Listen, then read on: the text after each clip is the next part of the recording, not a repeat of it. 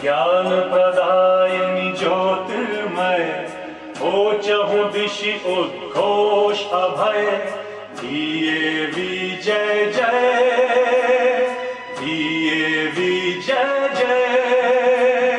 प्रबल प्रवाहमयी नित नूतन, जीवन दायिनी सदा सनातन, वेद प्रणीता परम पुनीता, ये धारा अक्षय, दिए विजय जय, दिए विजय जय।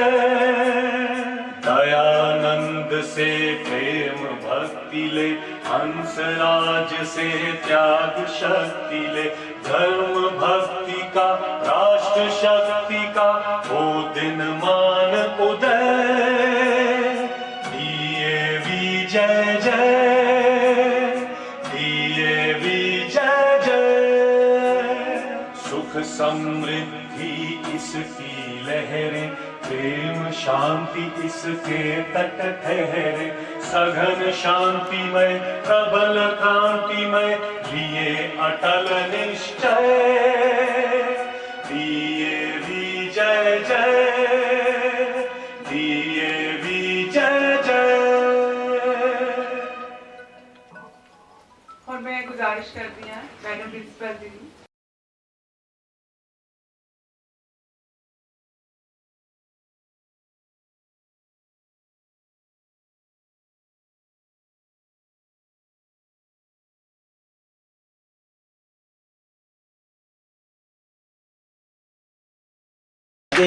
सारे मेहमान जो तुहाडे सामने ने, इन्हां बारे डॉक्टर सतीश कुमार वर्मा जी एक मिनट लिए इंट्रोडक्शन कराउणगे, क्योंकि बहुत बड़े विद्वान ने। तो मैं तो इन्ना ही कहूँगा कि तुसीं बहुत खुशकिस्मत हो ਜਿਹੜੇ सामने बैठे हो, ਇੰਨੇ विद्वानों ਨੂੰ ਇੱਕ ਥਾਂ ਤੇ ਤੁਸੀਂ ਇਕੱਠੇ ਸੁਣ ਰਹੇ ਹੋ ਤੇ ਮਾਣ ਰਹੇ ਹੋ। ਜਿਵੇਂ ਕੱਲ ਆਪਾਂ ਦ੍ਰਿਸ਼ ਮਾਧਿਅਮ ਦੇ ਸੈਸ਼ਨ ਦੇ ਵਿੱਚ ਦੇਖਿਆ ਸੀ ਕਿ ਸਿਨੇਮਾ, ਥੀਏਟਰ, ਨਾਟਕ, ਰੰਗਮੰਚ, ਇਹਨਾਂ ਦੀਆਂ ਬਹੁਤ ਵੱਡੀਆਂ ਸ਼ਖਸੀਅਤਾਂ ਨੂੰ ਤੁਸੀਂ ਮਿਲੇ ਸੀ।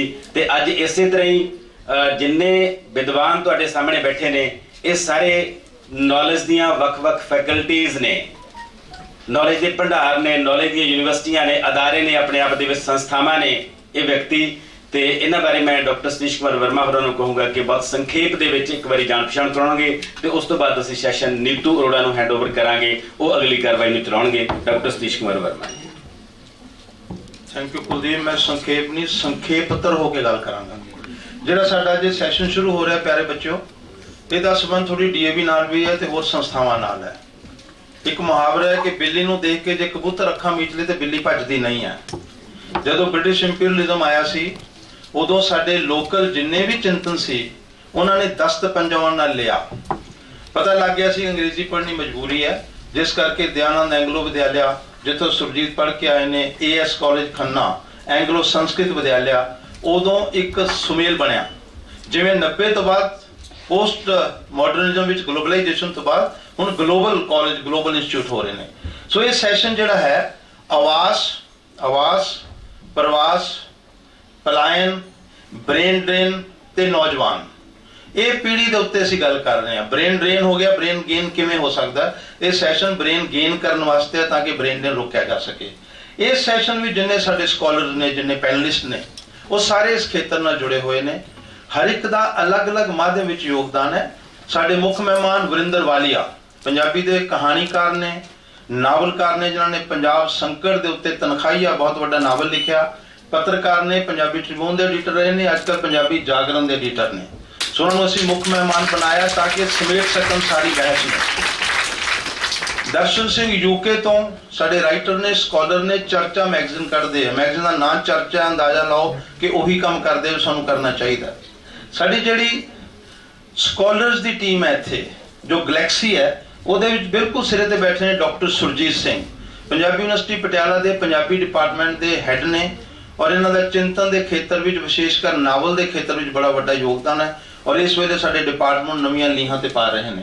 ਉਹਨਾਂ ਦੇ ਨਾਲ ਜਿਹੜੇ ਬੈਠੇ ਨੇ ਡਾਕਟਰ ਰਜਿੰਦਰਪਾਲ ਬਰਾੜ, ਪੰਜਾਬੀ ਯੂਨੀਵਰਸਿਟੀ ਪਟਿਆਲਾ ਦੇ ਪੰਜਾਬੀ ਡਿਪਾਰਟਮੈਂਟ ਦੇ ਸੀਨੀਅਰ ਮੋਸਟ ਪ੍ਰੋਫੈਸਰ ਨੇ ਔਰ ਫਾਰਮਰ ਹੈੱਡ ਨੇ।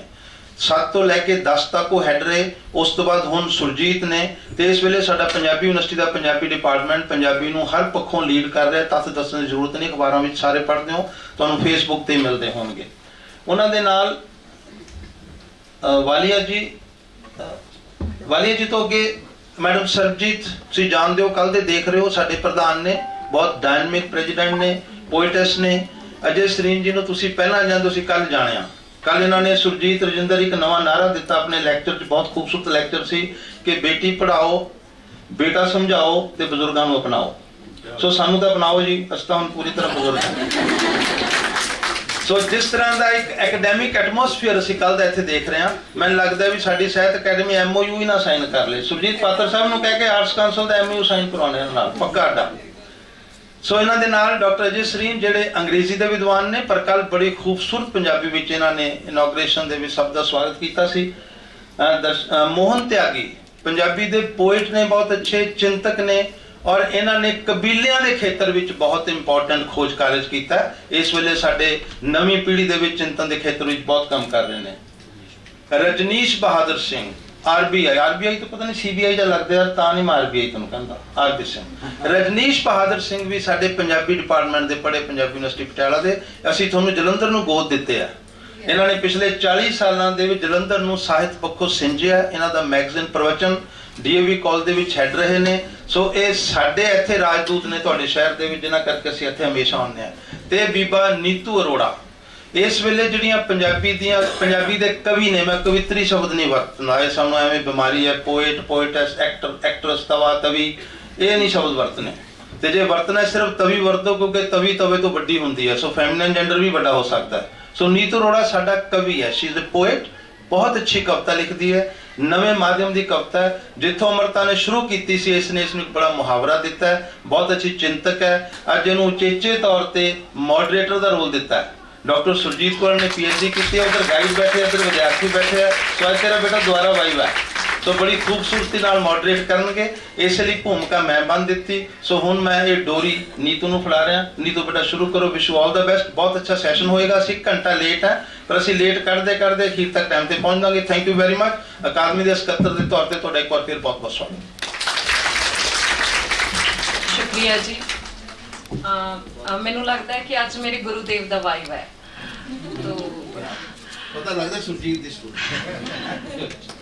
ਇਸ ਸਾਰੀ ਜਿਹੜੀ ਗੱਲਬਾਤ ਅਸੀਂ ਕਰ ਰਹੇ ਹਾਂ, ਇਹਦੇ ਵਿੱਚ ਮੈਂ ਆਪਣੇ ਆਪ ਨੂੰ ਵਿਦਿਆਰਥੀਆਂ ਦੇ ਨਾਲ ਰੱਖਦੀ ਹਾਂ ਕਿ ਮੈਂ ਇਹਨਾਂ ਸਾਰੇ ਮਸਲਿਆਂ ਦੀ ਵਿਦਿਆਰਥੀ ਹਾਂ ਤੇ ਮੇਰੇ ਅਧਿਆਪਕ ਬੈਠੇ ਨੇ ਇੱਧਰਲੇ ਪਾਸੇ।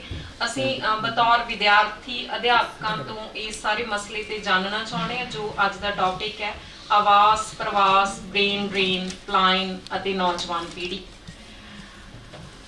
ਕੱਲ ਤੋਂ ਹੀ ਇਹ ਸਾਰਾ ਜਿਹੜਾ ਉਤਸਵ ਹੋ ਰਿਹਾ ਹੈ, ਪੰਜਾਬ ਦੀ ਫਿਕਰਮੰਦੀ ਚੋਂ ਹੋ ਰਿਹਾ ਹੈ ਕਿ ਅਸੀਂ ਪੰਜਾਬ ਲਈ ਫਿਕਰਮੰਦ ਹਾਂ। ਤੇ ਉਸ ਫਿਕਰਮੰਦੀ ਦੇ ਵਿੱਚ ਜਿਹੜਾ ਅੱਜ ਦਾ ਇਹ ਵਿਸ਼ਾ ਹੈ, ਇਹ ਬਹੁਤ ਇੰਪੋਰਟੈਂਟ ਵਿਸ਼ਾ ਹੈ। ਇਸ ਵਿਸ਼ੇ ਤੇ ਅਕਸਰ ਫਿਕਰਮੰਦੀ ਜ਼ਾਹਰ ਕੀਤੀ ਜਾਂਦੀ ਹੈ ਕਿ ਪੰਜਾਬ ਹੈ ਜਿਹੜਾ ਪਲਾਇਨ ਕਰ ਰਿਹਾ ਹੈ, ਪ੍ਰਵਾਸ ਕਰ ਰਿਹਾ ਹੈ। ਪਰ ਬਹੁਤ ਵਾਰ ਬਹੁਤ ਸਾਰੀਆਂ ਗੱਲਾਂ ਅਸੀਂ ਕਲੀਸ਼ੇ ਵਾਂਗੂ ਸੁਣੀਆਂ ਹੁੰਦੀਆਂ ਨੇ ਤੇ ਉਹਦੀਆਂ ਅੰਦਰ ਪਈਆਂ ਪਰਤਾਂ 'ਚ ਕੁਝ ਹੋਰ ਚੀਜ਼ਾਂ ਵੀ ਪਈਆਂ ਹੁੰਦੀਆਂ ਜਿਹੜੀਆਂ ਸਾਨੂੰ ਸਹੀ ਨਜ਼ਰ ਨਾਲ ਦਿਖਦੀਆਂ ਨਹੀਂ। ਮੈਂ ਆਪਣੀ ਗੱਲ ਨਵਤੇਜ ਭਾਰਤੀ ਹੁਣਾਂ ਦੀ ਪ੍ਰਵਾਸ ਬਾਰੇ ਕਵਿਤਾ ਨਾਲ ਸ਼ੁਰੂ ਕਰਦੀ ਹਾਂ। ਧਰਤੀ ਪਿਆਰ ਦੀ ਚਿੱਠੀ ਕਿੱਥੋਂ ਆਈ, ਕਿਹਨੇ ਪਾਈ, ਜੋ ਤੁਰਦਾ ਸੋ ਪੜਦਾ, ਤੁਰਦੇ ਤੁਰਦੇ ਰਾਹ ਭੁੱਲੀਏ, ਜਿੱਥੇ ਨਹੀਂ ਜਾਣਾ ਸੀ ਜਾਈਏ, ਸਭੋ ਥਾਂ ਸੁਹਾਵੇਂ, ਹਰ ਥਾਂ ਹੋਣ ਦਾ ਕੀਰਤਨ ਹੁੰਦਾ। ਰਾਹ ਵਗਦੇ ਤੇ ਵਗਦੇ ਦਰਿਆ, ਧਰਤੀ ਨੂੰ ਨਹੀਂ ਉਦਰਨ ਦਿੰਦੇ, ਕਿਸੇ ਫੁਹਾਰੇ ਹੇਠ ਨਾ ਬਈਏ, ਠੰਡੀ ਖੂਹੀ ਕੋਲ ਨਾ ਖੜੀਏ, ਤੁਰਦੇ ਜਾਈਏ, ਤੁਰਦੇ ਜਾਈਏ। ਸੋ ਇੱਕ ਤਾਂ ਪ੍ਰਵਾਸ ਬਾਰੇ ਇਸ ਤਰ੍ਹਾਂ ਦੀ ਸੋਚ ਹੈ ਜਿਹੜੀ ਸਾਡੇ ਨਾਲ ਪ੍ਰਵਾਸ ਤੇ ਗਿਆਨ ਦਾ ਸੰਬੰਧ ਜੋੜਦੀ ਹੈ। ਦੂਸਰਾ, ਪਾਤਰ ਹੋਣਾ ਦੀ ਕਵਿਤਾ ਦੇ ਹਵਾਲੇ ਨਾਲ ਅਸੀਂ ਗੱਲ ਕਰੀਏ ਤਾਂ ਚਲੋ ਇੱਥੋਂ ਚੱਲੀਏ ਦਾ ਜਿਹੜਾ ਸਮੂਹ ਗਾਨ ਹੈ ਇਸ ਵੇਲੇ ਸੁਣਾਈ ਦੇ ਰਿਹਾ ਪੰਜਾਬ ਦੇ ਵਿੱਚ, ਕਿਵੇਂ ਉਹੀ ਪ੍ਰਵਾਸ ਜਿਹੜਾ ਬਹੁਤ ਖੂਬਸੂਰਤ ਵਰਤਾਰਾ ਹੈ ਮਨੁੱਖ ਦੀ ਫਿਤਰਤ ਨੂੰ ਲੈ ਕੇ, ਮਨੁੱਖ ਦੇ ਸੁਭਾਅ ਨੂੰ, ਉਹਦੇ ਗਿਆਨ ਨਾਲ ਜੁੜਿਆ ਹੋਇਆ, ਉਹ ਕਿਵੇਂ ਇੱਕ ਫਿਕਰਮੰਦੀ ਬਣ ਜਾਂਦਾ ਹੈ। ਇਹਦੇ ਬਾਰੇ ਮੈਂ ਸਭ ਤੋਂ ਪਹਿਲਾਂ ਜਿਹੜਾ ਆਨਸਰ ਦੀ ਆਸ ਕਰੂੰਗੀ ਕਿ ਇਸ ਸਾਰੇ ਮਸਲੇ ਬਾਰੇ ਗੱਲ ਕਰਨਗੇ ਡਾਕਟਰ ਜਿੰਦਰਪਾਲ ਬਰਾੜ ਹੋਣਾ ਨੂੰ, ਕਿ ਉਹ ਇਸ ਮਸਲੇ ਬਾਰੇ ਕੀ ਸੋਚਦੇ ਨੇ, ਕਿਵੇਂ ਇਹ ਇੱਕ ਖੂਬਸੂਰਤ ਵਰਤਾਰੇ ਤੋਂ ਇੱਕ ਫਿਕਰਮੰਦੀ 'ਚ ਬਦਲਦਾ ਹੈ, ਉਹਦੇ ਬਾਰੇ ਆਪਣੇ ਵਿਚਾਰ ਸਾਂਝੇ ਕਰਨ।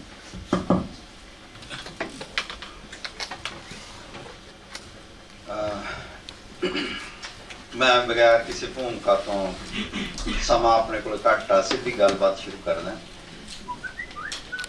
पहली गल तो यह कि प्रवास आ जिहड़ा जदों असीं इहदियां समस्यावां अज पंजाब दे विच एक साडा आम जी धारणा बनी हुई है कि ये बहुत माड़ी गल वापर रही है, पंजाब खाली हो रहा हैगा, ये एक आम धारणा है। इस गल नाल होर ज़्यादा बल मिलता है जदों असीं ये गल कहने आ कि पहलां असीं सिर्फ एक गल दा रोना रोंदे सी कि ब्रेन ड्रेन हो रहा है, कि पंजाब दा दिमाग, पंजाब दे सोचण वाले, पंजाब दे ट्रेंड लोग बाहर जा रहे हैं ते इहदे नाल सानूं इत्थे नुकसान होना शुरू होया। ये गल किसी हद तक सच्ची सीगी, पर उस समय सच्ची सी जदों साडे बहुते डॉक्टर बाहर जांदे सीगे, जदों एग्रीकल्चर यूनिवर्सिटी दे विद्वान बाहर जांदे सीगे। पर हुण ये ब्रेन ड्रेन तो अगे मनी ड्रेन भी शुरू हो गया। पहला ये सी कि बंदे बाहर जांदे सीगे ते बाहरों आके बाहर जाके कमाई करते सी ते वापस पैसे भेजते सी ते उस पैसे दे नाल काफ़ी ज़्यादा यानी पंजाब दे विच तरक्की कह लो, उन्नति कह लो, जां कह लो कि चंगियां सोहणियां इमारतां बणियां, लोकां ने अपने घर पाए, भावां उहदे विच भी जिहड़ा बहुता पैसा हैगा वो धार्मिक स्थानां दे विच ते दर्शनी गेटां दे उत्ते लगदा रहा। पर इस दे बावजूद पंजाब दे विच पैसा आउंदा सी, चाहे वो दर्शनी गेट भी बनाउंदे सी तां किसी मिस्त्री कोल पैसा जांदा सी, किसी सीमेंट वाले कोल पैसा जांदा सी। पर हुण ਇਹਦੇ बिल्कुल उल्ट होया कि पंजाब दे विचों जिहड़ा पैसा है वो वड्डी पद्धर ते बाहर जा रहा हैगा। इहदे बारे इकनॉमिक्स वालियां ने कुछ काम कीता हैगा, पर जिस वड्डी पद्धर ते काम करन दी जरूरत है कि किन्नियां लोग इत्थों जमीनां वेच के बाहर जा रहे ने ते पैसा ट्रांसफर कर रहे हो। बहुत सारा पैसा जिहड़ा हैगा वो बैंकां दे राहीं जां सीधा ट्रांसफर कीता जा रहा, पर बहुत सारा पैसा अजिहा भी आ कि जिहड़ा हवाले दे राहीं जां 2 नंबर दे विच ये फिक्रमंदी दीयां गल्लां। फिक्रमंदी की गल ये भी कि जे इत्थे नौजवानों नूं कि साडी खेती दे विच उन्नी पोटैंशियल नहीं रहेगी तो इंडस्ट्री साडे कोल आई नहीं तो सेवा सैक्टर विच असीं विकसित नहीं हो सके, तो निश्चय ही पंजाब दे नौजवानों ने रोजगार लभण लई बाहरले देशां नूं जाना ही आ। तो उहदे नाल ये कि इत्थे जिहड़ा कह सकते हैं कि सख्त काम करन लई बाहरों भी आउणा, ते बहुत सारे लोगों नूं इस गल का भी फिक्र है कि पंजाब दे लोगों का जिहड़ा सभ्याचारक चरित्र आ वो बिल्कुल ही बदल जूगा, कि बहुत सारे लोग इत्थे बाहरों आके वस जाणगे ते वो वस भी रहेंगे, खास करके यूपी बिहार ते हुण ते नेपाल ते उड़ीसा दे इलाके दे विचों भी। ते इहदा भी चरित्र पंजाबी दा, पंजाबी भाषा दा की बनू, पंजाबी सभ्याचार दा की बनू, ये भी एक दुख प्रगट किया जाता है। तो बड़ी एक निराशावादी एक पिक्चर पेश की जाती है, तो इस पिक्चर दी प्रतिध्वनियां असीं बाकी जिहड़ी फिक्रमंदी आ ओह जसवंत सिंह कंवल होरां दे लम्मे भाषणां लेखां तो लैके असीं सारिआं दे विच देखदे हां। ਉਹਦਾ ਜਿਹੜਾ ਅਗਲਾ ਪੱਖ ਹੈਗਾ ਕਿ ਪਹਿਲਾਂ ਜਿਹੜਾ ਹੈਗਾ ਅਸੀਂ ਕਹਿੰਦੇ ਸੀਗੇ ਕਿ ਜਿੱਥੇ ਅਸੀਂ ਬੈਠੇ ਆ ਕਿ ਇਸ ਖੇਤਰ ਦੇ ਲੋਕ ਬਾਹਰ ਜਾਂਦੇ ਨੇ, ਖਾਸ ਕਰਕੇ ਦੁਆਬਾ ਖੇਤਰ ਦੇ ਲੋਕ ਬਾਹਰ ਜਾਂਦੇ ਨੇ, ਤੇ ਦੁਆਬੇ ਤੋਂ ਬਾਹਰ ਨਹੀਂ ਸੀ ਕਿ ਮਾਝਾ ਤੇ ਜਿਹੜਾ ਮਾਲਵਾ ਉਹ ਨਹੀਂ ਜਾ, ਪਰ ਇਸ ਵੇਲੇ ਸ਼ਾਇਦ ਦੁਆਬਾ ਖੇਤਰ ਦੇ ਵਿੱਚ ਤਾਂ ਜਿਹੜੇ ਪਹਿਲਾਂ ਦੇ ਗਏ ਆ ਉਹ ਹੀ ਗਏ ਤੇ ਥੋੜੇ ਬਹੁਤੇ ਹੋਰ ਜਾਂਦੇ ਹੋਣਗੇ, ਪਰ ਜਿੰਨਾ ਮਾਲਵਾ ਜਾ ਰਿਹਾ ਹੈਗਾ, ਮਾਝੇ ਦਾ ਮੈਨੂੰ ਬਹੁਤਾ ਸਿੱਧਾ ਐਕਸਪੀਰੀਅੰਸ ਨਹੀਂ ਜਾਂ ਮੇਰੇ ਕੋਲ ਡਾਟਾ ਨਹੀਂਗਾ, ਪਰ ਮਾਲਵੇ ਦੇ ਵਿੱਚ ਬਹੁਤ ਵੱਡੀ ਪੱਧਰ ਤੇ ਇਹ ਜਾ ਰਹੇ ਨੇ। ਤਾਂ ਇੱਕ ਤਾਂ ਇਹ ਕਿ ਇਹ ਸਾਰੇ ਪੰਜਾਬ ਦੇ ਵਿੱਚ ਇੱਕ ਤਰ੍ਹਾਂ ਦਾ ਸਰਵ ਵਿਆਪਕਤਾ ਇਹਦੀ ਹੋ ਗਈ ਆ ਪ੍ਰਵਾਸ ਦੀ। ਦੂਸਰਾ ਇਹ ਕਿ ਵੀ ਇਕੱਲਾ ਬ੍ਰੇਨ ਡਰੇਨ ਹੀ ਨਹੀਂ ਹੋ ਰਿਹਾ, ਨਾਲ ਮਨੀ ਡਰੇਨ ਵੀ ਹੋ ਰਿਹਾ ਜਾਂ ਪੈਸਾ ਦਾ ਵੀ ਬਾਹਰ ਜਾ ਰਿਹਾ ਹੈਗਾ। ਤਾਂ ਹੁਣ ਇਸ ਸਥਿਤੀ ਦੇ ਵਿੱਚ ਫਿਕਰਮੰਦੀ, ਅੱਜ ਜਿਹੜਾ ਆਪਣਾ ਟੌਪਿਕ ਹੈ ਕਿ ਇਹਦੇ ਵਿੱਚ ਫਿਕਰਮੰਦੀ ਹੋ ਰਹੀ ਹੈ। ਫਿਕਰਮੰਦੀ ਦੇ ਵਿੱਚ ਮੈਨੂੰ ਇਹ ਲੱਗਦਾ ਹੈ ਕਿ ਇਹ ਨੈਗੇਟਿਵ ਗੱਲਾਂ ਨੇ, ਇਹਦੇ ਨਾਲ ਕੁਝ ਪੋਜ਼ਿਟਿਵ ਗੱਲਾਂ ਵੀ ਵਾਪਰ ਰਹੀਆਂ। ਤਾਂ ਉਹਦੇ ਵਿੱਚੋਂ ਇੱਕ ਜਿਹੜੀ ਪੋਜ਼ਿਟਿਵ ਗੱਲ ਵਾਪਰ ਰਹੀ ਆ, ਕੁਦਰਤੀ ਇਹ ਕੁੜੀਆਂ ਦਾ ਕਾਲਜ ਤੇ ਬਹੁਤ ਸਾਰੀਆਂ ਕੁੜੀਆਂ ਬੈਠੀਆਂ ਨੇ, ਤੇ ਕੁੜੀਆਂ ਦੇ ਮਾਮਲੇ ਦੇ ਵਿੱਚ ਕਿ ਜਿਹੜੀ ਲਿੰਗਕ ਬਰਾਬਰੀ ਦੇ ਲਈ ਸਾਡੇ ਸਮਾਜ ਸੁਧਾਰਕ ਜ਼ੋਰ ਲਾਉਂਦੇ ਰਹੇ, ਕਮਿਊਨਿਸਟ ਜ਼ੋਰ ਲਾਉਂਦੇ ਰਹੇ ਤੇ ਅਧਿਆਪਕ ਪੜ੍ਹਾਉਂਦੇ ਰਹੇ, ਉਹ ਨਹੀਂ ਲਿਆ ਸਕੇ ਜਿਹੜੀ ਮਰ ਕੇ ਆਇਲਸ ਨੇ ਲਿਆਂਦੀ ਹੈਗੀ। ਇਹ ਮਾਗੇ ਇੱਕ ਇਹੋ ਜਿਹਾ ਖਾਸ ਕਰਕੇ ਮਾਲਵੇ ਦੇ ਜਿਹੜਾ ਪੇਂਡੂ ਇਲਾਕਾ ਹੈਗਾ ਉਹਦੇ ਵਿੱਚ ਜਿਹੜੀ ਕੁੜੀ ਦੇ ਬੈਂਡ 7 ਤੋਂ ਉੱਪਰ ਆ ਜਾਂਦੇ ਆ, ਤੇ ਜਿਵੇਂ ਮਾਗੇ ਕਦੇ ਇਹ ਕਿ 60 ਕਿੱਲੇ ਜ਼ਮੀਨ ਵਾਲੇ ਮੁੰਡੇ ਦੇ ਮਗਰ ਲੋਕ ਉਹਦਾ ਰਿਸ਼ਤਾ ਲੈਣ ਨੂੰ ਫਿਰਦੇ ਸੀ, ਉਦੋਂ ਵੀ ਮਾਕੇ ਮਾੜਾ ਹਾਲ ਆ। ਤੇ ਦਾਜ ਆ ਜਿਹੜਾ ਰਿਵਰਸ ਹੋ ਗਿਆ ਕਿ ਦਾਜ ਦੀ ਬਜਾਏ ਸਾਰਾ ਪੈਸੇ ਦਾ ਉਹ ਖਰਚ ਕਰ ਰਹੇ ਹੈਗੇ। ਤੇ ਮੈਨੂੰ ਲੱਗਦਾ ਹੈਗਾ ਕਿ ਚਾਹੇ ਇਹ ਕਹਿ ਸਕਦੇ ਹਾਂ ਕਿ ਮਾੜੀ ਗੱਲ ਚੋਂ ਚੰਗੀ ਗੱਲ ਕੱਢਣ ਵਾਲੀ ਆ, ਪਰ ਇਹ ਸਾਨੂੰ ਇੱਕ ਵੱਡਾ ਪੁਆਇੰਟ ਇਹਦੇ ਵਿੱਚ ਵੇਖਣਾ ਪਊਗਾ, ਜਾਂ ਇਹ ਇੱਕ ਚੰਗੀ ਗੱਲ ਹੈਗੀ ਆ। ਇੱਕ ਤਾਂ ਮੈਨੂੰ ਇਹਦੇ ਵਿੱਚ ਗੱਲ ਲੱਗਦੀ।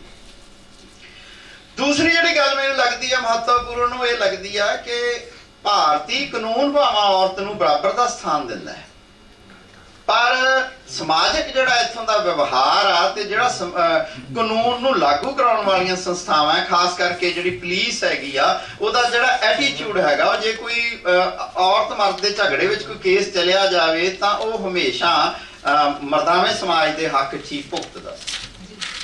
ਪਰ ਜਦੋਂ ਔਰਤ ਬਾਹਰ ਚਲੀ ਜਾਂਦੀ ਹੈ ਤਾਂ ਬਹੁਤ ਸਾਰੀਆਂ ਸਾਡੇ ਕੋਲੇ ਜਿਹੀਆਂ ਕਹਾਣੀਆਂ, ਅਸੀਂ ਬਹੁਤਾ ਬਾਹਰਲੇ ਸਮਾਜ ਨੂੰ ਨਹੀਂ ਜਾਣਦੇ, ਇੱਕ ਦੋ ਵਾਰੀ ਮਾਂ ਕੇ ਅਮਰੀਕਾ ਕੈਨੇਡਾ ਜਾ ਆਉਣਾ ਜਾਂ ਕਿਸੇ ਬਾਹਰਲੇ ਮੁਲਕ ਜਾ ਆਉਣ ਨਾਲ ਅਸੀਂ ਉੱਥੋਂ ਦੇ ਸਮਾਜ ਨੂੰ ਉਹਨਾਂ ਨਹੀਂ ਜਾਣ ਸਕਦੇ।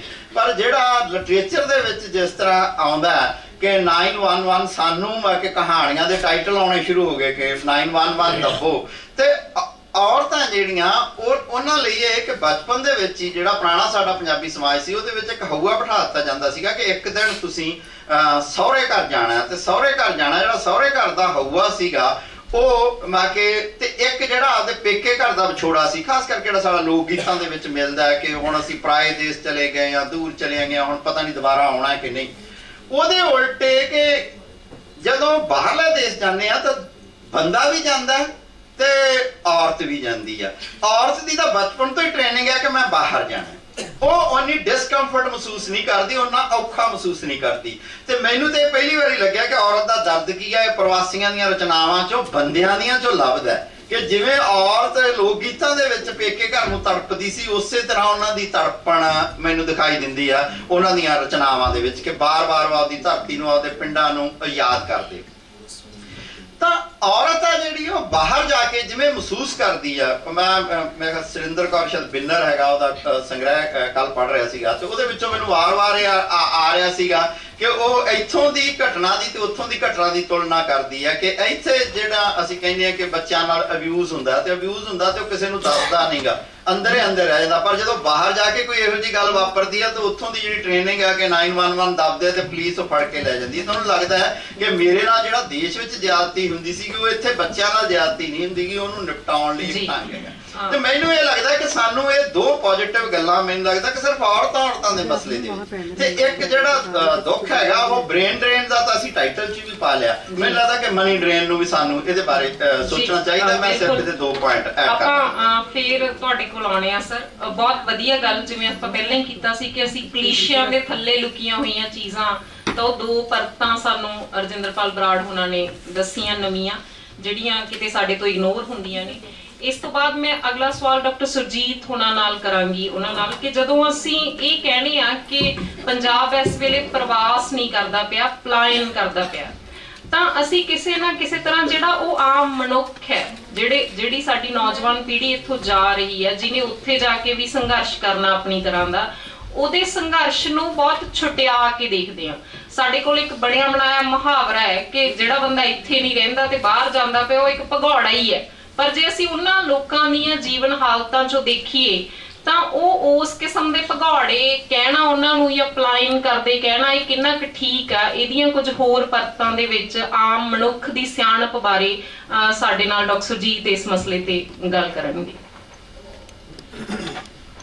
ਜਦੋਂ ਪ੍ਰਵਾਸ ਦੇ ਵਿੱਚ ਇੱਕਦਮ ਵਾਧਾ ਹੋਣਾ ਸ਼ੁਰੂ ਹੋਇਆ ਪਿਛਲੇ ਸਾਲਾਂ ਦੇ ਵਿੱਚ, ਤਾਂ ਜਿਹੜੀ ਡਾਕਟਰ ਰਜਿੰਦਰਪਾਲ ਨੇ ਗੱਲ ਕਹੀ ਹੈ ਕਿ ਇਸ ਦੇ ਉੱਪਰ ਅਸੀਂ ਦੁੱਖ ਪ੍ਰਗਟ ਕਰਨਾ ਸ਼ੁਰੂ ਕੀਤਾ ਤੇ ਚਿੰਤਾ ਪ੍ਰਗਟ ਕਰਨੀ ਸ਼ੁਰੂ ਕੀਤੀ। ਮੈਂ ਇੱਕ ਲੇਖ ਪੰਜਾਬੀ ਟ੍ਰਿਬਿਊਨ ਦੇ ਵਿੱਚ ਲਿਖਿਆ, ਮੇਰੀ ਇਸ ਮਸਲੇ ਬਾਰੇ ਉਹੀ ਇੱਕੋ ਹੀ ਲਿਖਤ ਹੈ, ਪਰ ਉਸ ਨੇ ਇਸ ਕਿਸਮ ਦਾ ਹੁੰਗਾਰਾ ਮੇਰੇ ਤੱਕ ਪਹੁੰਚਾਇਆ ਕਿ ਲੋਕਾਂ ਨੇ ਸਵਾਲ ਖੜੇ ਕੀਤੇ ਕਿ ਫਿਰ ਅਸੀਂ ਕਰੀਏ ਕੀ, ਨੌਜਵਾਨ ਪੰਜਾਬ ਦਾ ਕਰੇ ਕੀ। ਸੱਚਮੁੱਚ ਜਿਹੜਾ ਪ੍ਰਵਾਸ ਹੋ ਰਿਹਾ ਇਹ ਪੰਜਾਬੀ ਨੌਜਵਾਨ ਦੀ ਚੋਣ ਦੀ ਬਜਾਏ ਇਹ ਇੱਕ ਮਜਬੂਰੀ ਹੈ ਕਿ ਜਿਹੜਾ ਪੰਜਾਬ ਦਾ ਨੌਜਵਾਨ ਹੈ ਉਹ ਖਾਸ ਕਰਕੇ ਮੱਧਲੇ ਵਰਗ ਦੇ ਤੇ ਉਤਲੇ ਵਰਗ ਦੇ ਜਿਹੜੇ ਨੌਜਵਾਨ ਨੇ ਉਹ ਇੱਕ ਡੀਸੈਂਟ ਏਮਪਲੋਇਮੈਂਟ ਤੇ ਡੀਸੈਂਟ ਜ਼ਿੰਦਗੀ ਦੀ ਤਵੱਕੋ ਕਰਦੇ ਨੇ ਪੰਜਾਬ 'ਚ। ਤੇ ਪਿਛਲੇ ਸਾਲਾਂ ਤੋਂ ਜੋ ਰੁਜ਼ਗਾਰ ਦਾ ਢਾਂਚਾ ਪੰਜਾਬ ਦੇ ਵਿੱਚ ਹੈਗਾ, ਜਿਸ ਵਿੱਚ ਸਾਰੀਆਂ ਇੱਥੋਂ ਤੱਕ ਜਿਹੜੀਆਂ ਜਿਹਨੂੰ ਅਸੀਂ ਫਸਟ ਕਲਾਸ ਨੌਕਰੀਆਂ ਕਹਿੰਦੇ ਆ, ਉਹਨਾਂ ਨੌਕਰੀਆਂ ਦੇ ਵਿੱਚ ਵੀ ਹੁਣ ਬੇਸਿਕ ਤਨਖਾਹ ਦੇ ਉੱਪਰ ਭਰਤੀ ਹੁੰਦੀ ਹੈ। ਕੁਝ ਇੱਕ ਜਿਹੜੇ ਕਿੱਤੇ ਨੇ ਉਹਨਾਂ ਨੂੰ ਛੱਡਿਆ ਗਿਆ, ਮੈਡੀਕਲ ਨੂੰ ਛੱਡਿਆ ਗਿਆ, ਮੈਡੀਕਲ ਨੂੰ ਇਸ ਤੋਂ ਬਾਹਰ ਕੱਢਿਆ ਗਿਆ, ਬਾਕੀ ਸਾਰਿਆਂ ਦੇ ਵਿੱਚ ਤੁਸੀਂ ਫਸਟ ਕਲਾਸ ਜੌਬ ਦੇ ਵਿੱਚ ਐਂਟਰ ਕਰੋਗੇ ਤਾਂ ਤੁਹਾਡੀ ਤਨਖਾਹ 15600 ਰੁਪਏ ਹੈ ਜੀ ਤਾਂ 15600 ਦੇ ਨਾਲ ਕਿਹੜਾ ਪਰਿਵਾਰ ਪਲੂਗਾ, ਕੀ ਅੱਗੇ ਬੰਦਾ ਭਵਿੱਖ ਦੇਖੂਗਾ। ਤਾਂ ਉੱਥੇ ਮਤਲਬ ਜਿਹੜੀਆਂ ਸਾਡੀਆਂ ਨੀਤੀਆਂ ਨੇ ਉਹਨਾਂ ਨੇ ਮਜਬੂਰ ਕਰਤਾ ਪੰਜਾਬ ਦੇ ਵਿੱਚ ਪੜ੍ਹਨ ਲਿਖਣ ਵਾਲੇ ਨੌਜਵਾਨ ਨੂੰ, ਜਿਹੜੇ ਵਿੱਚ ਕੁਝ ਸੰਭਾਵਨਾਵਾਂ ਹੈਗੀਆਂ ਨੇ, ਜਿਹੜਾ ਕੁਝ ਸੋਚਦਾ ਕਿ ਮੈਂ ਕੁਝ ਹਾਸਲ ਕਰਨਾ ਹੈ, ਉਹਦੇ ਲਈ ਕੋਈ ਸੁਪਨਾ, ਕੋਈ ਰਸਤਾ, ਕੋਈ ਭਵਿੱਖ ਪੰਜਾਬ ਦੇ ਵਿੱਚ ਛੱਡਿਆ ਨਹੀਂ। ਇਹ ਉਹਦੀ ਮਜਬੂਰੀ ਹੈ। ਹੁਣ ਇਹ ਜ਼ਾਹਿਰ ਹੈ ਕਿ ਜਿਹੜਾ ਬੰਦਾ ਜਾ ਰਿਹਾ ਹੈ ਉੱਥੇ ਇਹ ਵੀ ਧਿਆਨ ਰੱਖਣਾ ਚਾਹੀਦਾ ਕਿ ਸਾਰੇ ਲੋਕ ਜਿਹੜੇ ਇਸ ਸਮੇਂ ਜਿਹੜੀ ਅੰਡਰ ਐਮਪਲੋਇਮੈਂਟ ਹੈ, ਇਸ ਦੇ ਸਤਾਏ ਹੋਏ ਬਾਹਰ ਜਾ ਰਹੇ ਨੇ, ਉਹਨਾਂ ਚੋਂ ਸਿਰਫ ਉਹੀ ਬਾਹਰ ਜਾ ਸਕਣਗੇ ਜਿਨ੍ਹਾਂ ਕੋਲ ਕੁਝ ਅਸੈਟਸ ਹੈਗੇ ਨੇ ਜਿਸ ਨੂੰ ਵੇਚ ਵੱਟ ਕੇ ਉਹ ਬਾਹਰ ਜਾ ਸਕਣ। ਸਾਰੇ ਲੋਕ ਨਹੀਂ ਜਾ ਸਕਦੇ ਹੈਗੇ ਕਿਸੇ ਵੀ ਸੂਰਤ ਦੇ ਵਿੱਚ। ਜਦੋਂ ਆਪਾਂ ਥਰੜੀਆਂ ਜਮਾਤਾਂ ਦੀ ਗੱਲ ਕਰਦੇ ਹਾਂ ਤਾਂ ਉਹਨਾਂ ਦੇ ਵਿੱਚ ਨਹੀਂ ਜਾ ਸਕਣਗੇ, ਉਹਨਾਂ ਕੋਲ ਕੋਈ ਰਸਤਾ ਨਹੀਂ ਹੈਗਾ ਜਾਣ ਦਾ। ਤਾਂ ਇਹ ਮੁਕਾਬਲਤਨ ਸੰਪੰਨ ਬੰਦਾ ਜਿਹਦੇ ਕੋਲ ਜ਼ਮੀਨ ਹੈ ਵੇਚਣ ਲਈ, ਕੋਈ ਫਿਕਸਡ ਅਸੈਟ ਹੈਗੇ ਨੇ, ਚੰਗੀਆਂ ਵੱਡੀਆਂ ਨੌਕਰੀਆਂ, ਵੱਧ ਤੋਂ ਵੱਧ ਤਨਖਾਹਾਂ ਵਾਲੇ ਲੋਕਾਂ ਦੇ ਬੱਚੇ ਵੀ ਨਹੀਂ ਜਾ ਸਕਦੇ ਜੇ ਉਹਨਾਂ ਦੇ ਕੋਲ ਫਿਕਸਡ ਅਸੈਟ ਨਹੀਂ ਹੈਗੇ। ਕੋਈ ਜ਼ਮੀਨ, ਕੋਈ ਪਲਾਟ, ਕੋਈ ਘਰ ਵੇਚਣ ਲਈ ਨਹੀਂ ਹੈਗਾ, ਉਹ ਨਹੀਂ ਜਾ ਸਕਦੇ। ਇਹਦਾ ਮਤਲਬ ਇੱਕ ਸੈਕਸ਼ਨ ਹੈ, ਜਦੋਂ ਇਹੀ ਜਾ ਸਕਦਾ ਹੈ ਤਾਂ ਇਸ ਨੂੰ ਇੱਕ ਹੱਦ ਤੱਕ ਅਸੀਂ ਪਲਾਇਨ ਤਾਂ ਕਹਿ ਦਿੰਦੇ ਹਾਂ ਕਿਉਂਕਿ ਉਮੀਦ ਕੀਤੀ ਜਾਂਦੀ ਹੈ ਜਦੋਂ ਕੋਈ ਸਟੇਟ ਇਸ ਕਿਸਮ ਦੇ ਕੰਮ ਕਰ ਰਹੀ ਹੁੰਦੀ ਹੈ ਕਿ ਲੋਕ ਉਭਾਰ ਹੋਵੇ, ਸਟਰਗਲ ਹੋਵੇ ਤੇ ਲੋਕ ਲੜਨ, ਸੱਤਾ ਦੇ ਨਾਲ ਟਾਕਰਾ ਕਰਨ ਤੇ ਟਾਕਰਾ ਕਰਨ ਦੇ ਵਿੱਚੋਂ ਕੁਝ ਰਿਜ਼ਲਟ ਨਿਕਲਣ। ਇਹ ਵੀ ਚੀਜ਼ਾਂ ਪੰਜਾਬ ਦੇ ਵਿੱਚ ਹੌਲੀ ਹੌਲੀ ਇਸ ਪਾਸੇ ਵੱਲ ਨੂੰ ਲੋਕਾਂ ਨੇ ਜਾਣਾ ਸ਼ੁਰੂ ਕਰਤਾ। ਤੁਸੀਂ ਦੇਖੋਗੇ ਕਿ ਮੁਕਾਬਲਤਨ ਜ਼ਿਆਦਾ ਯੂਥ ਇਸ ਸਮੇਂ ਰਾਜਨੀਤਿਕ ਤੌਰ ਤੇ ਸਰਗਰਮ ਹੋਇਆ ਤੇ ਉਹ ਸੰਗਠਿਤ ਹੋ ਕੇ ਬਹੁਤ ਸਾਰੀਆਂ ਲੜਾਈਆਂ, ਜਿਵੇਂ ਬੇਰੁਜ਼ਗਾਰਾਂ ਦੇ ਲਗਭਗ ਰੋਜ਼ ਹੀ ਧਰਨੇ, ਟੈਂਕੀਆਂ ਦੇ ਚੜ੍ਹਨਾ, ਸੜਕਾਂ ਨੂੰ ਘੇਰਨਾ, ਇਹ ਚੀਜ਼ਾਂ ਦੇ ਵਿੱਚ ਵੀ ਵਾਧਾ ਹੋਇਆ। ਤਾਂ ਇੱਕ ਹਿੱਸਾ ਹੀ ਸਿਰਫ ਇਸ ਰਸਤੇ ਉੱਪਰ ਤੁਰਦਾ ਪਿਆ। ਜ਼ਾਹਿਰ ਹੈ ਕਿ ਉੱਥੇ ਜਦੋਂ ਇਹ ਲੋਕ ਜਾਂਦੇ ਨੇ, ਵੈਸੇ ਤਾਂ ਮੈਂ ਕੋਈ ਇੰਨਾ ਖੇਤਰਵਾਦੀ ਨਹੀਂ ਹੈਗਾ ਕਿ ਕਹਾਂ ਕਿ ਪੰਜਾਬ ਦੇ ਜੀਨ ਦੇ ਵਿੱਚ ਕੋਈ ਇਸ ਤਰ੍ਹਾਂ ਦੀ ਚੀਜ਼ ਹੁੰਦੀ ਹੈ ਕਿ ਸਟਰਗਲ, ਜਿਹੜਾ ਵੀ ਬੰਦਾ ਬਾਹਰ ਜਾਂਦਾ ਹੈ, ਜਦੋਂ ਲੋਕ ਪੰਜਾਬ ਦੇ ਵਿੱਚ ਉੱਜੜ ਕੇ ਪਾਰਟੀਸ਼ਨ ਤੋਂ ਬਾਅਦ ਇੱਥੇ ਆਏ, ਉਹਨਾਂ ਨੇ ਜਿਹੜੇ ਇੱਥੋਂ ਉੱਠ ਕੇ ਗਏ ਪਰਲੇ ਪਾਸੇ, ਉਹਨਾਂ ਨੇ ਬਹੁਤ ਸਟਰਗਲ ਕੀਤੀ ਤੇ ਉਹ ਸਟਰਗਲ ਤਾਂ ਇਨਸਾਨ ਦੇ ਖੂਨ 'ਚ ਹੁੰਦੀ ਹੈ ਕਿ ਜਦੋਂ ਤੁਸੀਂ ਜਿਹੜੀਆਂ ਬੁਰੀਆਂ ਹਾਲਤਾਂ ਦੇ ਵਿੱਚ ਜਾਂਦੇ ਹੋ ਤਾਂ ਉੱਥੇ ਸਟਰਗਲ ਕਰਦੇ ਹੋ। ਤਾਂ ਲਾਜ਼ਮੀ ਤੌਰ ਤੇ ਪੰਜਾਬ ਦੇ ਨੌਜਵਾਨ ਜਿਹੜੇ ਇੱਥੇ ਵੀ ਕੰਮ ਦੇ ਸੀ, ਉਹਨਾਂ ਦੀ ਸਮਰੱਥਾ, ਉਹਨਾਂ ਦੀ ਬੌਧਿਕ ਸਮਰੱਥਾ, ਉਹ ਸਾਰਾ ਕੁਝ ਇੱਥੇ ਵੀ ਵਰਤੀ ਜਾ ਸਕਦੀ ਸੀ, ਪਰ ਉਹ ਕਿਤੇ ਹੋਰ ਚਲੇ ਗਏ, ਉੱਥੇ ਜਾ ਕੇ ਉਹ ਬਿਨਾਂ ਸ਼ੱਕ ਸਟਰਗਲ ਕਰਦੇ ਨੇ। ਤਾਂ ਉਹਦੇ ਚੋਂ ਜਦੋਂ ਅਸੀਂ, ਕਿਉਂਕਿ ਸਾਡੀ ਚਿੰਤਾ ਇਹ ਨਹੀਂ ਕਿ ਬੰਦੇ ਦਾ ਕੀ ਬਣਨਾ, ਸਾਡੀ ਚਿੰਤਾ ਕਿ ਪੰਜਾਬੀ ਬੰਦੇ ਦਾ ਕੀ ਬਣਨਾ, ਉਹਨਾਂ ਨੇ ਕਿੰਨੀ ਉੱਥੇ ਸਟਰਗਲ ਕਰਨਗੇ। ਇਹ ਪੱਕੀ ਗੱਲ ਹੈ ਕਿ ਉਹਨਾਂ ਦਾ ਜਿਹੜਾ ਰਾਬਤਾ ਪੰਜਾਬ ਦੇ ਨਾਲ ਟੁੱਟਦਾ ਹੈ ਇਹਨਾਂ ਅਰਥਾਂ ਦੇ ਵਿੱਚ ਵੀ ਕਿ ਉਹ ਨਾ ਕੇਵਲ ਇੱਥੋਂ ਸਾਰਾ ਪੈਸਾ, ਜਿਹੜੀ ਕੋਈ ਬਚਦੀ ਚੀਜ਼ ਹੈ, ਉਹ ਵੀ ਵੇਚ ਵੱਟ ਕੇ ਉੱਥੇ ਚਲੇ ਜਾਣਗੇ, ਰਿਸ਼ਤੇਦਾਰਾਂ ਨੇ ਵੀ ਉੱਥੇ ਚਲੇ ਜਾਣਾ, ਭੈਣਾਂ ਭਰਾਵਾਂ ਨੂੰ ਵੀ ਉੱਥੇ ਲੈ ਜਾਣਾ। ਜਿਹੜਾ ਪਿੱਛੇ ਪੈਸਾ ਭੇਜਣ ਵਾਲਾ ਕੰਮ ਸੀ ਉਹ ਖਤਮ ਹੋ ਚੁੱਕਿਆ, ਹੁਣ ਸਗੋਂ ਪੈਸਾ ਪਿੱਛੇ ਨਹੀਂ ਆਉਂਦਾ, ਸਗੋਂ ਬਹੁਤ ਵੱਡੀ ਗਿਣਤੀ 'ਚ ਬਾਹਰ ਜਾਂਦਾ। ਤਾਂ ਉਹ ਉੱਥੇ ਜਾ ਕੇ ਕੈਨੇਡਾ, ਅਮਰੀਕਾ ਦੇ ਵਸਨੀਕਾਂ ਦੇ ਤੌਰ ਤੇ ਉੱਥੇ ਰਹਿਣਗੇ, ਉਹਨਾਂ ਦੀ ਜ਼ਿੰਦਗੀਆਂ ਚੰਗੀਆਂ ਹੋ ਜਾਣਗੀਆਂ, ਉਹ ਸਟਰਗਲ ਦੇ ਵਿੱਚੋਂ ਨਿਕਲਣਗੀਆਂ। ਪਰ ਇੱਧਰਲਾ ਬੰਦਾ ਜਿਹੜਾ ਬੈਠਾ ਹੈ, ਇੱਧਰਲਾ ਪੰਜਾਬ, ਉਹਦੀ ਆਪਸ਼ਨਸ ਕੀ ਨੇ? ਮੇਰੇ ਖਿਆਲ ਚਿੰਤਾ ਦਾ ਮੁੱਦਾ ਸਾਡੇ ਵਾਸਤੇ ਇਹ ਹੈ। ਇੱਕ ਮੈਂ ਗੱਲ ਥੋੜੀ ਜਿਹੀ ਜੋੜਨਾ ਚਾਹੂੰਗਾ ਕਿ ਜਦੋਂ ਇਹ ਸਾਰਾ ਕੁਝ ਵਾਪਰ ਰਿਹਾ ਹੈ, ਇਹਦੇ 'ਚ ਕੁਝ ਚੀਜ਼ਾਂ ਨੂੰ ਜੇ ਆਪਾਂ ਇੱਕ ਹੋਰ ਐਂਗਲ ਤੋਂ ਦੇਖੀਏ, ਜਿਵੇਂ ਥੋੜੀ ਜਿਹੀ ਹਲਕੀ ਗੱਲ ਲੱਗੇ, ਪਰ ਮੈਨੂੰ ਲੱਗਦਾ ਸੀਗਾ ਕਿ ਜਦੋਂ ਅਸੀਂ ਪੰਜਾਬ ਦੀ ਕਹਾਣੀ ਦੇਖਦੇ ਆ ਨਾ, ਤਾਂ ਅਸੀਂ ਦੇਖਦੇ ਹਾਂ ਕਿ ਪੁਰਾਣੇ ਸਮੇਂ ਪੰਜਾਬ ਦੇ ਵਿੱਚ ਆਰੀਆ ਲੋਕ ਆਏ, ਤੇ ਅਸੀਂ ਜਦੋਂ ਕਿਸਾਨੀ ਦੀ ਵੀ ਗੱਲ ਕਰਦੇ ਹਾਂ ਤਾਂ ਉਹ ਕਬੀਲਿਆਂ ਦੇ ਰੂਪ ਦੇ ਵਿੱਚ ਪੁਰਾਣੇ ਸਮੇਂ ਦੇ ਵਿੱਚ ਪੰਜਾਬ ਦੇ ਵਿੱਚ ਕਿਸਾਨੀ ਆਸ਼ਰਿਤ ਕਬੀਲੇ ਆਏ ਤੇ ਉੱਥੇ ਆ ਕੇ ਸ਼ੁਰੂ ਹੋਇਆ। ਇਹ ਤੋਂ ਮੇਰੇ ਮਨ 'ਚ ਇੱਕ ਗੱਲ ਇਹ ਆਈ ਕਿ ਜਿਹੜੇ ਆਏ ਸੀ ਉਹ ਜਾ ਰਹੇ, ਕਿਉਂਕਿ ਉਹ ਅਪਰਚੁਨਿਟੀਜ਼ ਨੂੰ ਲੱਭਦੇ ਆਏ ਸੀ ਜੀ। ਅਪਰਚੁਨਿਟੀਜ਼ ਇੱਥੇ ਰਹੀਆਂ, ਹੁਣ ਇੱਥੇ ਮੁੱਕ ਗਈਆਂ, ਕਿਤੇ ਹੋਰ ਨੇ, ਉਹ ਚੱਲੇ ਨੇ। ਜਿਹੜੇ ਇੱਥੋਂ ਦੇ ਮੂਲ ਨਿਵਾਸੀ ਨੇ, ਉਹਨਾਂ ਕੋਲ ਉਦੋਂ ਵੀ ਕੋਈ ਆਪਸ਼ਨ ਨਹੀਂ ਸੀ ਜਾਣ ਦੀ, ਉਹਨਾਂ ਕੋਲ ਹੁਣ ਵੀ ਕੋਈ ਆਪਸ਼ਨ ਨਹੀਂ ਹੈਗੀ। ਉਹ ਇੱਥੇ ਰਹਿਣਗੇ, ਉਹ ਪੰਜਾਬੀ ਰਹਿਣਗੇ, ਉਹ ਪੰਜਾਬੀ ਹੋਣਗੇ ਤੇ ਉਹੀ ਪੰਜਾਬ ਦੇ ਹੱਕਦਾਰ ਵੀ ਉਹੀ ਹੋਣਗੇ। ਕਿਸੇ ਨੇ ਠੇਕਾ ਨਹੀਂ ਲਿਆ ਹੋਇਆ ਕਿ ਅਸੀਂ ਕਹੀਏ ਕਿ ਜੇ ਜਹਨ ਸਿੰਘ ਕਬਲੋਂ ਕਹਿੰਦੇ ਆ ਕਿ ਪ੍ਰਵਾਸੀ ਮਜ਼ਦੂਰ ਆ ਗਏ ਪੰਜਾਬ ਦੇ ਵਿੱਚ ਤੇ ਪੰਜਾਬ ਦਾ ਸੱਭਿਆਚਾਰ ਵਿਗੜ ਗਿਆ। ਇਹ ਪਹਿਲਾਂ ਵੀ ਇਸ ਤਰ੍ਹਾਂ ਦੀਆਂ ਗੱਲਾਂ ਹੋਈਆਂ, ਹੋ ਸਕਦੀਆਂ ਵਿਗੜਿਆ ਹੋਊਗਾ, ਜਿਹਨੂੰ ਅਸੀਂ ਵਿਗੜੇ ਹੋਏ ਸੱਭਿਆਚਾਰ ਨੂੰ ਅਸੀਂ ਪੰਜਾਬੀ ਸੱਭਿਆਚਾਰ ਕਹਿੰਦੇ ਆ ਵੀ ਮਿਸ਼ਰਤ ਹੈ, ਇਹ ਉਸ ਤਰ੍ਹਾਂ ਦਾ ਭ੍ਰਸ਼ਟ ਸੱਭਿਆਚਾਰ ਹੈ। ਤਾਂ ਜਿਹੜੇ ਲੋਕ ਇੱਥੇ ਰਹਿਣਗੇ ਉਹ ਉਹਨਾਂ ਦਾ ਹੀ ਪੰਜਾਬ ਹੋਊਗਾ। ਜੀ ਬਿਲਕੁਲ, ਉਹ ਇਹ ਗੱਲ ਧਿਆਨ ਰੱਖਣੀ ਚਾਹੀਦੀ ਆ ਕਿ ਪੰਜਾਬ ਹੈਗਾ, ਪੰਜਾਬ ਜਿਹੜਾ ਪੰਜਾਬ 'ਚ ਰਹਿੰਦਾ ਹੈ, ਜਿਹੜਾ ਪੰਜਾਬ ਨੂੰ ਕਲੇਮ ਕਰਦਾ ਹੈ, ਪੰਜਾਬ ਦੇ ਨਾਲ ਬਿਲੋਂਗ ਕਰਦਾ ਹੈ, ਪੰਜਾਬ ਉਹਦਾ ਹੈ, ਉਹਦੀ ਫਿਕਰਮੰਦੀ ਮੇਰੇ ਖਿਆਲ ਦੇ ਵਿੱਚ ਜ਼ਿਆਦਾ ਮਹੱਤਵਪੂਰਨ ਚੀਜ਼ ਹੈ। ਬਿਲਕੁਲ, ਮੈਂ ਅਗਲਾ ਸਵਾਲ ਹੀ ਇਹ ਕਰਨਾ ਸੀ ਕਿ ਜਿਹੜਾ ਅਸੀਂ ਕਹਿੰਦੇ ਹਾਂ ਕਿ ਪੰਜਾਬੀ ਬੰਦਾ, ਇੱਕ ਤਾਂ ਅਸੀਂ ਕਹਿੰਦੇ ਹਾਂ ਵੀ ਪੰਜਾਬ ਮਰ ਰਿਹਾ ਤੇ ਪੰਜਾਬ ਤਬਾਹ ਹੋ ਰਿਹਾ ਹੈ, ਪੰਜਾਬੀ ਬੰਦਾ ਕੌਣ ਹੁੰਦਾ ਕਿ ਜਿਹੜੇ ਲੋਕ ਉਧਰ ਜਾ ਕੇ ਵਸ ਰਹੇ ਨੇ, ਉੱਥੋਂ ਦੀ ਸਿਟੀਜ਼ਨਸ਼ਿਪ ਲੈ ਰਹੇ ਨੇ, ਉਹ ਪੰਜਾਬੀ ਨੇ, ਜਾਂ ਫਿਰ ਜਿਹੜੇ ਇੱਥੇ ਆ ਕੇ ਕੰਮ ਕਰਦੇ ਪਏ ਆ, ਇਸ ਧਰਤੀ ਤੇ ਕੰਮ ਕਰਦੇ ਪਏ ਆ। ਡਾਕਟਰ ਰਜਨੀਸ਼ ਬਹਾਦਰ ਹੋਣਾ ਨਾਲ ਅਸੀਂ ਇਸ ਵਿਸ਼ੇ ਤੇ ਗੱਲ ਕਰਾਂਗੇ ਕਿ ਜਿਹੜੇ ਸਾਡੇ ਕੋਲ ਯੂਪੀ ਤੋਂ ਮਜ਼ਦੂਰ ਆ ਰਹੇ ਨੇ, ਬਿਹਾਰ ਤੋਂ ਮਜ਼ਦੂਰ ਆ ਰਹੇ ਨੇ, ਉਹ ਕਿਵੇਂ ਕੀ ਪੰਜਾਬ ਨਾਲ ਉਹਨਾਂ ਦਾ ਕੋਈ ਸੰਬੰਧ ਕੀ ਹੈ, ਉਹਨਾਂ ਦਾ ਪੰਜਾਬ ਨਹੀਂ ਹੈਗਾ ਜਾਂ ਉਹ ਪੰਜਾਬੀ ਬੰਦੇ ਨਹੀਂ ਹੈਗੇ, ਅਸੀਂ ਇਹਨੂੰ ਕਿਵੇਂ ਦੇਖਦੇ ਹਾਂ?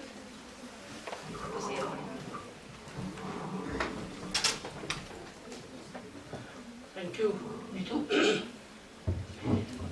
ਜਿਹੜਾ ਸਾਡੇ ਕੋਲ ਪ੍ਰਵਾਸ ਦਾ ਮਸਲਾ ਚੱਲ ਰਿਹਾ, ਨੀਤੂ ਨੇ ਸਵਾਲ ਉਠਾਇਆ ਜਿਹੜਾ ਬਾਕੀ ਪ੍ਰਦੇਸ਼ਾਂ ਤੋਂ ਸਾਡੇ ਲੋਕ ਆ ਰਹੇ ਨੇ, ਪਰ ਮੈਂ ਥੋੜਾ ਜਿਹਾ ਵੱਖਰੇ ਪਰਸਪੈਕਟਿਵ ਦੇ ਵਿੱਚ ਰੱਖਣਾ ਚਾਹੁੰਦਾ। ਇੱਕ ਤਾਂ ਪ੍ਰਵਾਸ ਦੇ ਮਸਲੇ ਨੂੰ ਲੈ ਕੇ ਝੁਰਨ ਦੀ ਕੋਈ ਲੋੜ ਨਹੀਂ। ਇਹ ਉਹ ਵਰਤਾਰਾ ਜਿਹੜਾ ਸਦੀਆਂ ਤੋਂ ਕੰਟੀਨਿਊਸਲੀ ਚੱਲ ਰਿਹਾ। ਲੇਕਿਨ ਮੇਰੇ ਲਈ ਇੱਕ ਪ੍ਰੋਬਲਮ ਇਹ ਬਣਦੀ ਹੈ ਜਿਹਦੇ ਤੋਂ ਸਾਡਾ ਪੰਜਾਬੀ ਵਿਦਵਾਨ, ਮੈਨੂੰ ਨਹੀਂ ਪਤਾ ਵੀ ਕਿਉਂ ਉਹਦੇ ਤੋਂ ਵਿਸਰਾ ਉਹਦੇ ਪਾਸੇ ਵੱਲ ਨੂੰ ਕਿਉਂ ਨਹੀਂ ਜਾ ਰਿਹਾ। ਉਹ ਜਿਹੜੀ ਵਰਤਮਾਨ ਸਥਿਤੀ ਉਹਦੇ ਦੀ ਹੈ। ਵਰਤਮਾਨ ਸਥਿਤੀ ਕੀ ਹੈ? ਦੋ ਮਸਲੇ ਹੋ ਰਹੇ ਨੇ। ਇੱਕ ਤਾਂ ਪ੍ਰਵਾਸ ਤੇਜ਼ੀ ਨਾਲ ਹੋ ਰਿਹਾ, ਨੌਜਵਾਨ ਪੀੜ੍ਹੀ ਜਿਹੜੀ ਹੈ ਉਹ ਉਸ ਪਾਸੇ ਵੱਲ ਨੂੰ ਜਾ ਰਹੀ ਹੈ ਜਿੱਥੇ ਉਹਨਾਂ ਨੂੰ ਵੱਧ ਮੌਕੇ ਮਿਲਦੇ ਨੇ, ਰੁਜ਼ਗਾਰ ਦੇ ਵਧੀਆ ਜੀਵਨ ਮਿਲਦਾ। ਲੇਕਿਨ ਨਾਲ ਨਾਲ ਕੀ ਹੋ ਰਿਹਾ, ਜਿਹੜਾ ਸਥਾਨੀਕਰਨ ਹੈ ਉਹਨੂੰ ਇਮੋਸ਼ਨਸ ਨੂੰ ਐਕਸਪ੍ਰੈਸ ਕੀਤਾ ਜਾ ਰਿਹਾ। ਉਹ ਭਾਰਤ 'ਚ ਨਹੀਂ ਕੀਤਾ ਜਾ ਰਿਹਾ, ਉਹ ਅਮਰੀਕਾ 'ਚ ਵੀ ਕੀਤਾ ਜਾ ਰਿਹਾ। ਜੇ ਟਰੰਪ ਨੇ ਜਿਹੜੀ ਪਿਛਲੀ ਸਾਰੀ ਚੋਣ ਲੜੀ ਹੈ ਉਹ ਸਥਾਨਕਵਾਦ ਦੇ ਉੱਤੇ ਲੜੀ ਹੈ। ਉਹਨੇ ਕਿਹਾ ਮੈਕਸੀਕੋ ਤੋਂ ਮੈਂ ਆਉਣਾ ਲੋਕਾਂ ਦਾ ਬੰਦ ਕਰ ਦੂੰ। ਇਹ ਮਸਲਾ ਅਮਰੀਕਾ ਦੇ ਵਿੱਚ ਜਿਹੜਾ ਹੈ ਚੱਲਿਆ। ਉਸ ਤੋਂ ਬਾਅਦ ਤੁਸੀਂ ਭਾਰਤ 'ਚ ਆਏ, ਭਾਰਤ 'ਚ ਸੀਏ ਦਾ ਕਾਨੂੰਨ ਲਿਆਏ। ਇਹ ਸਥਾਨਕਤਾ ਤੇ ਨਾਲ ਪ੍ਰਵਾਸ, ਇਹ ਇਸ ਕਿਸਮ ਦੀ ਪੋਜੀਸ਼ਨ ਹੈ ਜਿਹਦੇ ਵਿੱਚ ਸਾਨੂੰ ਕਈ ਵਾਰੀ ਇਹ ਨਹੀਂ ਪਤਾ ਲੱਗ ਰਿਹਾ ਕਿ ਅਸੀਂ ਕਰੀਏ ਤੇ ਕੀ ਕਰੀਏ। ਮਤਲਬ ਕਿਉਂਕਿ ਇੱਕ ਤਾਂ ਹੈ ਕਿ ਇੱਥੇ ਬੰਨ ਕੇ ਰਹਿਣ ਦਾ ਕੋਈ ਤੁਕ ਨਹੀਂ। ਪੰਜਾਬ ਦੀ ਹਾਲਤ ਨਾ ਪਹਿਲਾਂ ਬਹੁਤੀ ਵਧੀਆ ਸੀ ਨਾ ਹੁਣ ਬਹੁਤੀ ਵਧੀਆ। ਪਹਿਲਾਂ ਕਿਉਂ ਨਹੀਂ ਸੀ ਵਧੀਆ? ਮੈਂ ਤੁਹਾਨੂੰ ਐਗਜ਼ਾਮਪਲ ਦਿੰਦਾ।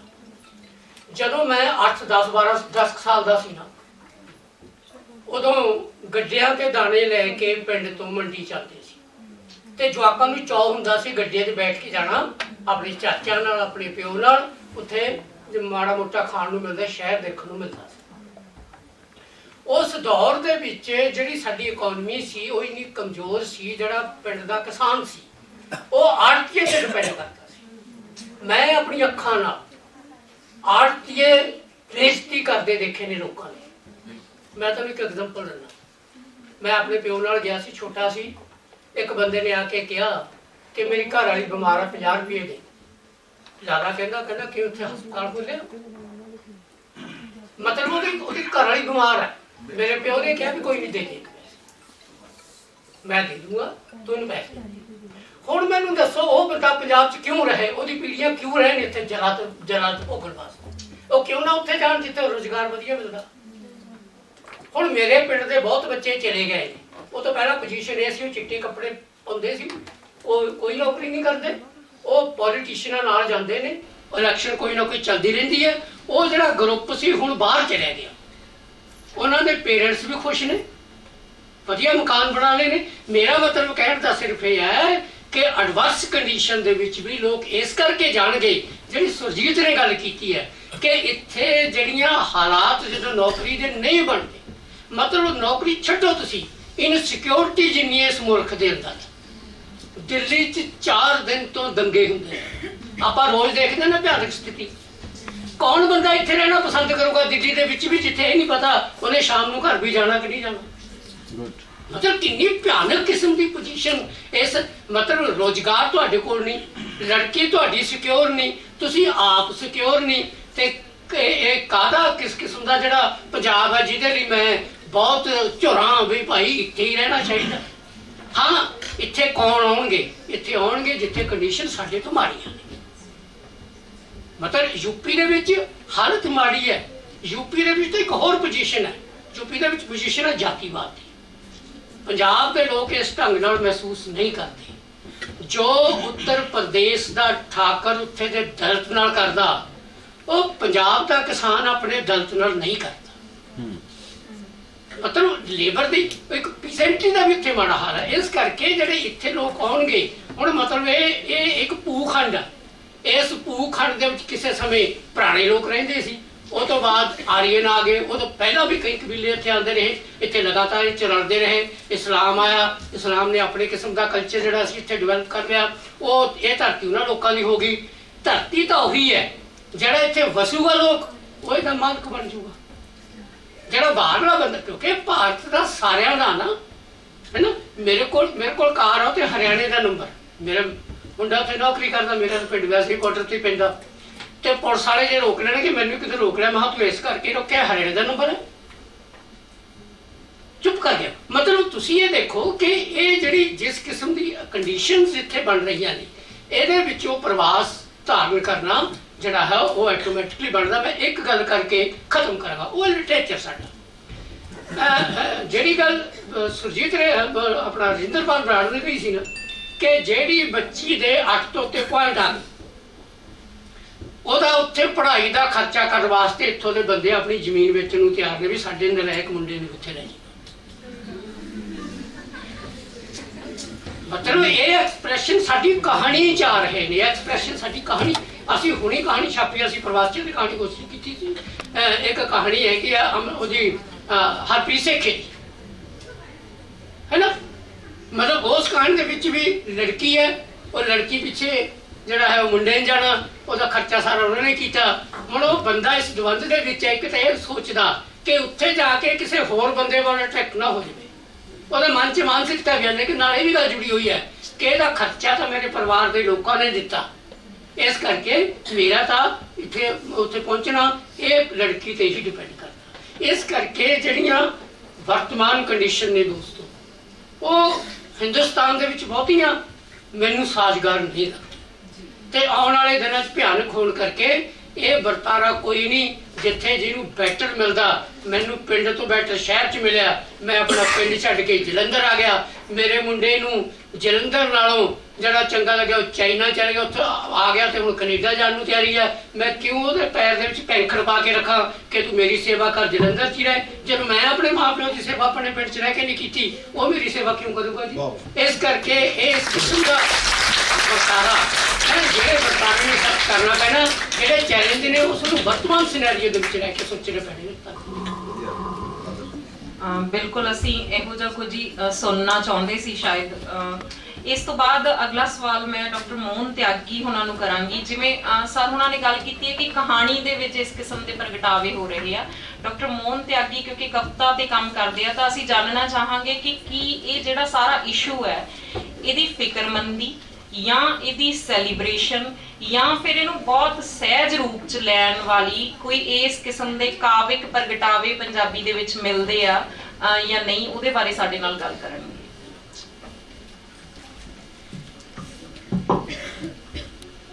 ਮੇਰਾ ਜਿਹੜਾ PhD ਦਾ ਕੰਮ ਹੈ ਉਹ ਪ੍ਰਵਾਸੀ ਪੰਜਾਬੀ ਕਹਾਣੀ ਤੇ ਹੈ।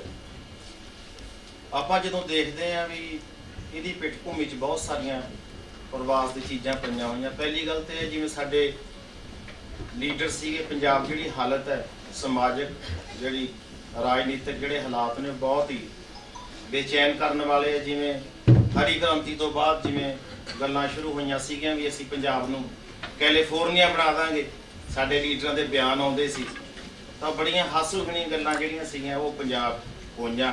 ਕੋਈ ਇਸ ਤਰ੍ਹਾਂ ਦੀ ਪੰਜਾਬ ਦੀ ਜਿਹੜੀ ਇਕਨੋਮਿਕ ਜਿਹੜੀ ਸਟਰਕਚਰ ਸੀਗੀ ਉਹ ਨਹੀਂ ਖੜੀ ਕੀਤੀ ਗਈ ਵੀ ਜਿਸ ਦੇ ਨਾਲ ਜਿਹੜੇ ਲੋਕਾਂ ਦੇ ਸੁਪਨੇ ਸੀ ਉਹਨਾਂ ਨੂੰ ਕੋਈ ਹਾਣ ਦੇ ਸੁਪਨੇ ਸੀ ਜਿਹੜੇ ਲੋਕ ਸੰਜੋਂਦੇ ਜਾਂ ਲੋਕ ਸੋਚਦੇ ਆ, ਉਹਨਾਂ ਦੇ ਡ੍ਰੀਮ ਹੁੰਦੇ ਆ ਰੁਜ਼ਗਾਰ ਦੇ ਜਾਂ ਇੱਕ ਵਧੀਆ ਜੀਵਨ ਦੇ, ਉਹ ਸਾਰੀਆਂ ਚੀਜ਼ਾਂ ਜਿਹੜੀਆਂ ਸੀ ਸਾਰੀਆਂ ਉਹ ਖਤਮ ਹੋ ਗਈਆਂ। ਜਿਹੜਾ ਪ੍ਰਵਾਸ ਦੀ ਆਪਾਂ ਗੱਲ ਕਰਦੇ, ਮੈਂ ਕਹਾਣੀ ਤੇ ਹੀ ਆਉਣਾ ਕਿ ਮੇਰੇ ਕਹਾਣੀ ਤੇ ਕੰਮ ਵੀ ਆਪਾਂ ਇਹ ਕਹਿੰਦੇ ਨੇ ਪ੍ਰਵਾਸ ਜਿਹੜਾ ਹੋ ਰਿਹਾ, ਪਰ ਉਹਦੀਆਂ ਵੀ ਅੱਗੇ ਬਹੁਤ ਸਾਰੀਆਂ ਗੁੰਝਲਾਂ ਨੇ ਪ੍ਰਵਾਸ ਦੀਆਂ। ਜਿਵੇਂ ਪਿਛਲੇ ਸਮੇਂ 'ਚ ਨਿਊਜ਼ੀਲੈਂਡ ਬਹੁਤ ਸਾਰਾ ਪ੍ਰਵਾਸ ਹੋਇਆ, ਉੱਥੇ ਉਹ ਕੰਮ ਉਹਨਾਂ ਨੂੰ ਜਿਹੜੀ PR ਦੇਣੀ ਬੰਦ ਕਰ ਦਿੱਤੀ ਗਈ। ਉੱਥੋਂ ਇੱਕ ਜਿਹੜੇ ਨਵੀਂ ਗੱਲ ਇਹ ਸ਼ੁਰੂ ਹੋਈ, ਉਹ ਪ੍ਰਵਾਸ ਹੁਣ ਕੈਨੇਡਾ, ਨਿਊਜ਼ੀਲੈਂਡ ਤੋਂ ਕੈਨੇਡਾ ਪ੍ਰਵਾਸ ਜਿਹੜਾ ਉਹ ਸਟੂਡੈਂਟਸ ਨੂੰ ਕਰਨਾ ਪੈ ਰਿਹਾ, ਤੇ ਉਹ ਘਰੋਂ ਪੈਸੇ ਹੋਰ ਮੰਗਦੇ ਵੀ ਸੀ, ਉੱਥੇ ਸਾਨੂੰ PR ਨਹੀਂ ਮਿਲਦੀ, ਅਸੀਂ ਕੈਨੇਡਾ ਚਲੇ ਜਾਈਏ। ਸੋ ਅਮਰੀਕਾ ਦੇ ਵਿੱਚ ਹੋਰ ਕਿਸਮ ਦੇ ਸੰਕਟ ਨੇ, ਕੈਨੇਡਾ ਦੇ ਵਿੱਚ ਹੋਰ ਕਿਸਮ ਦੇ ਸੰਕਟ ਨੇ। ਸਾਰਿਆਂ ਦੇ ਪਿੱਛੇ ਜਿਹੜੀ ਆਰਥਿਕਤਾ ਪਈ ਹੋਈ ਹੈ। ਪੰਜਾਬੀਆਂ ਦਾ ਜਿੰਨਾ ਪ੍ਰਵਾਸ ਹੋਇਆ ਉਹ ਜਾਂ ਆਸ ਕਾਲ ਤੋਂ ਹੋਇਆ ਜਾਂ ਪਹਿਲਾਂ ਫੌਜੀ ਗਏ, ਉਹਦੇ ਪਿੱਛੇ ਸਾਰਾ ਇਹੀ ਸੀਗਾ ਵੀ ਉਹ ਵਧੀਆ ਜੀਵਨ ਦੀ ਜਿਹੜੀ ਇੱਕ ਸੁਪਨਿਆਂ ਦੀ ਆਪਣੀ ਇੱਛਾ ਕਰਦੇ, ਇੱਕ ਵਧੀਆ ਜੀਵਨ ਦੀ ਤਲਾਸ਼ ਸੀਗੀ। ਮੈਂ ਕਹਾਣੀਆਂ ਦਾ ਜ਼ਿਕਰ ਕਰਦਾ, ਮੈਂ ਰਜਨੀਸ਼ ਭਾਦਰ ਉਹਨਾਂ ਦੇ ਉਹ ਕਿਤਾਬ ਇਹਨਾਂ ਨੇ ਵੀ ਉਹ ਸਾਰਾ ਦੇਖਿਆ ਵੀ ਇੱਕ ਕਹਾਣੀ ਹੈ ਕੁੱਤਾ ਤੇ ਮਨੁੱਖ, ਹਰਜਿੰਦਰ ਪੰਧੇਰ ਦੀ। ਉਹਦੇ 'ਚ ਇੱਕ ਪੰਜਾਬੀ ਹੈ ਤਾਂ ਉੱਥੇ ਉਹ ਕਿਵੇਂ ਫੌਜ 'ਚ ਭਰਤੀ ਹੁੰਦਾ, ਨੌਜਵਾਨ ਲੜਕਾ, ਤਾਂ ਉਹਦੇ ਘਰੇ ਇੱਕ ਬਹੁਤ ਹੀ ਪਿਆਰਾ ਪੈਟ ਰੱਖਿਆ ਹੋਇਆ ਹੈ ਜਿਹੜਾ ਕੁੱਤਾ, ਜਿਹਨੂੰ ਉਹ ਬਹੁਤ ਪਿਆਰ ਕਰਦਾ। ਉਹਦਾ ਫਾਦਰ ਵੀ ਨਾਰਾਜ਼ ਹੁੰਦਾ ਵੀ ਤੂੰ ਕਿਉਂ ਕੁੱਤਾ ਲਿਆਂਦਾ ਹੋਇਆ, ਪਰ ਉਹਨੂੰ ਜੰਗ ਦੇ ਵਿੱਚ ਜਬਰੀ ਭੇਜ ਦਿੱਤਾ ਜਾਂਦਾ ਹੈ ਜਿਹੜੀ ਇਰਾਕ ਦੇ ਵਿੱਚ ਲੱਗਦੀ ਹੈ। ਤਾਂ ਜਦੋਂ ਉਹ ਆਉਂਦਾ ਹੈ ਉਹ ਅਪਸੈਟ ਹੋ ਕੇ ਆਉਂਦਾ, ਉਹਦੇ ਅੰਦਰ ਇੰਨੀ ਹਿੰਸਾ ਭਰੀ ਹੁੰਦੀ ਹੈ ਕਿ ਉਹ ਬੇਚੈਨ ਹੁੰਦਾ। ਉਹ ਆਪਣੇ ਕੁੱਤੇ ਨੂੰ ਇੱਕ ਦਿਨ ਚੁੱਕਦਾ ਜਿਹੜਾ ਬਿਮਾਰ ਹੁੰਦਾ ਤੇ ਖਤਾਨਾ 'ਚ ਲਿਆ ਕੇ ਉਹਦੇ ਗੋਲੀ ਮਾਰ ਦਿੰਦਾ। ਇਹ ਉਹ ਸਿਸਟਮ ਹੈ ਪੂਰਾ। ਔਰ 9/11 ਤੋਂ ਬਾਅਦ ਆਪਾਂ ਦੇਖਦੇ ਹਾਂ ਜਿਹੜਾ ਆਇਡੈਂਟੀਟੀ ਦਾ ਜਿਹੜਾ ਸੰਕਟ ਪੈਦਾ ਹੋਇਆ ਅਮਰੀਕਾ ਦੇ ਵਿੱਚ, ਹਰਭਜਨ ਸਿੰਘ ਦੀਆਂ ਕਹਾਣੀਆਂ ਦੇ ਵਿੱਚ ਹੈ ਗਰਾਊਂਡ ਜ਼ੀਰੋ, ਜਗਜੀਤ ਬਰਾੜ ਦੀ ਕਹਾਣੀ ਹੈ ਝੰਡੇ ਨੂੰ ਲੱਗੀ ਮੈਲ। ਉਹਨਾਂ ਦੇ ਵਿੱਚ ਜਿਹੜੀ ਪ੍ਰਵਾਸੀ ਭਾਈਚਾਰਿਆਂ ਦੀ ਜਿਹੜੀ ਹੈ ਇੱਕਦਮ ਜਿਵੇਂ ਇੱਕ ਸਥਿਰ ਚੱਲ ਰਿਹਾ ਸੀ ਉੱਥੇ ਜੀਵਨ, ਉਹ ਕਿੱਦਾਂ 9/11 ਤੋਂ ਬਾਅਦ ਅਪਸੈਟ ਹੋ ਜਾਂਦਾ, ਉਹਨਾਂ ਕਹਾਣੀਆਂ ਦੇ ਵਿੱਚ ਆਇਆ। ਇੱਕ ਕਹਾਣੀ ਹੈ ਹਰਜੀਤ ਡੋਵਾਲ ਦੀ, ਉਹ ਵੀ ਨਵੀਂ ਕਹਾਣੀ ਪਿੱਛੇ ਆਈ, ਗਵਾਂਢੀ ਉਹ ਕਹਾਣੀ ਦਾ ਨਾਂ ਹੈ। ਵੀ ਬਜ਼ੁਰਗਾਂ ਦਾ ਕੀ ਹਾਲ, ਆਈਸੋਲੇਸ਼ਨ ਕਿੱਦਾਂ ਹੈ। ਵੀ ਇੱਕ ਬਜ਼ੁਰਗ ਹੈ, ਉਹਦਾ ਬੇਟਾ ਆ ਕੇ ਉਹਨੂੰ ਗਰੋਸਰੀ ਦੇ ਜਾਂਦਾ ਤੇ ਚਲਾ ਜਾਂਦਾ, ਉੱਥੇ ਦੇ ਹਾਲਾਤ। ਤਾਂ ਉਹਦਾ ਜਿਹੜਾ ਕੁੱਤਾ ਹੈ ਵੀ ਉਹ ਵੀ ਉਹਦੇ ਬਜ਼ੁਰਗ ਦੇ ਨੇੜੇ ਰਹਿੰਦਾ, ਉਹਦਾ ਜਿਵੇਂ ਆਪਾਂ ਕਹਿੰਦੇ ਫਰੈਂਡਲੀ ਇੱਕ ਉਹ ਮਾਹੌਲ ਬਣਿਆ। ਪਰ ਕਈ ਦਿਨਾਂ ਬਾਅਦ ਜਦੋਂ ਦੇਖਦਾ ਵੀ ਕੋਈ ਇੱਥੇ ਆਉਂਦਾ ਨਹੀਂ, ਗੁਆਂਢੀ ਦੇਖਦਾ ਵੀ ਉਹ ਬਜ਼ੁਰਗ ਉੱਥੇ ਵੀਲਚੇਅਰ ਤੇ ਮਰਿਆ ਪਿਆ, ਉਹਦਾ ਸਕੈਲਟਨ ਜਿਹੜਾ ਕੁੱਤਾ ਹੈ ਉਹਦੇ ਪੈਰਾਂ 'ਚ ਉਹਦਾ ਸਕੈਲਟਨ ਵੀ ਪਿਆ ਹੋਇਆ। ਤੁਸੀਂ ਦੇਖੋ ਵੀ ਇੰਨੀ ਆਈਸੋਲੇਸ਼ਨ ਉੱਥੋਂ ਦੀ ਜੀਵਨ ਦੇ ਵਿੱਚ ਹੈ। ਉਹ ਕਹਾਣੀ ਕਿੱਦਾਂ ਪ੍ਰੋਜੈਕਟ ਕਰ ਰਹੀ ਹੈ। ਇੱਕ ਹੋਰ ਕਹਾਣੀ ਹੈ ਵੀ ਇੱਕ ਅੰਗਰੇਜ਼ ਹੈ, ਉਹ ਇੱਕ ਪੰਜਾਬੀ ਮੁੰਡੇ ਦੀ ਕਲੀਨਿਕ ਤੇ ਜਿਹੜਾ ਡਾਕਟਰ ਹੈ ਵੈਟਰਨਰੀ ਕੁੱਤੇ ਨੂੰ ਲੈ ਕੇ ਆਉਂਦਾ। ਤਾਂ ਜਿਹੜਾ ਉਹ ਕੁੱਤਾ ਕੈਂਸਰ ਤੋਂ ਪੀੜਤ ਹੁੰਦਾ ਤਾਂ ਉਹ ਪੰਜਾਬੀ ਡਾਕਟਰ ਕਹਿੰਦੇ ਵੀ ਇਹ ਟੀਕਾ ਲੱਗੂਗਾ ਵੀ ਇਹ ਬਚਣਾ ਨਹੀਂ ਹੈ ਤੇ ਇਹਨੂੰ, ਉਹ ਜਦੋਂ ਟੀਕਾ ਲਾ ਦਿੰਦਾ ਜਿਹੜਾ ਅੰਗਰੇਜ਼ ਆ ਉਹ ਤੜਪਦਾ ਆਪਣੇ ਕੁੱਤੇ ਲਈ, ਉਹਦੇ ਪੈਰਾਂ 'ਚ ਵੀ ਜਿਹੜੀ ਉੱਥੇ ਦੀ ਆਈਸੋਲੇਸ਼ਨ ਦੀ ਗੱਲ ਵੀ ਰੋਂਦਾ ਬਹੁਤ, ਪੈਰਾਂ 'ਚ ਕਦਮ ਧਰ ਕੇ ਵੀ ਇਹ ਮੇਰਾ ਮਰ ਗਿਆ, ਮੇਰੀ ਜਾਨ 'ਚ ਸਾਰਾ ਕੁਝ। ਤਾਂ ਜਿਹੜਾ ਉਹ ਮੁੰਡਾ ਹੈ ਉਹਨੂੰ ਯਾਦ ਆਉਂਦਾ ਕਿੱਦਾਂ ਮੇਰੇ ਪਿਓ ਨੇ ਜ਼ਮੀਨ ਵੇਚ ਕੇ, ਮੇਰੀ ਮਦਰ ਦੀ ਡੈਥ ਹੋ ਗਈ ਸੀ, ਮੈਨੂੰ ਪੜ੍ਹਾਇਆ ਤੇ ਕਿੱਦਾਂ ਜਿਹੜੀ ਜ਼ਮੀਨ ਵੇਚ ਕੇ ਉਹਨੇ ਮੈਨੂੰ ਇੱਥੇ ਬਾਹਰ ਅਮਰੀਕਾ ਪੜ੍ਹਨ ਲਈ ਭੇਜਿਆ। ਤਾਂ ਉਹ ਕੀ ਕਰਦਾ ਹੈ, ਉਹਨੂੰ ਇੰਨਾ ਸਦਮਾ ਮਤਲਬ ਲੱਗਦਾ ਹੈ ਵੀ ਉਹ ਬੈਕ ਟੂ ਰੂਟਸ, ਜਿਵੇਂ ਆਪਾਂ ਲੇਖ ਸੈਲੀ ਦਾ ਪੜ੍ਹਦੇ ਹਾਂ, ਉਹ ਕਲੀਨਿਕ ਆਪਣੀ ਬੰਦ ਕਰਕੇ ਦੁਬਾਰਾ ਆਪਣੇ ਉੱਥੇ ਜਾ ਕੇ ਪਿਤਾ ਨੂੰ ਮਿਲਣ ਵਿੱਚ ਜਾਂਦਾ। ਮਤਲਬ ਇਹ ਜਿਹੜਾ ਲਿਟਰੇਚਰ ਦੇ ਵਿੱਚ ਜੇ ਆਪਾਂ ਇੱਕ ਕਹਾਣੀ ਹੈ ਉਹਦੀ ਇਹਦੀ ਕਰਫਿਊ ਜਾਰੀ ਹੈ ਰਾਣੀ ਨਗੇਂਦਰ ਦੀ, ਬੜੀ ਕਮਾਲ ਦੀ ਕਹਾਣੀ ਹੈ। ਉਹਦੇ 'ਚ ਜਿਹੜਾ ਦਾਨਿਸ਼ ਅਲਨ ਸ਼ੇਰੀ ਹੈ, ਇੱਕ ਪੱਤਰਕਾਰ ਹੈ, ਉਹ ਕਿੱਦਾਂ ਮਤਲਬ ਇਰਾਕ ਦੇ ਵਿੱਚ ਰਿਪੋਰਟਿੰਗ ਕਰਨ ਜਾਂਦਾ ਹੈ ਤੇ ਨਾਲ ਹੀ ਜਿਹੜੀ ਉਹਦੀ ਬਿਲਾਵਡ ਹੈ ਉਹ ਇੱਕ ਘਰ ਵਸਾਉਣ ਬਾਰੇ ਸੋਚਦੇ ਨੇ, ਅਸੀਂ ਇੱਕ ਡ੍ਰੀਮ ਲੈਂਡ ਜਿਹੜਾ ਆਪਣਾ ਬਣਾਵਾਂਗੇ। ਪਰ ਕੀ ਕਰਦਾ, ਰਿਪੋਰਟਿੰਗ ਦੇ ਦੌਰਾਨ ਜਿਹੜੀ ਗੋਲੀ ਚੱਲਦੀ ਹੈ ਉਹ ਗੋਲੀ ਦੀ ਛਾਤੀ 'ਚੋਂ ਆਰ-ਪਾਰ ਹੋ ਜਾਂਦੀ ਹੈ ਤੇ ਉਹ ਉੱਥੇ ਯਾਨੀ ਕਿ ਉਹਦਾ ਅੰਤ ਹੋ ਜਾਂਦਾ ਹੈ। ਮਤਲਬ ਅਸੀਂ ਇਹ ਨਹੀਂ ਸੋਚ ਸਕਦੇ ਵੀ ਜਿਹੜੇ ਸਾਡੇ ਉੱਥੇ ਡ੍ਰੀਮਸ ਨੇ, ਜਿਹੜੇ ਪ੍ਰਵਾਸ ਦੇ ਵਿੱਚ ਅਸੀਂ ਕਹਿੰਦੇ ਵੀ ਅਸੀਂ ਉਹ ਸਾਡੇ ਉੱਥੇ ਇੱਕ ਸਾਨੂੰ ਉਦਾਂ ਦੀ ਜਿਹੜੀ ਇੱਕ ਸਾਡੇ ਪੈਰਾਂ 'ਚ ਜਿਹੜੀ ਧਰਤੀ ਹੈ ਉਹ ਹਲੇ ਹੈ ਨਹੀਂ। ਉਹ ਆਇਡੈਂਟੀਟੀ ਦਾ ਕ੍ਰਾਈਸਿਸ ਹੈ। ਜਰਨੈਲ ਸਿੰਘ ਦੀਆਂ ਕਹਾਣੀਆਂ ਇਹ ਕਹਿੰਦੀਆਂ ਨੇ ਧਰਤੀ ਹੇਠੋਂ ਪਾਣੀ ਮੁੱਕ ਗਿਆ। ਜਦੋਂ ਕਹਾਣੀ ਚੰਤਰ ਸੰਵਾਦ ਇੱਥੋਂ ਦੀ ਪੰਜਾਬ ਦੀ ਮਿੱਟੀ ਨਾਲ ਸੰਵਾਦ ਹੁੰਦਾ ਤਾਂ ਬਹੁਤ ਸਾਰੀਆਂ ਇਹਦੀਆਂ ਜਿਹੜੀ ਅਮਨਪਾਲ ਸਰਾ ਦੀ ਕਹਾਣੀ ਆਪਾਂ ਮੇਰੇ ਖਿਆਲ ਬਾਤ ਕਹਾਣੀਆਂ ਨਾ ਇਹਦੇ ਬਾਰੇ ਗੱਲ ਕਰੀਏ ਸਿਧਾਂਤਕ ਜੀ ਥੋੜੀ ਆਪਾਂ।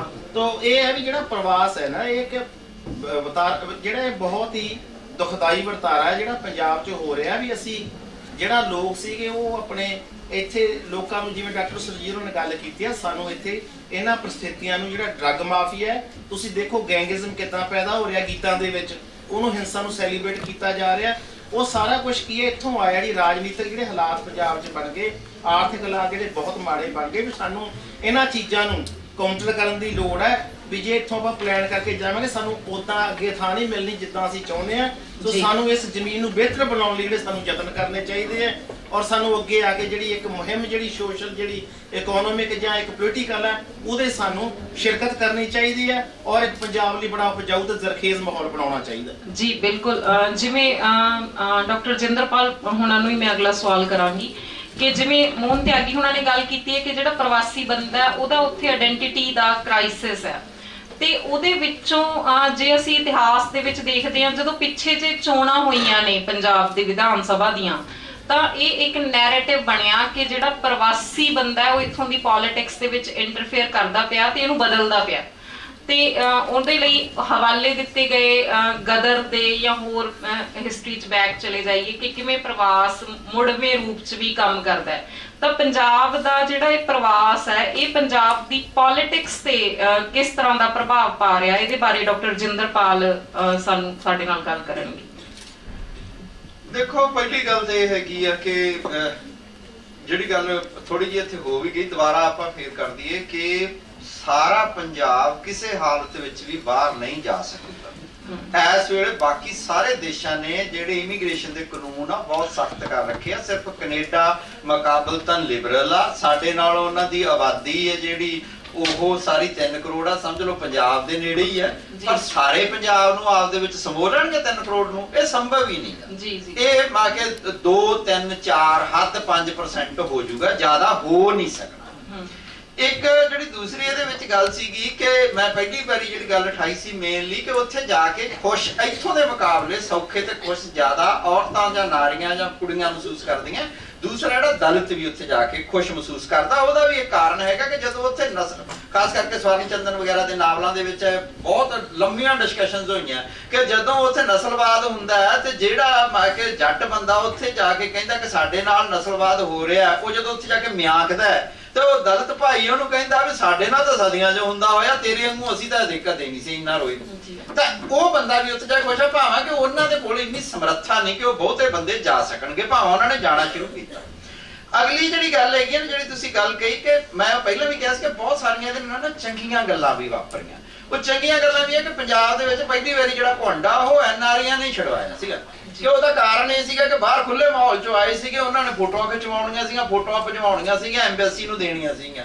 ਤੇ ਹੁਣ ਵੀ ਜਿਹੜੀ ਆਹ ਪ੍ਰੀ ਵੈਡਿੰਗ ਸ਼ੂਟ ਹੋ ਰਹੀ ਆ, ਜਿਹੜੀ ਮੈਂ ਕਿ ਜਿੱਥੇ ਵੀ ਉਹਨਾਂ ਨੂੰ ਸ਼ੱਕ ਪਵੇ ਕੈਨੇਡਾ ਵਾਲਿਆਂ ਨੂੰ ਕਿ ਵਿਆਹ ਸੱਚਾ ਨਹੀਂ, ਇਹ ਪੇਪਰ ਮੈਰਿਜ ਆ, ਉੱਥੇ ਹੀ ਉਹ ਕਹਿੰਦੇ ਆ ਕਿ ਤੁਸੀਂ ਆਪਣੀ ਨੇੜਤਾ ਦਰਸਾਓ, ਤੇ ਨੇੜਤਾ ਕਿੱਦਾਂ ਦਰਸਾਈ ਜਾ ਰਹੀ ਆ ਉਹ ਤੁਸੀਂ ਕਿਸੇ ਵੀ ਵੇਲੇ ਕਿਸੇ ਵੀ ਮੈਂ ਕਿ ਜਿਹੜਾ ਪ੍ਰੋਫੈਸ਼ਨਲ ਫੋਟੋਗ੍ਰਾਫਰ ਆ ਉਹਨਾਂ ਦੀਆਂ ਪ੍ਰੀ ਵੈਡਿੰਗ ਸ਼ੂਟਸ ਦੇਖੋ ਕਿ ਉਹੋ ਜਿਹੇ ਸੀਨ ਤਾਂ ਸਾਡੀਆਂ ਜਿਹਨਾਂ ਨੂੰ ਅਸੀਂ B ਕਲਾਸ ਫਿਲਮਾਂ ਕਹਿੰਦੇ ਆ ਉਹਨਾਂ ਦੇ ਵਿੱਚ ਵੀ ਨਹੀਂ ਸ਼ੂਟ ਹੁੰਦੇਗੇ ਜਿਹੋ ਜਿਹੇ ਉਹਨਾਂ ਫਿਲਮਾਂ ਦੇ ਵਿੱਚ ਸ਼ੂਟ ਹੋਏ ਵੇ ਆ। ਹੁਣ ਜਿਹੜਾ ਤੁਸੀਂ ਸਵਾਲ ਮੈਨੂੰ ਪੁੱਛਿਆ ਹੈਗਾ, ਬੇਸਿਕਲੀ ਸਵਾਲ ਕਿ ਪੰਜਾਬ ਦੀ ਸਿਆਸਤ ਵਿੱਚ ਵੱਡੀ ਦਿਲਚਸਪੀ ਕਿਉਂ ਆ, ਦੇਖੋ ਉਹਦੇ ਵਿੱਚ 2-3 ਗੱਲਾਂ ਐਵੇਂ। ਇੱਕ ਤਾਂ ਇਹ ਕਿ ਕਾਰਨ ਉਹਦਾ ਇਹ ਕਿ ਜਿਹੜਾ ਬੰਦਾ ਬਾਹਰ ਜਾਂਦਾ ਹੈ ਉਹ ਇੱਥੋਂ ਦੇ ਰਾਜ ਪ੍ਰਬੰਧ ਤੋਂ ਸਤਾਇਆ ਜਾਂਦਾ, ਉਹਨੂੰ ਲੱਗਦਾ ਹੈ ਕਿ ਮੈਨੂੰ ਜੇ ਨੌਕਰੀ ਨਹੀਂ ਮਿਲ ਰਹੀ, ਮੈਨੂੰ ਜੇ ਇੱਥੇ ਵਪਾਰ ਕਰਨ ਦੀ ਸਥਿਤੀ ਨਹੀਂ ਮਿਲ ਰਹੀ, ਜੇ ਮੇਰਾ ਖੇਤੀ 'ਚ ਪੂਰਾ ਨਹੀਂ ਫਟ ਰਿਹਾ, ਤਾਂ ਇਹਦਾ ਕਾਰਨ ਇੱਥੋਂ ਦੀਆਂ ਆਰਥਿਕ ਨੀਤੀਆਂ ਸਿੱਟੇ ਵਜੋਂ ਕਿ ਇੱਥੋਂ ਦੇ ਰਾਜ ਪ੍ਰਬੰਧ ਤੋਂ ਉਹ ਦੁਖੀ ਹੈ। ਤੇ ਉਹ ਰਾਜ ਪ੍ਰਬੰਧ ਤੋਂ ਦੁਖੀ ਹੈ ਜਿਹੜਾ ਬੰਦਾ, ਉਹ ਜਦੋਂ ਬਾਹਰ ਜਾਂਦਾ ਹੈ ਤੇ ਉੱਥੋਂ ਦੇ ਜਦੋਂ ਰਾਜ ਪ੍ਰਬੰਧ ਨੂੰ ਦੇਖਦਾ ਹੈ ਤਾਂ ਸਾਡੇ ਕੋਲੇ 2 ਵੱਡੇ ਗਰੁੱਪ ਗਏ ਆ। ਇੱਕ ਗਿਆ 60ਵਿਆਂ 'ਚ, ਜਿਹੜਾ 60ਵਿਆਂ 'ਚ ਵੱਡਾ ਗਰੁੱਪ ਗਿਆ ਸੀਗਾ, ਖਾਸ ਕਰਕੇ ਪਹਿਲਾਂ ਇੰਗਲੈਂਡ ਦੇ ਵਿੱਚ ਵਾਊਚਰ ਸਿਸਟਮ ਦੇ ਵਿੱਚ ਤੇ ਬਾਅਦ ਦੇ ਵਿੱਚ ਕੈਨੇਡਾ ਦੇ ਵਿੱਚ ਗਿਆ, ਜਿਹੜਾ ਉਹ ਸਾਰੇ ਦਾ ਸਾਰਾ ਗਿਆ ਸੀਗਾ ਜਿਹਨੂੰ ਕਹਿ ਸਕਦੇ ਆ ਕਿ ਲੈਫਟ ਬੈਕਗ੍ਰਾਉਂਡ ਦੇ ਜ਼ਿਆਦਾ ਬੰਦੇ ਸੀਗੇ। ਤਾਂ ਉਹਨਾਂ ਨੂੰ ਲੱਗ ਰਿਹਾ ਸੀਗਾ ਦੇਸ਼ ਵਿੱਚ ਇਨਕਲਾਬ ਤਾਂ ਨਹੀਂ ਆਇਆ, ਚਲੋ ਆਪਾਂ ਬਾਹਰ ਦੁਨੀਆ ਘੁੰਮ ਫਿਰ ਕੇ ਦੇਖੀਏ, ਕਦੇ ਫਿਰ ਇਨਕਲਾਬ ਕਰਾਂਗੇ। ਤੇ ਬਹੁਤ ਸਾਰੇ ਸਾਡੇ ਇਨਕਲਾਬੀ ਪੇਪਰਾਂ ਨੂੰ ਫੰਡਿੰਗ ਵੀ ਕਰਦੇ ਰਹੇ।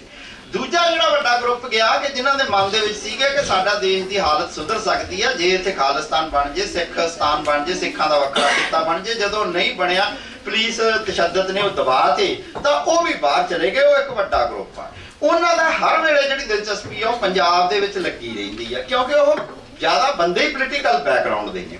ਤਾਂ ਉਹਨਾਂ ਦੇ ਲਈ ਪੰਜਾਬ ਦੇ ਕੰਟੈਕਸਟ ਦੇ ਵਿੱਚ ਇੱਕ ਜਿਹੜੀ ਵੱਡੀ ਗੱਲ ਹੋਈ ਹੈ ਕਿ ਜਦੋਂ ਵੀ ਕੋਈ ਬੰਦਾ ਸਥਾਪਿਤ ਪ੍ਰਬੰਧ ਕਾਂਗਰਸ ਜਾਂ ਅਕਾਲੀ ਭਾਜਪਾ ਦੇ ਵਿਰੁੱਧ ਕੋਈ ਵੀ ਧਿਰ ਉੱਠਦੀ ਆ, ਉਹਨੂੰ ਉਹ ਫੰਡਿੰਗ ਵੀ ਕਰਦੇ ਆ। ਉਹ ਚਾਹੇ ਤੁਸੀਂ ਜਦੋਂ PP ਪਾਰਟੀ ਬਣਾਈ ਆ ਮਨਪ੍ਰੀਤ ਦੀਆਂ ਮਾ ਕੇ ਬ੍ਰੈਂਪਟਨ ਦੇ ਵਿੱਚ ਤੇ ਕੈਨੇਡਾ ਦੇ ਵਿੱਚ ਹੋਈਆਂ, ਹੋਰ ਸ਼ਹਿਰਾਂ ਦੇ ਵਿੱਚ ਹੋਈਆਂ ਰੈਲੀਆਂ ਨੂੰ ਦੇਖ ਲਓ, ਚਾਹੇ ਜਦੋਂ ਆਪ ਪਾਰਟੀ ਆਉਂਦੀ ਆ ਤਾਂ ਉਹਦੀ ਫੰਡਿੰਗ ਦੇਖ ਲਓ। ਤੇ ਉਹਨਾਂ ਦੀ ਦਿਲਚਸਪੀ ਇੰਨੀ ਕਿ ਉਹ ਆਪਣੇ ਆਪ ਨੂੰ ਉਹਨਾਂ ਗਦਰੀ ਬਾਬਿਆਂ ਨਾਲ ਇੱਕ ਰੂਪ ਕਰਕੇ ਉਸੇ ਤਰ੍ਹਾਂ ਆਉਂਦੇ ਆ, ਜਹਾਜ਼ ਭਰ ਕੇ, ਚਾਰਟਰ ਜਹਾਜ਼ ਕਰ ਕਰਕੇ ਆਏ ਕਿ ਵੀ ਇਹ ਪੰਜਾਬ ਦੇ ਵਿੱਚ ਕੁਝ ਬਦਲ ਗਏ। ਜਦੋਂ ਨਹੀਂ ਬਦਲਦਾ ਤਾਂ ਉੱਥੇ ਬੈਠੇ ਉਹ ਹਰ ਵੇਲੇ ਦਿਲਚਸਪੀ ਇਸੇ ਗੱਲ 'ਚ ਹੀ ਲੈਂਦੇ। ਮੈਂ ਘੱਟੋ ਘੱਟ ਕੈਨੇਡਾ ਦੇ 2 ਰੇਡੀਓਜ਼ ਦੇ ਉੱਤੇ ਕਦੇ-ਕਦੇ ਉਹ ਮੇਰੇ ਤੇ ਵਿਊ ਲੈਂਦੇ ਆ, ਤਾਂ ਮੈਂ ਉਹਨਾਂ ਨੂੰ ਕਹਿਣਾ ਹੁੰਦਾ ਕਿ ਦੁਨੀਆ ਦੇ ਵਿੱਚ ਬਹੁਤ ਕੁਝ ਵਾਪਰ ਰਿਹਾ। ਡੋਨਾਲਡ ਟਰੰਪ ਨੇ ਆਹ ਕਰਤਾ, ਫਲਾਨਾ ਕੰਜ਼ਰਵੇਟਿਵ ਉੱਥੇ ਇੰਗਲੈਂਡ ਦੇ ਵਿੱਚ ਹਾਰ ਗਏ। ਉਹ ਹਮੇਸ਼ਾ ਕਹਿੰਦੇ ਨਹੀਂ ਨਹੀਂ ਪੰਜਾਬ ਦੀ ਪੋਲਿਟਿਕਸ ਦੀ ਤੁਸੀਂ ਗੱਲ ਕਰਨੀ, ਅਸੀਂ ਤਾਂ ਤੁਹਾਨੂੰ ਪੰਜਾਬ ਦੀ ਪੋਲਿਟਿਕਸ ਬਾਰੇ ਪੁੱਛਣਾ ਚਾਹੁੰਦੇ। ਤਾਂ ਉਹ ਵੇਖੋ ਜਿੱਥੋਂ ਬੰਦੇ ਗਏ ਆ ਉੱਥੋਂ ਨਾਲ ਜੁੜਨਾ ਸੁਭਾਵਿਕ ਆ। ਪਰ ਇੱਕ ਮੈਂ ਛੋਟੀ ਜਿਹੀ ਗੱਲ ਹੋਰ ਕਹਿ ਕੇ ਇੱਕ ਵਾਰ ਗੱਲ ਮੈਂ ਖਤਮ ਕਰਦਾ। ਉਹ 'ਚ ਇੱਕ ਮਹੱਤਵਪੂਰਨ ਗੱਲ ਇਹ ਆ ਕਿ ਕੈਨੇਡਾ ਦੇ ਵਿੱਚ ਜਿਹੜੀ ਸਿੱਖਾਂ ਦੀ ਆਬਾਦੀ ਕਹਿ ਲਓ ਜਾਂ ਪੰਜਾਬੀਆਂ ਦੀ ਆਬਾਦੀ ਕਹੀਏ, ਉਹ 'ਚ ਪਾਕਿਸਤਾਨੀ ਵੀ ਸ਼ਾਮਲ ਕਰ ਲਈਏ, ਜਿਹੜੀ ਆਬਾਦੀ ਆ ਉਹ ਲਗਭਗ ਯਾਨੀ ਕਿ ਉੱਥੋਂ ਦੀ 2% ਬਣਦੀ ਹੈ। ਉੱਥੋਂ ਦੀ ਆਬਾਦੀ ਦੀ 2% ਬਣਦੀ ਹੈ। ਤਾਂ ਭਾਰਤ ਦੇ ਵਿੱਚ ਵੀ ਜਿਹੜੇ ਕਹਿ ਸਕਦੇ ਆ ਕਿ ਪੰਜਾਬੀ ਇਹਨਾਂ ਦੀ ਵੀ 2% ਬਣਦੀ ਹੈ। ਪਰ ਜਦੋਂ ਅਸੀਂ ਭਾਰਤੀ ਲੋਕ ਸਭਾ ਰਾਜ ਸਭਾ ਦੇ ਵਿੱਚ ਪ੍ਰਤੀਨਿਧਤਾ ਦੇਖਦੇ ਹਾਂ ਤੇ ਉਹਦੇ ਮੁਕਾਬਲੇ ਜਦੋਂ ਅਸੀਂ ਕੈਨੇਡੀਅਨ ਗਵਰਨਮੈਂਟ ਦੇ ਵਿੱਚ ਪ੍ਰਤੀਨਿਧਤਾ ਦੇਖਦੇ ਹਾਂ ਤਾਂ ਉਹ ਪ੍ਰਤੀਨਿਧਤਾ ਕਈ ਪ੍ਰਤੀਸ਼ਤ ਜ਼ਿਆਦਾ ਹੈ। ਉੱਥੋਂ ਇਹ ਜਿਹੜਾ ਭਾਰਤੀ ਬੰਦਾ ਹੈਗਾ, ਖਾਸ ਕਰਕੇ ਪੰਜਾਬੀ ਬੰਦਾ, ਇਹ ਉੱਥੇ ਕੈਨੇਡਾ ਦੀ ਪੋਲਿਟਿਕਸ 'ਚ ਵੀ ਉਨਾ ਹੀ ਸਰਗਰਮ ਜਿੰਨਾ ਇੰਡੀਆ ਦੀ ਪੋਲਿਟਿਕਸ ਵਿੱਚ ਦਿਲਚਸਪੀ ਲੈਂਦਾ। ਇੰਡੀਆ ਦੀ ਪੋਲਿਟਿਕਸ ਵਿੱਚ ਦਿਲਚਸਪੀ ਲੈਣ ਦਾ ਕੁਝ ਸਮੇਂ ਦੇ ਵਿੱਚ ਇਹ ਵੀ ਵਾਰ-ਵਾਰ ਕਾਰਨ ਬਣਦਾ ਰਿਹਾ ਕਿ ਉਹ ਦੋ ਚੀਜ਼ਾਂ ਬਾਰੇ ਬਹੁਤ ਫਿਕਰਮੰਦ ਨੇ। ਇੱਕ ਤਾਂ ਆਪਣੀਆਂ ਪਿੱਛੇ ਰਹਿ ਗਈਆਂ ਜਿਹੜੀਆਂ ਜ਼ਮੀਨਾਂ ਜਾਇਦਾਦਾਂ ਥੋੜੀਆਂ ਬਹੁਤੀਆਂ ਰਹੀਆਂ ਉਹਨਾਂ ਬਾਰੇ ਫਿਕਰਮੰਦ ਆ, ਤੇ ਉਹਦੇ ਲਈ ਉਹਨੂੰ ਲੱਗਦਾ ਕਿ ਸਾਨੂੰ ਪੰਜਾਬ ਦੀ ਪੋਲਿਟਿਕਸ ਦੇ ਵਿੱਚ ਦਿਲਚਸਪੀ ਰੱਖਣੀ ਚਾਹੀਦੀ ਹੈ। ਦੂਸਰੇ ਕਿ ਜਿਹੜੇ ਬੰਦੇ ਇੱਥੋਂ ਪੁਲਿਸ ਦੇ ਭਜਾਏ ਹੋਏ ਆ, ਜਿਹੜੇ ਪੀਓ ਨੇ, ਜਿਹੜੇ ਉਹਨਾਂ ਦੀ ਇਹ ਸਥਿਤੀ ਆ ਕਿ ਖਬਰਾਂ ਕੋਈ ਇਹੋ ਜਿਹੀ ਸਰਕਾਰ ਆ ਜਾਏ ਕਿ ਸਾਨੂੰ ਇੱਥੇ ਵਾਪਸ ਪੰਜਾਬ ਆਉਣ ਦਾ ਮੌਕਾ ਮਿਲ ਜੇ। ਤੀਜਾ ਇਹ ਕਿ ਜਿਹੜੇ ਬੰਦੇ ਉੱਥੇ ਬਿਜ਼ਨਸ ਦੇ ਵਿੱਚ ਸੈਟਲ ਹੋ ਗਏ ਆ, ਉਹ ਪੰਜਾਬ ਦੇ ਵਿੱਚ ਵਾਰ-ਵਾਰ ਆਪਣੇ ਬਿਜ਼ਨਸ ਅਪਰਚੂਨਿਟੀ ਵੀ ਤਲਾਸ਼ਣ ਦੀ ਕੋਸ਼ਿਸ਼ ਕਰਦੇ ਆ, ਤੇ ਉਹਨਾਂ ਦੇ ਮਨ 'ਚ ਗੱਲ ਬੈਠੀ ਹੋਈ ਆ ਕਿ ਇੰਡੀਅਨ ਸਿਸਟਮ ਦੇ ਵਿੱਚ ਉਹਨਾਂ ਚਿਰ ਬਿਜ਼ਨਸ ਨਹੀਂ ਕੀਤਾ ਜਾ ਸਕਦਾ ਜਿੰਨੀ ਦੇਰ ਅਸੀਂ ਸਿਆਸੀ ਬੰਦਿਆਂ ਨਾਲ ਲਿੰਕ ਨਹੀਂ ਰੱਖਦੇ। ਇਹ ਕੁਝ ਕਾਰਨ ਨੇ ਜਿਹਦੇ ਕਰਕੇ ਉਹ ਪੰਜਾਬ ਦੇ ਵਿੱਚ ਤੇ ਪੰਜਾਬ ਦੀ ਸਿਆਸਤ ਦੇ ਵਿੱਚ ਇੰਨੀ ਜ਼ਿਆਦਾ ਦਿਲਚਸਪੀ ਰੱਖਦੇ ਆ। ਜੀ ਸ਼ੁਕਰੀਆ ਸਰ। ਇਸ ਦੇ ਨਾਲ ਹੀ ਅਗਲਾ ਸਵਾਲ ਅਸੀਂ ਡਾਕਟਰ ਸੁਰਜੀਤ ਹੁਣਾਂ ਤੋਂ ਲੈਣੇ ਆ ਕਿ ਸਰ ਤੁਸੀਂ ਪੰਜਾਬੀ ਯੂਨੀਵਰਸਿਟੀ ਦੇ ਵਿੱਚ ਇੱਕ ਡਿਪਾਰਟਮੈਂਟ ਦੇ ਮੁਖੀ ਵੀ ਹੋ, ਤੇ ਤੁਸੀਂ ਪਿਛਲੇ ਦਿਨਾਂ 'ਚ ਅਸੀਂ ਵੀ ਉਸ ਦੇ ਵਿੱਚ ਸਾਰੇ ਪ੍ਰੋਸੈਸ 'ਚ ਰਹਿੰਦੇ ਹਾਂ। ਐਡਮਿਸ਼ਨਾਂ ਦੇ ਵਿੱਚ ਜਿਹੜਾ ਵਿਦਿਆਰਥੀਆਂ ਦੀਆਂ ਐਡਮਿਸ਼ਨਾਂ ਦੇ ਵਿੱਚ ਇੱਕ ਬਹੁਤ ਚੇਂਜ ਦੇਖਣ ਨੂੰ ਆਇਆ ਸਰਕਾਰੀ ਅਦਾਰਿਆਂ 'ਚ ਕਿ ਹੁਣ ਕਿਹੜੇ ਲੋਕ ਨੇ ਜਿਹੜੇ ਸਰਕਾਰੀ ਅਦਾਰਿਆਂ 'ਚ ਇਸ ਵੇਲੇ ਪੜ੍ਹ ਰਹੇ ਆ ਤੇ ਕਿਹੜੀ ਲੇਅਰ ਹੈ ਜਿਹੜੀ ਮਾਈਗ੍ਰੇਟ ਹੋ ਚੁੱਕੀ ਹੈ। ਉਹਦੇ ਬਾਰੇ ਤੁਸੀਂ ਕੀ ਸੋਚਦੇ ਹੋ? ਇਹਦੇ ਬਾਰੇ ਗੱਲ ਕਰੋ। ਜੇ ਇਹ ਮੇਰੇ ਖਿਆਲ ਤੁਹਾਡੀ ਜਿਹੜੀ ਪਹਿਲਾਂ ਵਾਲੀ ਗੱਲ ਨਾਲ ਜੁੜਦੀ ਹੋਈ ਗੱਲ ਹੈ ਜਿਹੜੀ ਆਪਾਂ ਪਹਿਲਾਂ ਕਰ ਰਹੇ ਸੀ। ਆਪਾਂ ਗੱਲ ਸ਼ੁਰੂ ਕੀਤੀ ਸੀ ਕਿ ਜਦੋਂ ਕੋਈ ਚੀਜ਼ਾਂ ਵਾਪਰ ਰਹੀਆਂ ਹੁੰਦੀਆਂ ਨੇ ਤਾਂ ਸਿਰਫ ਬੁਰੀਆਂ ਚੀਜ਼ਾਂ ਨਹੀਂ ਵਾਪਰ ਰਹੀਆਂ ਹੁੰਦੀਆਂ, ਕੁਝ ਚੰਗੀਆਂ ਚੀਜ਼ਾਂ ਵੀ ਇੱਕ ਤਰ੍ਹਾਂ ਅੰਡਰ ਕਰੰਟ ਦੇ ਰੂਪ ਦੇ ਵਿੱਚ ਸ਼ੁਰੂ ਹੋ ਜਾਂਦੀਆਂ ਤੇ ਵਾਪਰਦੀਆਂ ਨੇ। ਪ੍ਰਵਾਸ ਦੇ ਸ਼ੁਰੂ ਹੋਣ ਨਾਲ ਵੱਡੇ ਪੱਧਰ ਦੇ ਉੱਪਰ ਬੱਚਿਆਂ ਨੇ ਆਈਲੈਟਸ ਦੇ ਜਿਹੜੀਆਂ ਸੰਸਥਾਵਾਂ ਨੇ, ਇੰਸਟੀਚਿਊਟ ਨੇ, ਉੱਥੇ ਦਾਖਲੇ ਲੈਣੇ ਸ਼ੁਰੂ ਕੀਤੇ। ਕਾਲਜਾਂ ਤੇ ਯੂਨੀਵਰਸਿਟੀਆਂ ਦੇ ਵਿੱਚ ਦਾਖਲਾ ਵੱਡੇ ਪੱਧਰ ਦੇ ਉੱਪਰ ਪਿਛਲੇ 2 ਸਾਲਾਂ ਤੋਂ ਘਟਿਆ, ਹੁਣ ਐਤਕੀ ਥੋੜ੍ਹਾ ਸਟੇਬਲ ਹੋਇਆ। ਪਰ ਇਸ ਦੇ ਜਿਹੜੇ ਸਿੱਟੇ ਨੇ ਉਹ ਬੜੇ ਰੌਚਕ ਨੇ। ਇੱਕ ਸਿੱਟਾ ਇਹ ਹੈ ਕਿ ਮੈਨੂੰ ਆਪਣੇ ਵਿਭਾਗ ਦੇ ਡਾਟੇ ਦਾ ਤਾਂ 100% ਪਤਾ ਹੈ ਕਿ ਯੂਨੀਵਰਸਿਟੀ ਦੇ ਵਿੱਚ ਯੂਨੀਵਰਸਿਟੀ ਤਾਂ ਲੋਕਲਾਈਜ਼ਡ ਹੋਈ ਹੈ। ਯੂਨੀਵਰਸਿਟੀ ਦੇ ਵਿੱਚ ਪੰਜਾਬ ਭਰ ਚੋਂ ਦੂਰੋਂ ਜਾ ਕੇ ਜਿਹੜੇ ਬੱਚੇ ਪੜ੍ਹਨ ਆਉਂਦੇ ਸੀਗੇ ਉਹਨਾਂ ਦੇ ਵਿੱਚ ਕਮੀ ਆਈ ਹੈ। ਤੇ ਜਿਹੜੀ ਐਸਸੀ ਕੈਟਾਗਰੀ ਦੇ ਬੱਚੇ ਨੇ ਜੀ, ਉਹ ਆਪਣੀ ਜਿਹੜੀ ਉਹਨਾਂ ਦੀ 25% ਦਾ ਰਿਜ਼ਰਵੇਸ਼ਨ ਹੈ, ਪਰ ਜਦੋਂ ਅਸੀਂ ਮੈਰਿਟ ਵੀ ਦੇਖੀ ਤਾਂ ਮੈਰਿਟ ਦੇ ਵਿੱਚ ਜੇ 60 ਬੱਚੇ ਪਹਿਲੇ ਆ ਰਹੇ ਨੇ, 40 ਬੱਚੇ ਉਹ ਕੈਟਾਗਰੀ ਨਾਲ ਸੰਬੰਧਿਤ ਨੇ ਜੀ। ਸਾਡਾ ਦਾਖਲਾ ਨਹੀਂ ਘਟਿਆ, ਪਰ ਜਿਹੜੀ ਇਹ ਪ੍ਰਪੋਰਸ਼ਨ ਸੀਗੀ ਇਹ ਬਦਲ ਗਈ। ਉਹ ਬੱਚੇ ਉਹ ਫਸਟ ਟਾਈਮ ਐਜੂਕੇਟ ਹੋਣ ਵਾਲੇ ਪਰਿਵਾਰਾਂ ਦੇ ਵਿੱਚੋਂ ਬੱਚੇ ਨੇ, ਕਿਉਂਕਿ ਉਹਨਾਂ ਦੇ ਮਾਪਿਆਂ ਦੇ ਕੋਲ ਕੋਈ ਇਸ ਤਰ੍ਹਾਂ ਦੀਆਂ ਸਰਕਾਰੀ ਨੌਕਰੀਆਂ ਨਹੀਂ ਹੈਗੀਆਂ। ਉਹ ਸਾਰੇ ਹੀ ਉਹ ਲੈਂਦੇ ਨੇ ਜਿਹੜਾ ਸਕਾਲਰਸ਼ਿਪ ਹੈਗਾ ਐਸਸੀ ਸਟੂਡੈਂਟ ਵਾਸਤੇ ਪੰਜਾਬ ਜਿਹੜਾ ਇੰਡੀਅਨ ਗਵਰਨਮੈਂਟ ਦਾ। ਤਾਂ ਇਹ ਜਿਹੜੀ ਸਾਰਾ ਜਿਹੜਾ ਪ੍ਰਪੋਰਸ਼ਨ ਸੀਗਾ, ਜਿਹਨੂੰ ਮੈਂ ਡੈਮੋਗ੍ਰਾਫੀ ਜਿਹੜੀ ਐਜੂਕੇਸ਼ਨ ਦੀ ਚੇਂਜ ਹੋਈ ਆ, ਉਹਦੇ ਨਾਲ ਇੱਕ ਇੰਪੋਰਟੈਂਟ ਗੱਲ ਹੋਰ ਜਿਹੜੀ ਨਾਲ ਵਾਪਰਨੀ ਸ਼ੁਰੂ ਹੋਈ ਕਿ ਪੰਜਾਬੀ ਯੂਨੀਵਰਸਿਟੀ ਮੁਕਾਬਲਤਨ ਵੱਧ ਉੱਥੇ ਸਟੂਡੈਂਟ ਉਹ ਜਿਹੜੇ ਰਜਿਸਟ ਕਰਦੇ ਨੇ, ਪੋਲੀਟੀਕਲੀ ਐਕਟਿਵ ਨੇ, ਜਥੇਬੰਦੀਆਂ ਇੱਕਦਮ ਹੀ ਤਕੜੀਆਂ ਹੋ ਗਈਆਂ। ਤਕੜੀਆਂ ਹੋ ਕੇ ਉਹ ਜਿਹੜਾ ਵੀ ਜੋ ਕੁਝ ਵੀ ਕਿਤੇ ਕੋਈ ਚੀਜ਼ ਲੱਗਦਾ ਵੀ ਇਹ ਠੀਕ ਨਹੀਂ ਹੋ ਰਹੀ, ਉਹਦੇ ਉੱਪਰ ਲਗਾਤਾਰ ਉਹ ਪਹਿਰਾ ਦਿੰਦੀਆਂ ਨੇ। ਲੜਦੀਆਂ ਨੇ।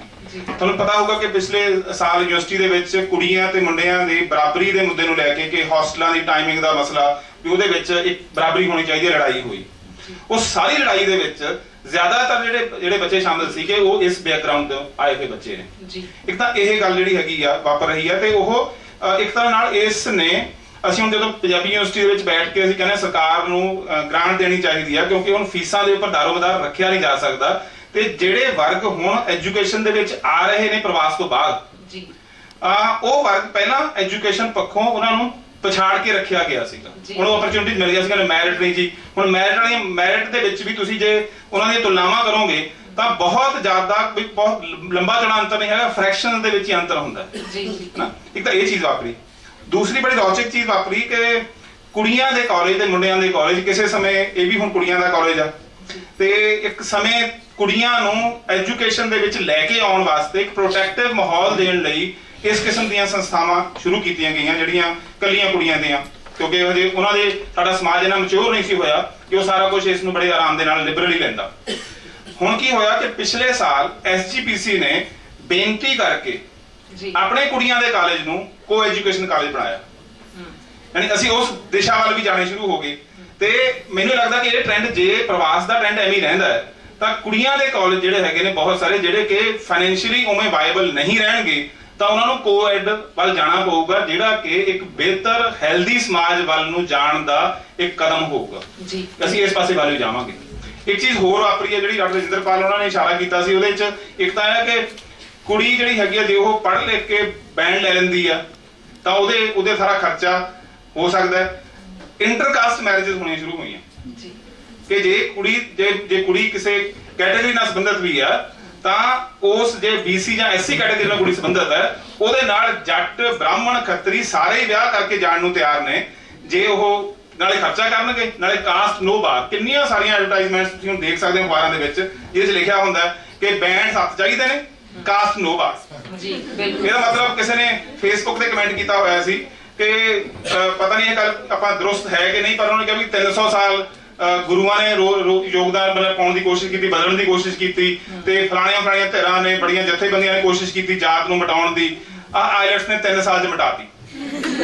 ਤਾਂ ਜਿਹੜੀ ਇਹ ਚੀਜ਼ਾਂ ਨੇ ਇਹ ਮੈਨੂੰ ਲੱਗਦਾ ਕੁਝ ਬਿਹਤਰ ਜਦੋਂ ਇਸ ਤਰ੍ਹਾਂ ਦੀ ਮੈਰਿਜਸ ਹੋਣ ਲਈ ਸਾਡਾ ਸਮਾਜ ਅੰਦਰੋਂ ਗਤੀ ਤਿਆਰ ਹੋਊਗਾ ਤਾਂ ਜ਼ਾਹਿਰ ਹੈ ਕਿ ਉਹ ਫਿਰ ਇਹ ਨਹੀਂ ਕਿ ਚਲੇ ਜਾਣਗੇ ਸਿਰਫ ਕਾਸਟ ਨੂੰ ਤੋੜ ਕੇ ਚਲੇ ਗਏ, ਇੱਥੋਂ ਦੀ ਜਨਤਾ ਵੀ ਹੋਰ ਤਰੀਕੇ ਨਾਲ ਦੁਬਾਰਾ ਤੋਂ ਬਣੂਗੀ, ਤਿਆਰ ਹੋਊਗੀ। ਆਖਰੀ ਗੱਲ, ਜਦੋਂ ਇਹ ਸਾਰੀ ਲੜਾਈ ਹੋ ਰਹੀ ਸੀ ਯੂਨੀਵਰਸਿਟੀ ਦੇ ਪ੍ਰੋਫੈਸਰਾਂ ਨੇ ਕਹਿਣਾ ਸ਼ੁਰੂ ਕੀਤਾ ਵੀ ਇਹ ਤਾਂ ਕੁੜੀਆਂ ਦੇ ਘਰਦਿਆਂ ਨੂੰ ਪੁੱਛੋ ਕਿ ਕੀ ਉਹਨਾਂ ਨੂੰ ਟਾਈਮਿੰਗ ਦੇ ਵਿੱਚ ਇਜ਼ਾਫਾ ਚਾਹੀਦਾ ਕਿ ਨਹੀਂ ਚਾਹੀਦਾ। ਤਾਂ ਅਸੀਂ ਕੁਝ ਲੋਕ, ਮੈਂ ਡਾਕਟਰ ਰਜਿੰਦਰਪਾਲ, ਡਾਕਟਰ ਚਰਨਜੀਤ ਦੇ ਸਾਰੇ ਇਸ ਗੱਲ ਦੇ ਹੱਕ ਸੀ ਕੋਈ ਬਰਾਬਰੀ ਹੋਣੀ ਚਾਹੀਦੀ ਹੈ। ਅਸੀਂ ਕਿਹਾ ਕਿ ਤੁਸੀਂ ਪਛੜ ਚੁੱਕੇ ਹੋ, ਜਿਹੜੇ ਯੂਨੀਵਰਸਿਟੀ ਦੇ ਪ੍ਰੋਫੈਸਰ ਨੇ, ਤੁਸੀਂ ਚਿੰਤਨ ਪੱਖੋਂ, ਬੌਧਿਕਤਾ ਪੱਖੋਂ, ਸਮਾਜਿਕ ਚੇਤਨਾ ਪੱਖੋਂ ਪਛੜ ਚੁੱਕੇ ਲੋਕ ਹੋ। ਇਹ ਉੱਥੋਂ ਉਹਨਾਂ ਪਰਿਵਾਰਾਂ ਚੋਂ ਕੁੜੀਆਂ ਪੜ੍ਹਨ ਆ ਰਹੀਆਂ ਨੇ ਜਿਹੜਾ ਪਰਿਵਾਰਾਂ ਨੂੰ ਜੇ ਮੌਕਾ ਲੱਗੇ ਉਹਨਾਂ ਦੀ ਕੁੜੀ ਨੂੰ ਬਾਹਰ ਭੇਜਣ ਦਾ ਤਾਂ 1 ਮਿੰਟ ਨਹੀਂ ਲਾਉਣਗੇ। ਇਹਦਾ ਮਤਲਬ ਉਹ ਜਿੱਥੇ ਵੀ ਕਿਤੇ ਉਹਨਾਂ ਦੇ ਬੱਚੇ ਨੂੰ ਅਪਰਚੁਨਿਟੀ ਮਿਲਦੀ ਹੈ, ਜਿਹੜੇ ਪੁਰਾਣੇ ਸਾਡੀਆਂ ਬੰਦਿਸ਼ਾਂ ਸੀ ਨਾ ਕਿ ਕੁੜੀ ਇੱਥੇ ਨਾ ਜਾਵੇ ਉੱਥੇ ਨਾ ਜਾਵੇ, ਪੰਜਾਬ ਦਾ ਪੇਂਡੂ ਸਧਾਰਨ ਬੰਦਾ ਹੁਣ ਇਸ ਗੱਲ ਵਾਸਤੇ ਤਿਆਰ ਹੋ ਰਿਹਾ ਹੈ ਕਿ ਉਸ ਦੀ ਕੁੜੀ ਨੂੰ, ਉਸ ਦੇ ਬੱਚੇ ਨੂੰ ਚੰਗੀਆਂ ਅਪਰਚੁਨਿਟੀਜ਼ ਮਿਲਣੀਆਂ ਚਾਹੀਦੀਆਂ। ਜਿਹੜੀ ਪੁਰਾਣੀ ਸਾਡੀ ਨੈਤਿਕਤਾ ਦਾ ਉਹ ਸਾਰਾ ਸੀਗਾ, ਜਿਹਨੂੰ ਕਹੀਏ ਕਿ ਆਇਰਨ ਗੇਟ, ਉਸ ਨੂੰ ਤੋੜਨ ਲਈ ਪੰਜਾਬ ਤਿਆਰ ਬੈਠਾ। ਤੇ ਇਹ ਪ੍ਰਵਾਸ ਨੇ ਇੱਕ ਇਹ ਚੀਜ਼ ਵੀ ਕੀਤੀ ਹੈ ਕਿ ਤੁਸੀਂ ਆਪਣੀਆਂ ਫਿਊਡਲ ਮੈਂਟੈਲਿਟੀ ਤੇ ਮੋਰੈਲਿਟੀਜ਼ ਤੋਂ ਬਾਹਰ ਆਉਣ ਲਈ ਕਮਰ ਕਸੇ ਨੇ। ਜੀ ਬਿਲਕੁਲ। ਸੋ ਅਸੀਂ ਕਿਉਂਕਿ ਪੈਨਲ ਦੇ ਲਾਸਟ ਦੇ ਵਿੱਚ ਸਾਡੇ ਵਿਸ਼ੇਸ਼ ਮਹਿਮਾਨ ਨੂੰ ਵੀ ਸੁਣਨਾ ਤੇ ਪ੍ਰਧਾਨਗੀ ਭਾਸ਼ਣ ਵੀ ਸੁਣਨਾ, ਇਸ ਕਰਕੇ ਜਿਹੜਾ ਇੱਕ ਸਵਾਲ ਮੈਂ ਅਗਲੇ ਪੈਨਲਿਸਟਾਂ ਤੋਂ ਪਹਿਲਾਂ ਲੈਣਾ ਹੈ। ਸਿਰਫ ਮੇਰੀ ਇਹੀ ਗੁਜ਼ਾਰਿਸ਼ ਹੈ ਕਿ ਆਪਾਂ ਥੋੜਾ ਬਰੀਫ 'ਚ ਗੱਲ ਕਰੀਏ, ਕਿਉਂਕਿ ਅਸੀਂ 10-15 ਮਿੰਟ ਬਾਅਦ ਡਿਸਕਸ਼ਨ ਦੇ ਤੇ ਸਵਾਲਾਂ ਦੇ ਵੀ ਰੱਖਣੇ ਨੇ। ਸੋ ਮੇਰਾ ਅਗਲਾ ਜਿਹੜਾ ਸਵਾਲ ਹੈ ਉਹ ਰਜਨੀਸ਼ ਬਹਾਦਰ ਹੁਣਾਂ ਨੂੰ ਹੈ ਕਿ ਜਦੋਂ ਅਸੀਂ ਇਸ ਤਰ੍ਹਾਂ, ਮਤਲਬ ਮੈਂ ਪਹਿਲਾਂ ਵੀ ਗੱਲ ਕੀਤੀ ਕਿ ਜਿਹਨੂੰ ਅਸੀਂ ਪਲਾਇਨ ਕਹਿੰਦੇ ਆ ਕਿ ਜਾਂਦੇ ਪਏ ਨੇ ਬੱਚੇ, ਹੁਣ ਥੋੜੀਆਂ ਜਿਹੀਆਂ ਚੀਜ਼ਾਂ ਤਾਂ ਸਾਨੂੰ ਦਿਖਣ ਲੱਗ ਗਈਆਂ ਹੁਣ ਤੱਕ ਕਿ ਜਿਹੜਾ ਅਸੀਂ ਬਹੁਤ ਇੱਕ ਨੈਗੇਟਿਵ ਤੇ ਫਿਕਰਮੰਦੀ ਇਸ ਸਾਰੇ ਇਸ਼ੂ ਬਾਰੇ ਬਣਾਈ ਹੋਈ ਸੀ, ਉਹ ਇੰਨੀ ਨੈਗੇਟਿਵ ਨਹੀਂ ਹੈਗੀ। ਉਹਦੇ 'ਚ ਕੁਝ ਹੋਰ ਸੰਕੇਤ ਵੀ, ਕੋਈ ਕਰੂੰਬਲਾਂ ਫੁੱਟਦੀਆਂ ਪਈਆਂ ਨੇ, ਕੋਈ ਪੋਜ਼ਿਟਿਵ ਚੀਜ਼ਾਂ ਵੀ ਸਾਨੂੰ ਦਿਖਦੀਆਂ ਪਈਆਂ ਨੇ। ਜਿਵੇਂ ਜਿਹੜਾ ਬੱਚਿਆਂ ਦੀ ਐਡਮਿਸ਼ਨ ਦੇ ਮਸਲੇ ਤੇ ਜਾਂ ਵੈਮਨ ਦੇ ਮਸਲੇ ਤੇ ਜਾਂ ਕਾਸਟ ਦੇ ਮਸਲੇ ਤੇ ਇਹ ਚੀਜ਼ਾਂ ਬਹੁਤ ਫਲੈਕਸੀਬਲ ਹੁੰਦੀਆਂ ਪਈਆਂ। ਤਾਂ ਜਦੋਂ ਸਾਡੇ ਕੋਲ ਗਲੋਬਲਾਈਜੇਸ਼ਨ ਦਾ ਪੀਰੀਅਡ, ਜਿਹਨੂੰ ਅਸੀਂ ਵਿਸ਼ਵੀਕਰਨ ਜਾਂ ਪੂੰਜੀ ਦਾ ਬੇਸਿਕਲੀ ਵਿਸ਼ਵੀਕਰਨ ਕਹਿੰਦੇ ਰਹੇ, ਇਹਦੇ ਵਿੱਚ ਜਦੋਂ ਅਸੀਂ ਹੁਣ ਤੱਕ ਪਹੁੰਚਦੇ ਹਾਂ ਤਾਂ ਪਿਛਲੇ ਕੁਝ ਸਮੇਂ 'ਚ ਅਸੀਂ ਦੇਖਦੇ ਹਾਂ ਕਿ 1990 'ਚ ਜਿਹਨੂੰ ਅਸੀਂ ਸਿਰਫ ਪੂੰਜੀ ਦਾ ਵਿਸ਼ਵੀਕਰਨ ਕਹਿ ਰਹੇ ਸੀ, ਹੁਣ ਉਹਦੇ ਵਿੱਚ ਬੰਦਿਆਂ ਦਾ, ਮਨੁੱਖਾਂ ਦਾ ਵੀ ਬਹੁਤ ਫਲੈਕਸੀਬਲ ਆਉਣਾ ਜਾਣਾ ਹੋਇਆ। ਮਤਲਬ ਸਾਡੇ ਪਿੰਡਾਂ ਦੇ ਉਹ ਲੋਕ ਜਿਨ੍ਹਾਂ ਨੇ ਕਦੇ ਡ੍ਰੀਮ ਵੀ ਨਹੀਂ ਲਿਆ ਕਿ ਉਹ ਕੈਨੇਡਾ ਅਮਰੀਕਾ ਦੇਖਣ, ਉਹ ਆਮ ਹੀ ਮਤਲਬ ਲੋਕ ਜਾ ਰਹੇ ਨੇ, ਉਹਨਾਂ ਦੇ ਬੱਚੇ ਚਲੇ ਗਏ ਨੇ। ਤਾਂ ਇਹ ਚੀਜ਼ ਵੀ ਜਿਹਨੂੰ ਅਸੀਂ ਮਤਲਬ ਵਿਸ਼ਵੀਕਰਨ ਦਾ ਇੱਕ ਅਗਲਾ ਰੂਪ ਦੇ ਵਜੋਂ ਵੀ ਕੀ ਅਸੀਂ ਇਸ ਨੂੰ ਦੇਖ ਸਕਦੇ ਹਾਂ? ਡਾਕਟਰ ਰਜਨੀਸ਼ ਬਹਾਦਰ ਇਸ ਗੱਲ ਦਾ ਜਵਾਬ ਦੇਣਗੇ। ਯਕੀਨਨ ਹੀ ਵਿਸ਼ਵੀਕਰਨ ਦਾ ਇਹ ਅਗਲਾ ਪੜਾਅ ਤਾਂ ਹੋ ਸਕਦਾ, ਕਿਉਂਕਿ ਜਦੋਂ ਵਿਸ਼ਵੀਕਰਨ ਦੇ ਦੌਰ ਦੇ ਵਿੱਚ ਬਹੁਤ ਲੰਬੀਆਂ ਡਿਬੇਟਸ ਚੱਲੀਆਂ ਨਾ, ਯੂਨੀਵਰਸਿਟੀਆਂ ਦੇ ਵਿੱਚ ਸੈਮੀਨਾਰ ਹੋਏ, ਉਦੋਂ ਇਸ ਗੱਲ ਦੇ ਉੱਤੇ ਸੀਗਾ ਕਿ ਉਹਨਾਂ ਨੇ ਵਸਤਾਂ ਦਾ, ਪੂੰਜੀ ਦਾ ਤਾਂ ਗਲੋਬਲਾਈਜੇਸ਼ਨ ਕਰ ਲਿਆ, ਲੇਕਿਨ ਕਿਰਤ ਦੇ ਉੱਤੇ ਉਹਨਾਂ ਨੇ ਕੁਝ ਬੰਦਸ਼ਾਂ ਜਿਹੜੀਆਂ ਨੇ ਲਾ ਦਿੱਤੀਆਂ। ਲੇਕਿਨ ਹੁਣ ਪਿਛਲੇ ਸਮੇਂ ਦੇ ਵਿੱਚ ਚਾਹੇ ਕਿਸੇ ਨੇ ਲੀਗਲ ਮੈਥਡ ਅਪਣਾਇਆ ਜਾਂ ਇਲੀਗਲ, ਲੇਕਿਨ ਇਹ ਹੈ ਕਿ ਪ੍ਰਵਾਸ ਧਾਰਨ ਕਰਨ ਵਾਲੇ ਨੂੰ ਤਾਂ ਲੋਕ ਜਿਹੜੇ ਨੇ ਉਹ ਵੱਡੇ ਪੱਧਰ ਤੇ ਸਾਰੀ ਦੁਨੀਆ 'ਚੋਂ ਹੀ ਤੁਰੇ ਨੇ, ਸਿਰਫ ਸਾਡੇ ਹੀ ਨਹੀਂ ਸਾਰੀ ਦੁਨੀਆ ਤੁਰੇ ਨੇ। ਇਹ ਜਿਹੜੀ ਗੱਲ ਸਾਡੇ ਕੋਲ ਐਡਮਿਸ਼ਨ ਦੀ ਸੀ ਨਾ ਲੜਕੀਆਂ ਦੀ, ਇਹ ਕੁਝ ਇੰਸਟੀਟਿਊਸ਼ਨ ਦੇ ਵਿੱਚ ਤਾਂ ਕੁਝ ਡਿਪਾਰਟਮੈਂਟ 'ਚ ਹੋ ਸਕਦੀ ਹੈ, ਪਰ ਪੂਰੇ ਰੂਪ ਦੇ ਵਿੱਚ ਇਹ ਠੀਕ ਨਹੀਂ ਹੈ। ਐਜੂਕੇਸ਼ਨ ਦੇ ਵਿੱਚ ਹੁਣ ਕੌਣ ਸੈਕਸ਼ਨ ਆ ਰਿਹਾ?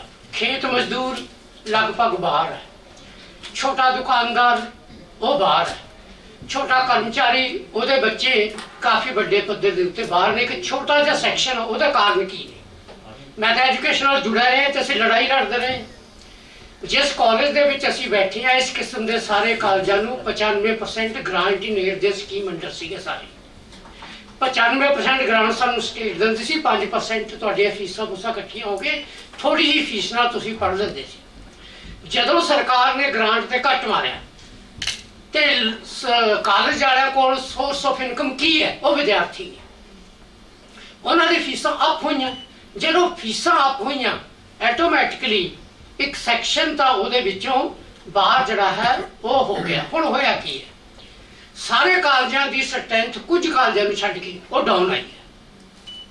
ਡੀਏਵੀ ਕਾਲਜ ਜਲੰਧਰ ਮੈਂ ਤਾਂ ਰਿਟਾਇਰ ਹੋ ਚੁੱਕਿਆ, ਉਹਦੀ ਸਟਰੈਂਥ ਵੀ ਘਟੀ ਹੈ। ਡੀਏਵੀ ਅੰਮ੍ਰਿਤਸਰ ਦੀ ਵੀ ਘਟੀ ਹੈ। ਸਿਰਫ ਕੁਝ ਕਾਲਜ ਨੇ ਜਿਨ੍ਹਾਂ ਨੇ ਸਟੇਬਲ ਰੱਖਿਆ ਆਪਣੇ ਆਪ। ਇਹਦੇ ਕਾਰਨ ਪ੍ਰਮੁੱਖ ਰੂਪ ਦੇ ਵਿੱਚ ਕੀ ਨੇ? ਉਹਦੇ ਕਾਰਨ ਇਹ ਨੇ ਕਿ +2 ਤੋਂ ਬਾਅਦ ਆਈਲੈਟਸ ਕੀਤੀ ਤੇ ਬੱਚੇ ਬਾਹਰ ਜਾਣ ਦੀ ਕੋਸ਼ਿਸ਼ ਜਿਹੜੀ ਹੈ ਉਹ ਕਰਦੇ। ਇਸ ਕਰਕੇ ਜਿਹੜਾ ਪ੍ਰਭਾਵ, ਦੂਜੀ ਗੱਲ ਜਿਹੜੀ ਪੂੰਜੀ ਦੀ ਆਈ ਸੀ ਨਾ, ਕਿ ਬਾਹਰਲੇ ਬੰਦੇ ਦਖਲਅੰਦਾਜ਼ੀ ਕਿਉਂ ਕਰਦੇ ਨੇ? ਉਹ ਭਾਈ ਦਖਲਅੰਦਾਜ਼ੀ ਰਾਜਨੀਤੀ 'ਚ ਨਹੀਂ ਕਰਦੇ, ਉਹ ਸਾਹਿਤ 'ਚ ਵੀ ਕਰਦੇ ਨੇ। ਜਿੰਨੇ ਪੰਜਾਬੀ ਦੇ ਪਰਚੇ ਨਿਕਲ ਰਹੇ ਨੇ, ਜਦੋਂ ਸ਼ੁਰੂ ਮੈਂ ਵੀ ਕੀਤਾ ਸੀ, ਕੁਝ ਪਰਚਿਆਂ ਨੂੰ ਛੱਡ ਕੇ ਬਹੁਤਿਆਂ ਦੀ ਫੰਡਿੰਗ ਬਾਹਰੋਂ ਹੁੰਦੀ ਹੈ। ਉਹ ਫੰਡਿੰਗ ਨਹੀਂ ਕਰਦੇ, ਮੇਰਾ ਤਾਂ ਆਪਣਾ ਤਜਰਬਾ, ਉਹ ਫੰਡਿੰਗ ਉਦੋਂ ਤੱਕ ਕਰਦੇ ਨੇ ਜਦ ਤੱਕ ਤੁਸੀਂ ਉਹਨਾਂ ਨੂੰ ਇੱਥੇ ਪ੍ਰਮੋਟ ਕਰਦੇ ਹੋ, ਉਹਨਾਂ ਨੂੰ 에ਅਰਪੋਰਟ ਤੇ ਲੈਣ ਜਾਂਦੇ ਹੋ, ਉਹਨਾਂ ਦੇ ਇੱਥੇ ਰੂਬਰੂ ਕਰਾਉਂਦੇ ਹੋ, ਹੈ ਨਾ, ਫਿਰ ਤਾਂ ਤੁਹਾਡਾ ਠੀਕ ਨਹੀਂ। ਜੇ ਸਾਰਾ ਕੁਝ ਮਤਲਬ ਇਹ ਹੈ, ਮੇਰਾ ਸਿਰਫ ਕਹਿਣ ਦਾ ਮਤਲਬ ਹੈ ਕਿ ਜਿਹੜੀ ਪੂੰਜੀ ਹੈ ਉਹ ਰਾਜਨੀਤੀ ਨੂੰ ਪ੍ਰਭਾਵਿਤ ਨਹੀਂ ਕਰ ਰਹੀ, ਉਹ ਲਿਟਰੇਚਰ ਦੇ ਉੱਤੇ ਵੀ ਫਰਕ ਪਾ ਰਹੀ ਹੈ। ਕਿ ਪ੍ਰਵਾਸੀ ਬੰਦਾ 에ਅਰਪੋਰਟ ਤੋਂ ਉਤਰਦਾ, ਪਹਿਲਾਂ ਉਹਦਾ ਦਿੱਲੀ ਯੂਨੀਵਰਸਿਟੀ 'ਚ ਕੋਈ ਨਾ ਕੋਈ ਪ੍ਰੋਗਰਾਮ ਹੋਊਗਾ, ਫਿਰ ਕੁਰਕਸ਼ੇਤਰ 'ਚ ਆ ਜਾਊਗਾ, ਫਿਰ ਪਟਿਆਲੇ ਆ ਜਾਊਗਾ, ਫਿਰ ਚੰਡੀਗੜ੍ਹ ਚੱਕਰ ਮਾਰੂਗਾ, ਅੰਮ੍ਰਿਤਸਰ ਤੋਂ ਜਾਂ ਤਾਂ ਉੱਧਰ ਨੂੰ ਜਹਾਜ਼ ਚੜ੍ਹ ਜਾਊਗਾ ਜਾਂ ਫਿਰ ਤੋਂ ਸਿੱਧਾ ਦਿੱਲੀ ਚਲੇ ਜਾਊਗਾ। ਇਹ ਜਿਹੜਾ ਸਿਸਟਮ ਹੈ ਨਾ ਸਾਰਾ, ਇਹ ਤਾਂ ਮੈਨੂੰ ਲੱਗਦਾ ਪ੍ਰਵਾਸ ਦਾ ਥੋੜਾ ਪੋਜ਼ਿਟਿਵ ਕੰਮ ਹੈ। ਉਹਨਾਂ ਨੇ ਲਿਟਰੇਚਰ ਨੂੰ ਵੀ ਪ੍ਰਮੋਟ ਕੀਤਾ, ਭਾਵੇਂ ਆਪ ਵੀ ਪ੍ਰਮੋਟ ਹੋਣ ਦੀ ਇੱਛਾ ਹੋਵੇ, ਹੈ ਨਾ। ਲੇਕਿਨ ਇਹ ਹੈ ਕਿ ਜਿਹੜਾ ਆ +2 ਤੋਂ ਬਾਅਦ ਬਾਹਰ ਜਾਣ ਦਾ ਸਿਲਸਿਲਾ, ਮੈਂ ਇਹਨੂੰ ਬਿਲਕੁਲ ਮਾੜਾ ਨਹੀਂ ਕਹਿੰਦਾ, ਇਹ ਬਹੁਤ ਚੰਗਾ, ਇਹ ਤੁਹਾਨੂੰ ਖੁਸ਼ਹਾਲ ਵੀ ਕਰੂਗਾ। ਤੇ ਜਿਹੜੀ ਸੁਰਜੀਤ ਨੇ ਗੱਲ ਕੀਤੀ ਹੈ ਬੜੀ ਮਹੱਤਵਪੂਰਨ, ਕਿ ਘੱਟੋ ਘੱਟ ਦੇਖੋ ਜਾਤੀ ਸਿਸਟਮ ਇੱਥੇ ਖਤਮ ਤਾਂ ਪਤਾ ਨਹੀਂ ਕਦੋਂ ਹੋਊਗਾ, ਹੋਣਾ ਤਾਂ ਹੈਗਾ, ਕਿਉਂਕਿ ਮੈਨ ਮੇਡ ਹੈ, ਇਹ ਮੈਨ ਨਾਲ ਹੀ ਨਹੀਂ ਖਤਮ ਕਰ ਦੇਣਾ, ਲੇਕਿਨ ਇੱਕ ਲੰਬੇ ਪ੍ਰੋਸੈਸ ਤੋਂ ਜਾ ਕੇ। ਲੇਕਿਨ ਇੱਕ ਗੱਲ ਬੱਚਿਓ ਤੁਹਾਨੂੰ ਸੋਚਣ ਦੀ ਲੋੜ ਹੈ ਕਿ ਇੰਡੀਅਨ ਡੈਮੋਕ੍ਰੇਸੀ ਨੂੰ ਜਿਹੜੀ ਤਾਕਤ ਦੇ ਰਿਹਾ ਨਾ, ਉਹ ਜਾਤੀਵਾਦ ਦੇ ਰਿਹਾ। ਅਖਬਾਰਾਂ ਵਾਲੇ ਦੋਸਤ ਵੀ ਬੈਠੇ ਨੇ। ਜਦੋਂ ਇਲੈਕਸ਼ਨ ਆਉਂਦੀ ਹੈ ਨਾ ਤੇ ਕੈਂਡੀਡੇਟ ਦਾ ਐਨਾਲਿਸਿਸ ਹੋਣ ਲੱਗਦਾ, ਇਹ ਸਾਰੇ ਅਖਬਾਰਾਂ ਛਪਦੀਆਂ, ਉਸ ਜਾਤੀ ਦਾ ਕੈਂਡੀਡੇਟ ਹੈ, ਉਸ ਜਾਤੀ ਦੀਆਂ ਇੰਨੀਆਂ ਵੋਟਾਂ ਨੇ, ਉਸ ਜਾਤੀ ਦੀਆਂ ਇੰਨੀਆਂ ਵੋਟਾਂ ਨੇ। ਇਹ ਕੈਲਕੂਲੇਸ਼ਨ ਤਾਂ ਸਾਡੇ ਮੀਡੀਆ 'ਚ ਹੁੰਦਾ। ਤੁਹਾਨੂੰ ਟਿਕਟ ਦੇਣ ਲਈ ਵੀ ਇਹ ਸਾਰਾ ਕੁਝ ਹੁੰਦਾ। ਤੇ ਆਪ ਸਗੋਂ ਪਿਛਲੇ ਦੌਰ ਦੇ ਵਿੱਚ ਤਾਂ ਕਈ ਥਾਵਾਂ ਦੇ ਉੱਤੇ ਇਹ ਕੱਟੜਤਾ ਵਧੀ ਹੈ ਨਾ। ਸਿਸਟਮ ਤਾਂ ਤੋੜੂਗਾ, ਲੇਕਿਨ ਇਹ ਜਦੋਂ ਅਪਸ ਐਂਡ ਡਾਊਨ ਆਉਂਦੇ ਨੇ ਨਾ, ਇਹ ਚੱਲਦਾ ਰਹਿੰਦਾ ਹੁੰਦਾ ਸਿਸਟਮ। ਇਸ ਕਰਕੇ ਇਹ ਪ੍ਰਵਾਸ ਇਹਦੇ ਤੇ ਅਟੈਕ ਤਾਂ ਕਰੂਗਾ। ਹੁਣ ਮੈਨੂੰ ਨਹੀਂ ਪਤਾ ਕਿ ਕਿਸੇ ਦਲਿਤ ਬੱਚੀ ਦੇ 8-9 ਪੁਆਇੰਟ ਆ ਗਏ, ਸਵਰਨ ਜਾਤੀ ਦਾ ਮੁੰਡਾ ਨਰਾਇਕ ਉਹਨਾਂ ਤੇ ਬਣ ਕੇ ਚਲਿਆ ਗਿਆ, ਉਹ ਵਿਆਹ ਕਿੰਨਾ ਸਫਲ ਹੋਊਗਾ, ਜਾਂ ਉੱਥੇ ਜਾਣ ਆਉਣ ਦਾ ਸਿਰਫ ਉਹ ਮਾਧਿਅਮ ਬਣ ਕੇ ਰਹਿ ਜਾਊਗਾ। ਇਹ ਆਉਣ ਵਾਲੇ ਸਮੇਂ 'ਚ ਸੋਚਣ ਦੀ ਲੋੜ ਹੈ। ਬਿਲਕੁਲ, ਬੇਸ਼ੱਕ ਸਾਨੂੰ ਨਾਲ ਹੀ ਇਹ ਵੀ ਸੋਚਣ ਦੀ ਲੋੜ ਹੈ ਕਿ ਇਹੋ ਜਿਹੇ ਵਿਆਹਾਂ ਨੂੰ ਸਫਲ ਹੋਣਾ ਵੀ ਚਾਹੀਦਾ ਹੈ ਕਿ ਨਹੀਂ ਹੋਣਾ ਚਾਹੀਦਾ। ਮਤਲਬ ਇਹਦੇ ਬਾਰੇ ਵੀ ਸਾਨੂੰ ਸੋਚਣਾ ਚਾਹੀਦਾ। ਇੱਕ ਜਿਹੜੀ ਗੱਲ ਸਰ ਹੁਣਾਂ ਨੇ ਕੀਤੀ ਹੈ ਕਿ ਪ੍ਰਾਈਵੇਟ ਅਦਾਰਿਆਂ ਦੇ ਵਿੱਚ ਜਾਂ ਜਿਹੜੇ ਉਵੇਂ ਨਹੀਂ ਆਈ ਇੱਕ ਕਲਾਸ ਬਾਹਰ ਆ, ਤਾਂ ਮੇਰੇ ਖਿਆਲ ਡਾਕਟਰ ਸੁਰਜੀਤ ਜਿਹੜੀ ਗੱਲ ਕਰ ਰਹੇ ਸੀ ਉਹ ਸਰਕਾਰੀ ਅਦਾਰਿਆਂ ਬਾਰੇ ਸੀ ਕਿ ਪਹਿਲਾਂ ਜਿਹੜੇ ਉਹ ਬੱਚੇ ਜਿਹੜੇ ਪਹਿਲਾਂ ਐਜੂਕੇਸ਼ਨ 'ਚ ਨਹੀਂ ਜਾ ਸਕਦੇ ਸੀ ਕਿਉਂਕਿ ਸਰਕਾਰੀ ਅਦਾਰਿਆਂ ਦੀ ਮੈਰਿਟ 'ਚ ਨਹੀਂ ਆਉਂਦੇ ਸੀ, ਪ੍ਰਾਈਵੇਟ ਦੀਆਂ ਫੀਸਾਂ ਭਰਨ ਜੋਗੇ ਉਹਨਾਂ ਕੋਲ ਪੈਸੇ ਨਹੀਂ ਹੁੰਦੇ ਸੀ। ਹੁਣ ਸਰਕਾਰੀ ਅਦਾਰਿਆਂ ਦੀ ਮੈਰਿਟ ਡਾਊਨ ਚਲੀ ਗਈ। ਉਹ ਬੱਚੇ ਜਿਹੜੇ ਪਹਿਲਾਂ ਇਸ ਕਰਕੇ ਬਾਹਰ ਰਹਿ ਜਾਂਦੇ ਸੀ ਐਜੂਕੇਸ਼ਨ ਤੋਂ ਕਿ ਪ੍ਰਾਈਵੇਟ ਅਦਾਰੇ 'ਚੋਂ ਦਾਖਲਾ ਨਹੀਂ ਲੈ ਸਕਦੇ ਸੀ ਤੇ ਸਰਕਾਰੀ ਦੀ ਮੈਰਿਟ 'ਚ ਨਹੀਂ ਆਉਂਦੇ ਸੀ, ਉਹ ਬੱਚੇ ਹੁਣ ਸਰਕਾਰੀ ਅਦਾਰਿਆਂ 'ਚ ਚਲੇ ਗਏ ਨੇ। ਉਹ ਬੱਚੇ ਐਜੂਕੇਸ਼ਨ 'ਚ ਆ ਗਏ ਜਿਹੜੇ ਪਹਿਲਾਂ ਬਾਹਰ ਰਹਿ ਜਾਣ ਦੀ ਜ਼ਿਆਦਾ ਸੰਭਾਵਨਾ ਬਣਦੀ ਸੀ। ਤੇ ਇਸ ਕਰਕੇ ਹੁਣ ਜਿਹੜੇ ਸਰਕਾਰੀ ਅਦਾਰੇ ਹੈ ਉਹਦੇ ਵਿੱਚ ਉਹ ਵਰਗ ਪੜ੍ਹ ਰਿਹਾ ਹੈ ਜ਼ਿਆਦਾਤਰ 75%। ਜਿਵੇਂ ਮੇਰੇ ਆਪਣੇ ਕਾਲਜ 75% ਬੱਚੇ ਕੈਟਾਗਰੀ ਨਾਲ ਸੰਬੰਧਿਤ ਨੇ। ਤਾਂ ਜਿਨ੍ਹਾਂ ਲਈ ਸੱਚੀ ਜੋ ਇਹ ਫੰਡਸ ਦਿੱਤੇ ਜਾਂਦੇ ਆ ਜਾਂ ਜੋ ਇਹ ਵਜ਼ੀਫੇ ਦਿੱਤੇ ਜਾਂਦੇ ਆ ਜਿਨ੍ਹਾਂ ਨੂੰ ਸੱਚੀ ਮੁੱਚੀ ਇਹਦੀ ਲੋੜ ਸੀ, ਮੇਰੇ ਖਿਆਲ ਇਹ ਗੱਲ ਉਹ ਕਹਿਣਾ ਚਾਹੁੰਦੇ ਸੀ। ਤੇ ਮੈਂ ਇੱਕ ਛੋਟੀ ਜਿਹੀ ਗੱਲ ਮੈਂ ਹੋਰ ਕਰਨੀ ਚਾਹੁੰਦਾ ਸੀ ਕਿ ਇਹਦੇ ਨਾਲ ਨਾ ਅਸੀਂ ਇਹ ਕਹਿੰਦੇ ਹਾਂ ਕਿ ਪੰਜਾਬੀ ਬੰਦਾ ਕੰਮ ਨਹੀਂ ਕਰਦਾ, ਡਿਗਨਿਟੀ ਆਫ ਲੇਬਰ ਨਹੀਂ। ਪਹਿਲੀ ਗੱਲ ਤਾਂ ਇਹ ਕਿ ਵੀ ਜਿਹੜਾ ਬੰਦਾ ਵੀ ਅਮਰੀਕਾ, ਕੈਨੇਡਾ ਜਾਂ ਇੰਗਲੈਂਡ ਕਦੇ ਗੇੜਾ ਮਾਰ ਆਵੇ ਉਹ ਦੇਖ ਲੇ ਕਿ ਪੰਜਾਬੀ ਬੰਦਾ ਕਿੰਨਾ ਕੰਮ ਕਰਦਾ ਹੈ।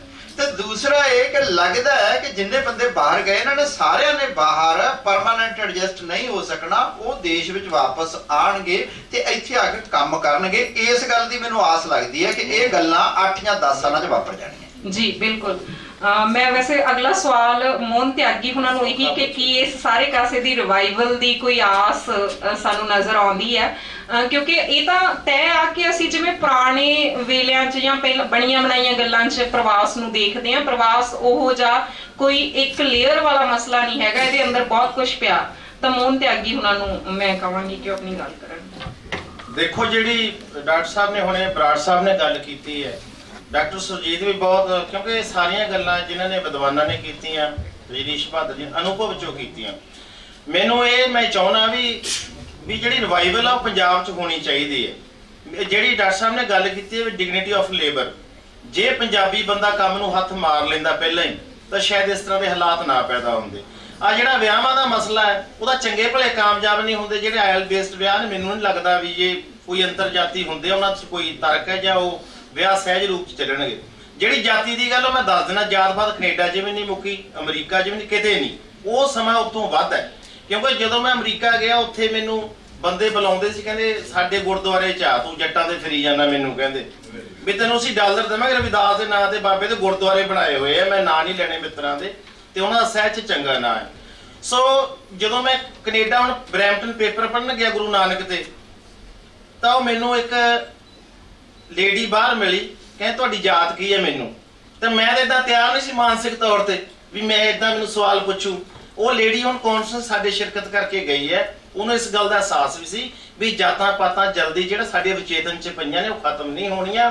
ਪਰ ਇਹ ਹੈ ਵੀ ਪੰਜਾਬ ਦੇ ਵਿੱਚ ਜਿਹੜੇ ਹਾਲਾਤ ਇਸ ਤਰ੍ਹਾਂ ਦੇ ਬਣਨੇ ਚਾਹੀਦੇ ਆ, ਰਿਵਾਈਵਲ ਹੋਣੀ ਚਾਹੀਦੀ ਹੈ, ਡਿਗਨਿਟੀ ਆਫ ਲੇਬਰ, ਜਾਂ ਅਸੀਂ ਆਪਣੇ ਬੱਚਿਆਂ ਨੂੰ ਮਾਨਸਿਕ ਤੌਰ ਤੇ ਤਿਆਰ ਕਰੀਏ ਵੀ ਜਿਹੜੇ ਛੋਟੇ-ਮੋਟੇ ਜਿਹੜੇ ਜੌਬਸ ਨੇ ਕੰਮਾਂ ਲਈ, ਤੇ ਜਿਹੜੇ ਬੱਚੇ ਤਿਆਰੀ ਕਰਨ ਵਧੀਆ ਐਗਜ਼ਾਮ 'ਚ ਜਾ ਸਕਦੇ ਜਾਂ ਵਧੀਆ ਐਡਮਿਨਿਸਟ੍ਰੇਟਿਵ ਜਾ ਸਕਦੇ ਆ, ਸੁਧਾਰ ਵੀ ਉਹਨਾਂ ਨੇ ਕਰਨਾ। ਔਰ ਉਹਦੇ 'ਚ ਇਹ ਹੈ ਜਿਵੇਂ ਕਿ ਇਹਦਾ ਇੱਕ ਪੁੱਤ ਹੈ, ਉਹਦਾ ਪ੍ਰਵਾਸ ਕਰ ਗਿਆ, ਉਹਦਾ ਉੱਥੇ ਫਿੱਟ ਹੈ। ਉਹ ਜਿਹੜੇ ਵਿਚਾਰੇ ਬਜ਼ੁਰਗ ਨੇ ਉਹਨਾਂ ਦਾ ਜਿਹੜਾ ਪ੍ਰਵਾਸ ਹੁੰਦਾ ਹੈ ਉਹ ਧੱਕੇ ਨਾਲ ਉਹਨਾਂ ਨੂੰ ਟੈਗ ਕੀਤਾ ਜਾਂਦਾ। ਇਸ ਤਰ੍ਹਾਂ ਜਿਹੜਾ ਦੁਖਾਂਤ ਹੈ ਉਹ ਵੀ ਪੰਜਾਬ 'ਚ ਵਾਪਰ ਰਿਹਾ। ਔਰ ਜਿਹੜੀ ਰਿਵਾਈਵਲ ਹੈ ਉਹ ਮੈਨੂੰ ਲੱਗਦਾ ਸਾਡੇ ਜਿਹੜੇ ਸਾਡੀ ਸਵੇਰ ਦੇ ਜਮਾਤ ਜਿਹੜੇ ਅਧਿਆਪਕ ਆਪਾਂ ਚਿੰਤਕ ਆ, ਸਾਨੂੰ ਇਸ ਤੇ ਚਿੰਤਨ ਮੰਥਨ ਕਰਨਾ ਚਾਹੀਦਾ ਔਰ ਨੌਜਵਾਨ ਪੀੜ੍ਹੀ ਲਈ ਇੱਕ ਸਾਨੂੰ ਖਾਸ ਇੱਕ ਜਿਹੜਾ ਦਿਸ਼ਾ ਨਿਰਧਾਰਿਤ ਕਰਨੀ ਚਾਹੀਦੀ ਹੈ, ਇੱਕ ਰੋਲ ਨਿਭਾਉਣਾ ਚਾਹੀਦਾ। ਔਰ ਪੰਜਾਬੀ ਯੂਨੀਵਰਸਿਟੀ ਜਿਵੇਂ ਪਿਛਲੇ ਕੁਝ ਚੇਂਜਸ ਵਾਪਰੀਆਂ ਉਹ ਬੜੀਆਂ ਹੈਲਦੀ ਸੀਗੀਆਂ ਔਰ ਇਸ ਤਰ੍ਹਾਂ ਅੱਗੇ ਵੀ ਵਾਪਰ ਸਕਦਾ ਹੈ ਜੇ ਆਪਾਂ ਆਪਣੇ ਤਨੋਂ ਮਨੋਂ ਕੋਸ਼ਿਸ਼ ਕਰੀਏ।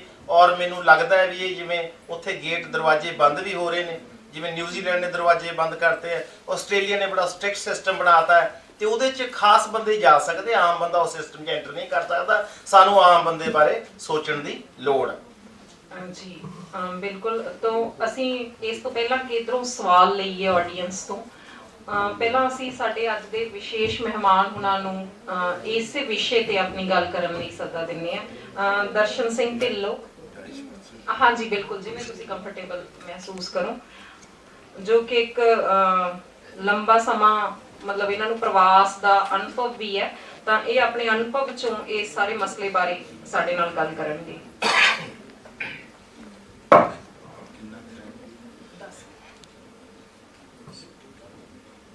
ਠੇਕਾ ਹੀ ਕਰ ਲਓ ਤਾਂ ਜਦੋਂ ਕੋਈ ਮੇਰੇ ਬੋਲਦੇ ਉੱਠ ਕੇ ਚਲਾ ਗਿਆ ਮੈਨੂੰ ਬਿਠਾ ਦਿਓ। ਸੋ ਮਾਈਕ ਤੇ ਲਾਓ। ਹਾਂਜੀ ਸੋ ਪਿਆਰੇ ਵਿਦਿਆਰਥੀਓ, ਮਿੱਤਰੋ, बुद्धिमान दोस्तों, मैं कुलदीप उठ के तुर गया अपने बोलने तो बाद तो कविता भी सुनानी है क्योंकि मैंने कल सुनाने नहीं देती, वो भी प्रवास तय होएगी। कल जो कवि दरबार हो रहा सी तो एक कवि ने गल की, ਉਹਦਾ ਜਿਸਟ ਹੈ, ਮੇਰੇ ਪੂਰਾ ਸ਼ੇਰ ਨਹੀਂ ਯਾਦ ਉਹਦਾ, ਕਿ 7 ਬੈਂਡਾਂ ਵਾਲੀ ਲੂਣਾ ਸਲਮਾਨ ਲੱਭਦੀ ਫਿਰਦੀ ਹੈ, ਕਿ 7 ਬੈਂਡਾਂ ਵਾਲੀ ਲੂਣਾ ਸਲਮਾਨ ਲੱਭਦੀ ਫਿਰਦੀ ਹੈ ਜਿਸ ਦੇ ਸਹਾਰੇ PR ਕਰਵਾ ਸਕੇ। ਬਹੁਤ ਹੀ ਸੱਚ ਦੇ ਨੇੜੇ ਦੀ ਗੱਲ ਸੀ। ਪ੍ਰਵਾਸ ਅੱਜ ਤੋਂ ਨਹੀਂ ਚੱਲਿਆ, ਮੁੱਢ ਕਦੀਮ ਤੋਂ ਚੱਲਿਆ ਆ ਰਿਹਾ ਹੈ। ਜਿਨ੍ਹਾਂ ਦੋਸਤਾਂ ਨੇ ਗੰਗਾ ਤੇ ਵਾਸਤਾ ਦੀ ਗੰਗਾ ਟੂ ਗੋਲਗਾ ਪੜ੍ਹੀ ਹੈ, ਪੰਜਾਬੀ 'ਚ ਵੀ ਉਹਦਾ ਅਨੁਵਾਦ ਹੈ, ਜੇ ਨਹੀਂ ਪੜ੍ਹੀ ਤਾਂ ਪੜ੍ਹਿਓ। ਬਹੁਤ ਸਾਰੇ ਸ਼ੰਕੇ ਦੂਰ ਹੋ ਜਾਣਗੇ ਕਿ ਪ੍ਰਵਾਸ ਕੋਈ ਏਦਾਂ ਦੀ ਗੱਲ ਨਹੀਂ ਹੈ, ਮੁੱਢ ਤੋਂ ਹੀ ਚੱਲਿਆ ਆਇਆ ਹੈ। ਮੇਰੀ ਜਸਵੰਤ ਸਿੰਘ ਕਮਲ ਜੀ ਪਿੱਛੇ ਜੇ ਗਏ, ਹੁਣ ਸਵਰਗ 'ਚ ਪਤਾ ਨਹੀਂ ਕਿੱਥੇ, ਕਿਉਂਕਿ ਕਿਤੇ ਇੱਕ ਜਗ੍ਹਾ ਤਾਂ ਖੜਦੇ ਨਹੀਂ ਸਨ, ਵਿਚਾਰਧਾਰਕ ਤੌਰ ਤੇ ਵੀ ਤੇ ਉਦਾਂ ਵੀ। ਉਹਨਾਂ ਦੀ ਗੱਲ ਕੀਤੀ ਜਾਂ ਆਮ ਤੌਰ ਤੇ ਉਹ UP-CP ਬਿਹਾਰ ਤੋਂ ਆਉਣ ਵਾਲੇ ਕਾਮਿਆਂ ਦੇ ਬਾਰੇ ਕਿੰਤੂ ਪਰੰਤੂ ਕਰਦੇ ਰਹਿੰਦੇ ਸਨ। ਤਾਂ ਮੇਰਾ ਉਹਨਾਂ ਨੂੰ ਇਹ ਸਵਾਲ ਸੀ ਕਿ ਕਮਲ ਜੀ ਤੁਸੀਂ ਦਾਨਸ਼ਵਰ ਹੋ, ਉੱਥੇ ਤੁਸੀਂ ਪ੍ਰਵਾਸੀਆਂ ਨੂੰ ਗਾਲਾਂ ਕੱਢੀ ਜਾਂਦੇ ਹੋ, ਉਹ ਸਾਡੇ ਨਾਲੋਂ ਬਿਹਤਰ ਨੇ, ਘੱਟ ਤੋਂ ਘੱਟ ਆਪਣੇ ਦੇਸ਼ ਦੇ ਅੰਦਰ ਪ੍ਰਵਾਸੀ ਤਾਂ ਹਨ, ਆਪਣੇ ਦੇਸ਼ ਦੇ ਅੰਦਰ ਭਈਏ ਤਾਂ ਹਨ। ਅਸੀਂ ਤਾਂ ਦੂਜੇ ਦੇਸ਼ ਤੋਂ ਦੂਜੇ ਦੇਸ਼ ਤੋਂ ਭਈਏ ਆ ਤੇ ਸਾਡੇ ਤੁਸੀਂ ਪਕੌੜੇ ਖਾਈ ਜਾਂਦੇ ਹੋ। ਇਸੇ ਤਰ੍ਹਾਂ ਹੀ ਬਲਦੇਵ ਸੜਕਨਾਮਾ ਤੇ ਗੁਰਪਾਲ ਸੰਧੂ ਪੰਜਾਬ ਯੂਨੀਵਰਸਿਟੀ, ਉਹਨਾਂ ਨੂੰ ਡਾਸਪੋਰੀਆ ਹੋਇਆ ਹੈ, ਜਿੱਥੇ ਵੀ ਡਾਸਪੋਰੀਆ। ਉਹਨਾਂ ਨੂੰ ਵੀ ਮੇਰਾ ਇੱਕ ਸਵਾਲ ਹੈ, ਜਾਂ ਮੈਂ ਉਹਨਾਂ ਨੂੰ ਕੀਤਾ, ਮੇਰੇ ਸਾਹਮਣੇ ਹੋਈ ਹੈ, ਕਿ ਤੁਸੀਂ ਸਾਨੂੰ ਪ੍ਰਵਾਸੀ ਜਾਂ ਉੱਥੇ ਬਾਹਰ ਨਿਕਲਣ ਵਾਲੇ, ਬਾਹਰ ਜਾਣ ਵਾਲਿਆਂ ਨੂੰ ਪ੍ਰਵਾਸੀ ਕਰੀ ਜਾਂਦੇ ਹੋ। ਤੁਸੀਂ ਚੱਲੋ ਕੈਨੇਡਾ, ਜਿੱਥੇ ਤੁਸੀਂ ਕੰਮ ਕਰਦੇ ਰਹੇ ਹੋ, ਤੇ ਮੈਂ ਚੱਲਦਾ ਲੰਡਨ ਤੋਂ ਜਲੰਧਰ, ਕਿਹੜਾ ਪਹਿਲਾਂ ਪਹੁੰਚਦਾ ਹੈ। ਤੁਸੀਂ ਪ੍ਰਵਾਸੀ ਤੁਸੀਂ ਨਹੀਂ ਪਹੁੰਚ ਸਕਦੇ। ਤੁਸੀਂ ਪ੍ਰਵਾਸੀ ਹੋ ਕਲਕੱਤੇ ਜਾਣ ਵਾਲੇ, ਦਿੱਲੀ ਜਾਣ ਵਾਲੇ, ਜਾਂ ਕੋਚੀਨ ਜਾਣ ਵਾਲੇ, ਕਿ ਅਸੀਂ ਲੰਡਨ ਤੋਂ ਆਉਣ ਵਾਲੇ ਪ੍ਰਵਾਸੀ ਹਾਂ ਜੋ ਤੁਹਾਡੇ ਨਾਲ ਪਹਿਲਾਂ ਜਲੰਧਰ ਪਹੁੰਚ ਜਾਂਦੇ।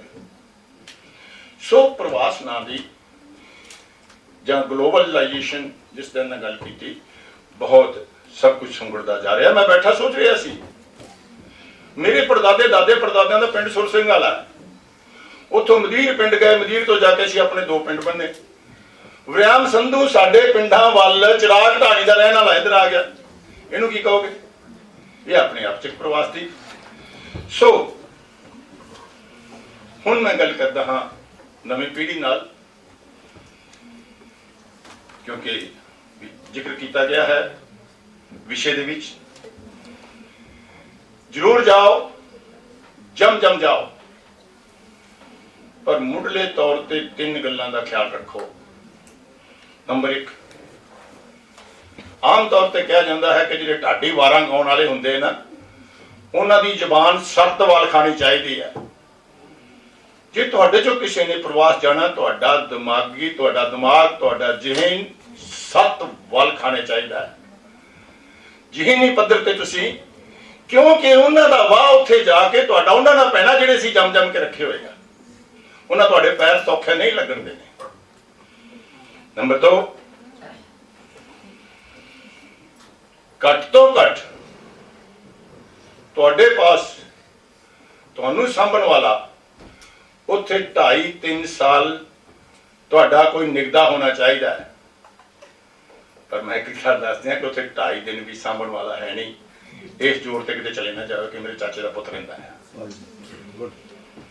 ਤੀਜੀ ਗੱਲ, ਤੁਹਾਡੇ ਜਾਂ ਸਾਡੇ ਜਾਂ ਜਿਸ ਨੇ ਵੀ ਜਾਣਾ ਹੈ, ਉਹਦੇ ਪਿਓ ਦੇ ਖੀਸੇ ਦੀ ਲੰਬਾਈ ਕੁਝ ਲੰਬੀ ਹੋਣੀ ਚਾਹੀਦੀ ਹੈ। ਘੱਟ ਤੋਂ ਘੱਟ, ਜ਼ਿਆਦਾ ਨਹੀਂ ਤਾਂ 1 ਲੱਖ ਰੁਪਇਆ 1 ਮਹੀਨਾ 3 ਸਾਲ ਵਾਸਤੇ ਤੁਹਾਡੇ ਉੱਪਰ ਖਰਚ ਸਕਦਾ ਹੋਵੇ, ਤੇ ਤੁਸੀਂ ਉੱਥੇ ਮਿਹਨਤ ਕਰਕੇ ਆਪਣੇ ਪੈਰ ਲਾ ਸਕਦੇ ਹੋਵੋ। ਇਸ ਤੋਂ ਜ਼ਿਆਦਾ ਮੈਂ ਹੋਰ ਕੁਝ ਨਹੀਂ ਕਹਿਣਾ।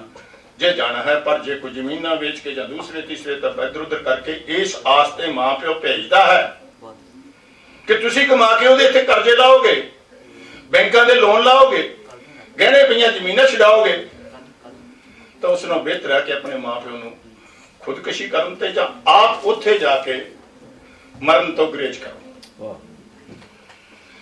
ਹੁਣ ਨਵੀਂ ਪੀੜ੍ਹੀ ਦੀ ਤਰਾਸਦੀ, ਉੱਥੇ ਚਲੇ ਜਾਂਦੇ ਹੋ।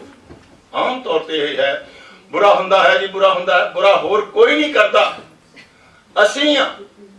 ਸਾਡੇ ਜਿਹੜੇ ਉੱਥੇ ਨੇ, ਗੋਰਾ ਨਹੀਂ ਕਰਦਾ, ਹੋਰ ਕਿਸੇ ਕੰਟਰੀ ਦਾ ਸਿਟੀਜ਼ਨ ਨਹੀਂ ਕਰਦਾ, ਉੱਥੋਂ ਦਾ ਹੋਰ ਬਿਜ਼ਨਸ ਨਹੀਂ ਕਰਦਾ। ਜਿਹੜੇ ਅਸੀਂ ਪੰਜਾਬੀ, ਮੈਂ ਸ਼ਾਮਲ ਹੋ ਸਕਦਾ ਉਹਨਾਂ 'ਚ। ਜੇ ਮੇਰੇ ਕੋਲ ਟਾਈਮ ਨਹੀਂ ਹੈ, ਮੈਂ ਦੱਸਦਾ ਕਿ ਮੈਂ ਵੀ ਐਕਸਪਲੋਇਟੇਸ਼ਨ ਕੀਤੀ ਹੈ ਨੌਜਵਾਨ ਬੱਚਿਆਂ ਦੀ, ਪੋਲੀਟੀਕਲ, ਕਿਉਂਕਿ ਬੇਸਿਕਲੀ ਮੈਂ ਪੋਲੀਟੀਕਲ ਐਨੀਮਲ ਹਾਂ। ਤਾਂ ਗੱਲ ਕਰ ਰਿਹਾ ਸੀ ਕਿ ਉੱਥੇ ਸਾਡੇ ਲੋਕ ਸਭ ਤੁਹਾਨੂੰ ਐਕਸਪਲੋਇਟ ਕਰਦੇ ਨੇ। Beware from that.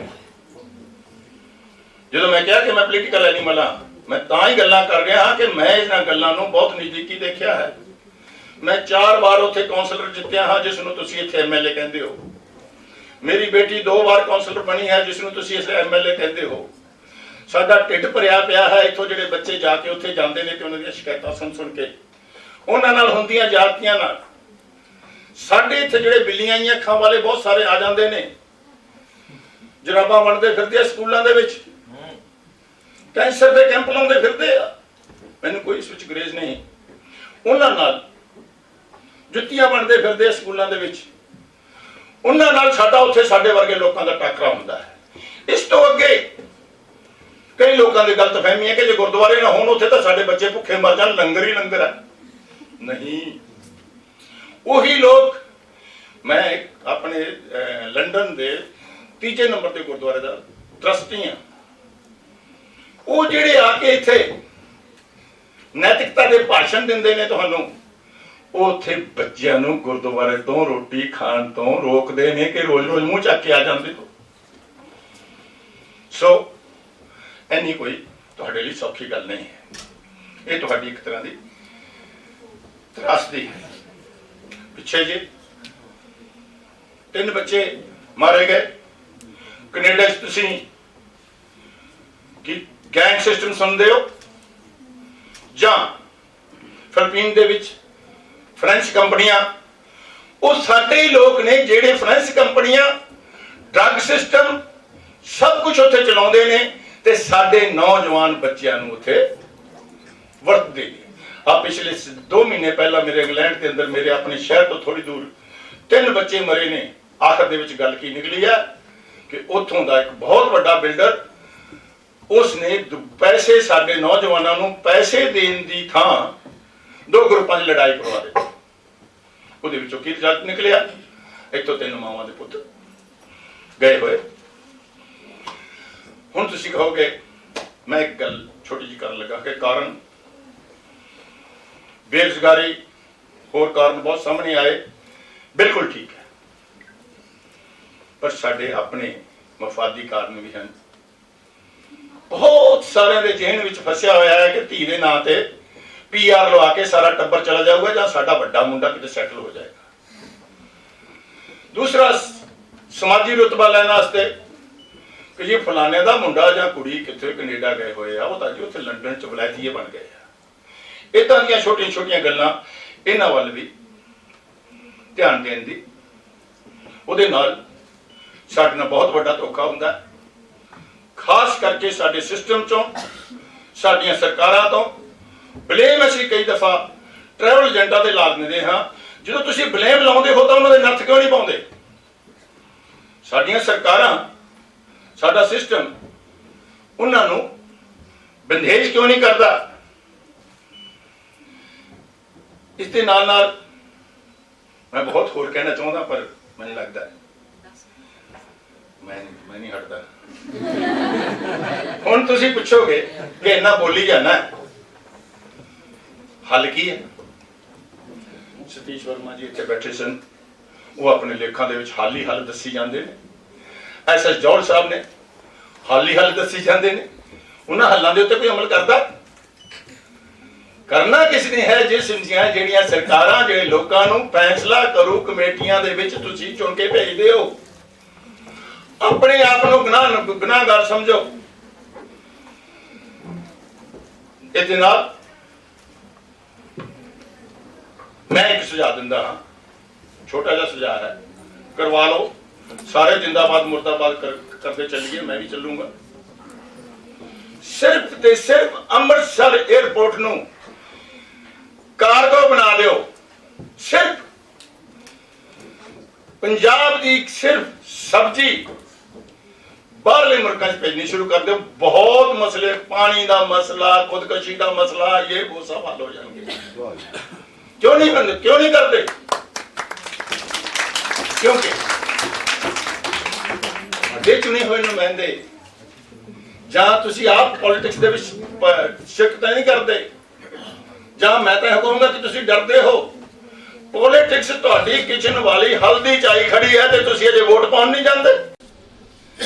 ਸੋ ਅਸੀਂ ਗੁਨਾਹਗਾਰ ਕਿ ਇੱਕ ਤਾਂ ਪੰਜਾਬ ਮਾਂ ਬੋਲੀ ਬਾਰੇ ਕਿ ਮਾਂ ਬੋਲੀ ਨੂੰ ਖਤਰਾ, ਮਾਂ ਬੋਲੀ ਨੂੰ ਕੋਈ ਖਤਰਾ ਨਹੀਂ। ਸਾਡੇ ਉੱਥੇ ਵੀ ਕੋਈ ਖਤਰਾ ਨਹੀਂ, ਇੱਥੇ ਵੀ ਕੋਈ ਖਤਰਾ ਨਹੀਂ। ਜਦੋਂ ਕਿ ਬਹੁਤ ਸਾਰੇ ਲੋਕ ਤੁਹਾਡੇ ਅੱਗੇ ਲੱਗੇ ਹੋਏ ਨੇ, ਖਾਸ ਕਰਕੇ ਪੰਜਾਬ ਯੂਨੀਵਰਸਿਟੀ, ਮੈਂ ਪਰਸੋਂ ਉੱਥੇ ਸਾਂ, ਉਹ ਬਹੁਤ ਉਪਰਾਲੇ ਕਰ ਰਹੀ ਹੈ। ਇਸ ਦੇ ਨਾਲ ਇੱਕ ਕਾਨਫਰੰਸਾਂ ਦਾ ਮਸਲਾ ਹੈ। ਕਾਨਫਰੰਸਾਂ 1980 ਚੱਲੀਆਂ ਸੀ, ਉਹਨਾਂ ਨੇ ਚਲਦਿਆਂ ਕਬੱਡੀ ਦੀ ਖੇਡ ਦੀ ਤਰ੍ਹਾਂ ਅੱਜ ਕੱਲ੍ਹ ਵਪਾਰੀਕਰਨ ਦਾ ਕੁਝ ਅਲੇਖ ਕਿਸਮ ਦੇ ਲੋਕ ਆ ਗਏ ਨੇ, ਉਹਨਾਂ ਨੇ ਉਹਦੇ ਵਿੱਚ ਸ਼ਿਰਕਤ ਕਰਨੀ ਸ਼ੁਰੂ ਕਰ ਦਿੱਤੀ ਹੈ। BVR ਇੱਕ ਛੋਟੀ ਜਿਹੀ ਗੱਲ, ਮੇਰੇ ਗੱਲ ਆਈ ਸੀ, ਚਰਚਾ ਇੱਥੋਂ ਫਿਰ ਛਪਣ ਜਾ ਰਿਹਾ ਹੈ। ਰਜੀਸ਼ ਜੀ ਨੇ ਕਿਹਾ ਸੀ ਕਿ ਜੋ ਵੀ ਪੇਪਰ ਛਪਦੇ ਨੇ ਉਹਨਾਂ ਨੂੰ ਫੰਡਿੰਗ ਹੁੰਦੀ ਹੈ। ਬਿਲਕੁਲ ਹੁੰਦੀ ਹੈ, ਕੋਈ ਸ਼ੱਕ ਵਾਲੀ ਗੱਲ ਨਹੀਂ, ਪਰ ਜੋ ਫੰਡਿੰਗ ਕਰਨ ਵਾਲੇ ਨੇ ਉਹ ਹੌਲੀ ਹੌਲੀ ਤੁਰੀ ਜਾ ਰਹੇ ਨੇ। ਉਦੋਂ ਬਾਅਦ ਉਹ ਤੁਹਾਡੇ ਹੀ ਨੇ। ਜੇ ਤੁਸੀਂ ਸ਼ਬਦ ਦੀ ਗੱਲ ਕਰੋ, ਹਰਜੀਤ ਰੁਖੜਾ ਹੈ। ਜੇ ਤੁਸੀਂ ਹੁਣ ਦੀ ਗੱਲ ਚ ਕਰੋ, ਅਵਤਾਰ ਜੰਡਿਆਲ ਵੀ ਚਲਾ ਗਿਆ ਹੈ। ਜੇ ਮੇਰੀ ਗੱਲ ਕਰੋ, ਜੇ ਮੈਂ ਇੱਥੋਂ ਦੇ ਟ੍ਰੈਫਿਕ ਤੋਂ ਬਚ ਗਿਆ ਤਾਂ 15 ਸਾਲ ਮੈਂ ਵੀ ਨਹੀਂ ਮਰਦਾ। ਉਦੋਂ ਬਾਅਦ ਮੇਰਾ ਚਰਚਾ ਵੀ ਤੁਹਾਡਾ ਹੀ ਹੈ। ਇਸ ਲਈ ਇਸ ਗੱਲ ਨੂੰ ਏਦਾਂ ਨਾ ਸਮਝੋ। ਸ਼ਬਦ, ਜਿਹੜੀ ਗੱਲ ਸ਼ਬਦ ਦੀ, ਅੱਖਰ ਸ਼ੇਰਗਿੱਲ ਦਾ, ਉਹ ਸ਼ੇਰਗਿੱਲ ਵੀ ਬੜੀ ਜਿਹੀ ਬਿਮਾਰੀ ਦਾ ਸ਼ਿਕਾਰ ਹੈ, ਉਹ ਵੀ ਤੁਹਾਡਾ ਬਣ ਜਾਣਾ। ਉਸ ਨੂੰ ਸੰਭਾਲੋ। ਇਹ ਗਿਲੇ ਨਾ ਕਰੋ ਕਿ ਪੈਸਾ ਉੱਥੋਂ ਮਿਲਦਾ ਹੈ, ਤੇ ਪੈਸਾ ਵੀ ਅਸੀਂ ਜੋ ਇਕੱਠੇ ਕਰਦੇ ਹਾਂ, ਤੁਹਾਡੇ ਵਰਗੇ ਦੀ ਬਾਹਾਂ ਨੂੰ ਵਟਾ ਦੇ ਕੇ ਇਕੱਠਾ ਕਰਦੇ ਹਾਂ, ਅਸੀਂ ਕੋਈ ਤੋਂ ਨਹੀਂ ਡਿੱਗਦੇ। ਜਿਆਦਾ ਜੇ ਕਵਿਤਾ ਸੁਣਨੀ ਹੈ ਤਾਂ ਠੀਕ ਹੈ, ਨਹੀਂ ਮੈਂ ਭਜਦਾ। ਛੋਟੀ ਛੋਟੀ ਇਹ ਪ੍ਰਵਾਸ ਨਾਲ ਸੰਬੰਧ ਹੈ। ਛੋਟੀ ਸੁਣਾ ਦੋ, ਇਸ ਕਰਕੇ ਤੁਹਾਨੂੰ ਕਹਿੰਦਾ ਵੀ ਆ ਵੀ ਬਹੁਤ ਵੱਡੇ ਸਾਡੇ ਪੋਇਟ ਨੇ ਨੀਤੂ ਜੀ। ਸਵਾਦ ਆ ਗਿਆ। ਅੱਛਾ ਸਾਰੇ ਛੋਟੀ ਜੀ। ਅੱਛਾ ਮੈਂ ਬੜਾ ਮਤਲਬ ਨਾ ਧੱਕਾ ਕਰ ਰਿਹਾ, ਮੈਨੂੰ ਆਪਣੇ ਆਪ ਨੂੰ ਮਹਿਸੂਸ ਹੋ ਰਿਹਾ। ਕੋਈ ਨਹੀਂ, ਪ੍ਰੋਗਰਾਮ ਹੋਣੀ ਚਾਹੀਦੀ। ਅੱਛਾ ਅੱਛਾ ਕਵਿਤਾ ਹੈ ਪ੍ਰਵਾਸ ਤੇ ਇਤਿਹਾਸ। ਆ ਪਿਛਲੀ 12 ਜਨਵਰੀ ਨੂੰ ਸਾਡੇ ਉੱਥੇ ਇਲੈਕਸ਼ਨ ਹੋਏ, ਇੱਥੋਂ ਇੱਕ ਤੁਹਾਡੀ ਵਿਚਾਰਧਾਰਾ ਚੱਲ ਕੇ ਉੱਥੇ ਸਾਡੇ ਇੰਟਰਫੀਰੈਂਸ ਕਰਨ ਲੱਗੀ। ਹਿੰਦੂ ਸਿੱਖ ਹਿੰਦੂ ਸਿੱਖ ਹਿੰਦੂ ਸਿੱਖ, ਫਲਾਣੇ ਨੂੰ ਵੋਟ ਲਾਓ, ਫਲਾਣੇ ਨੂੰ ਕਰੋ, ਤਿੰਨ ਕਰੋ, ਸਰਦਾਰ ਖੜੇ ਆ। ਮੈਂ ਜਿਵੇਂ ਤੁਹਾਨੂੰ ਪਹਿਲਾਂ ਦੱਸਿਆ ਕਿ ਮੈਂ ਪੋਲੀਟੀਕਲ ਐਨੀਮਲ ਆ, ਮੇਰਾ ਉੱਥੋਂ ਦੀ ਲੇਬਰ ਪਾਰਟੀ ਦੇ ਵਿੱਚ ਬਹੁਤ ਰੋਲ ਹੈ। ਮੈਂ ਉੱਥੇ ਕਈ ਆਰਗੇਨਾਈਜ਼ਰ, ਕਈ ਮਤਲਬ ਮੇਰੇ ਪਿੱਛੇ ਕਈ ਪੁੱਛਾਂ ਲੱਗੀਆਂ ਹੋਈਆਂ ਨੇ। ਸੋ ਕਵਿਤਾ ਹੈ ਉਹਦੇ ਵਿੱਚੋਂ ਨਿਕਲੀ ਹੈ ਤੇ ਤੁਸੀਂ ਥੋੜਾ ਜਿਹਾ ਉੱਥੇ ਮੇਰੇ ਕੋਲ ਚੱਲਣ ਦੀ ਕੋਸ਼ਿਸ਼ ਕਰੋ। ਇੱਕ ਪ੍ਰਵਾਸੀ ਦੀ ਜ਼ਿੰਦਗੀ, ਉਹਨੂੰ ਇਤਿਹਾਸ ਨੇ ਕਿੱਥੇ ਲਿਆ ਕੇ ਖੜਾ ਕਰ ਦਿੱਤਾ ਹੈ। ਪ੍ਰਵਾਸ ਤੇ ਇਤਿਹਾਸ ਕਵਿਤਾ ਦਾ ਨਾਮ ਹੈ। ਮੈਂ ਪ੍ਰਵਾਸ ਦੀ ਗੱਲ ਕਰਾਂਗਾ, ਇਤਿਹਾਸ ਦੀ ਗੱਲ ਕਰਾਂਗਾ। ਪ੍ਰਵਾਸੀ ਨਟਨੀ ਹੁੰਦਾ ਹੈ, ਤਾਰ ਤੇ ਤੁਰਦਾ ਆਦਮੀ ਤੁਪਕਾ ਤੁਪਕਾ ਹੋ ਕੇ ਨਟ ਜਾਂਦਾ ਹੈ। ਰੋਕਣਾ ਸਹਾਰੇ ਬੱਦੀ ਤਾਰ ਕਦੀ ਵੀ ਟੁੱਟ ਸਕਦੀ ਹੈ, ਮੇਰੀ ਸ਼ਾਹਰਾ ਰੁਕ ਸਕਦੀ ਹੈ, ਜ਼ਿੰਦਗੀ ਮੁੱਕ ਸਕਦੀ ਹੈ। ਪਰ ਉਹ ਤੁਰਦਾ ਜਾਂਦਾ ਹੈ ਪ੍ਰਵਾਸੀ, ਪਰ ਉਹ ਤੁਰਦਾ ਜਾਂਦਾ ਹੈ ਪਾਲਕੌਰ ਜੀ, ਪਰ ਉਹ ਤੁਰਦਾ ਜਾਂਦਾ ਹੈ ਬਾਂਸ ਦੇ ਸਹਾਰੇ, ਮੌਤ ਦੀ ਤਖਤੀ ਗਲ ਚ ਪਾਈ, ਕਿਉਂਕਿ ਉਹਦੇ ਢਿੱਡ ਦੀਆਂ ਆਂਦਰਾਂ ਦਾ ਮੇਲ, ਪਿੰਡ ਬੈਠੀ ਮਾਂ, ਅਣਵਿਆਹੀ ਭੈਣ, ਗਹਿਣੇ ਰੱਖੀ ਜ਼ਮੀਨ ਤੇ ਪਿਓ ਦੀ ਪੱਗ ਨਾਲ ਹੁੰਦਾ। ਉਹ ਤੁਰਦਾ ਜਾਂਦਾ ਬਾਂਸ ਦੇ ਸਹਾਰੇ, ਮੌਤ ਦੀ ਤਖਤੀ ਗਲ ਵਿੱਚ ਪਾਈ, ਕਿਉਂਕਿ ਉਹਦੀਆਂ ਆਂਦਰਾਂ ਦਾ ਮੇਲ, ਪਿੰਡ ਬੈਠੀ ਮਾਂ, ਅਣਵਿਆਹੀ ਭੈਣ ਤੇ ਗਹਿਣੇ ਰੱਖੀ ਜ਼ਮੀਨ ਤੇ ਬਾਪੂ ਦੀ ਪੱਗ ਨਾਲ ਹੁੰਦਾ ਹੈ। ਤੇ ਉਹ ਤੁਰੀ ਜਾਂਦਾ ਹੈ ਇੱਕ ਪ੍ਰਵਾਸੀ ਬਣ ਕੇ। ਤੇ ਇਤਿਹਾਸ ਸਾਡੇ ਨਾਲ ਉੱਥੇ ਕੀ ਕਰਦਾ ਹੈ, ਇਤਿਹਾਸ ਕੀ ਕਰਦਾ ਹੈ, ਜਾਂ ਉੱਥੋਂ ਦੇ ਜਿਹੜੇ ਮੁਫਾਦੀ ਲੋਕ ਨੇ ਕੀ ਕਰਦੇ ਨੇ। ਤੇ ਇਤਿਹਾਸ ਆਪਣੇ ਚੱਕਰਵਿਊਹ ਵਿੱਚ ਲਪੇਟੀ ਉਹਨੂੰ ਕਈ ਚੱਕਰੀਆਂ ਲਵਾਉਂਦਾ ਹੈ। ਪ੍ਰਵਾਸੀ ਨੂੰ ਉਹਨੂੰ ਕਈ ਚੱਕਰੀਆਂ ਲਵਾਉਂਦਾ ਹੈ।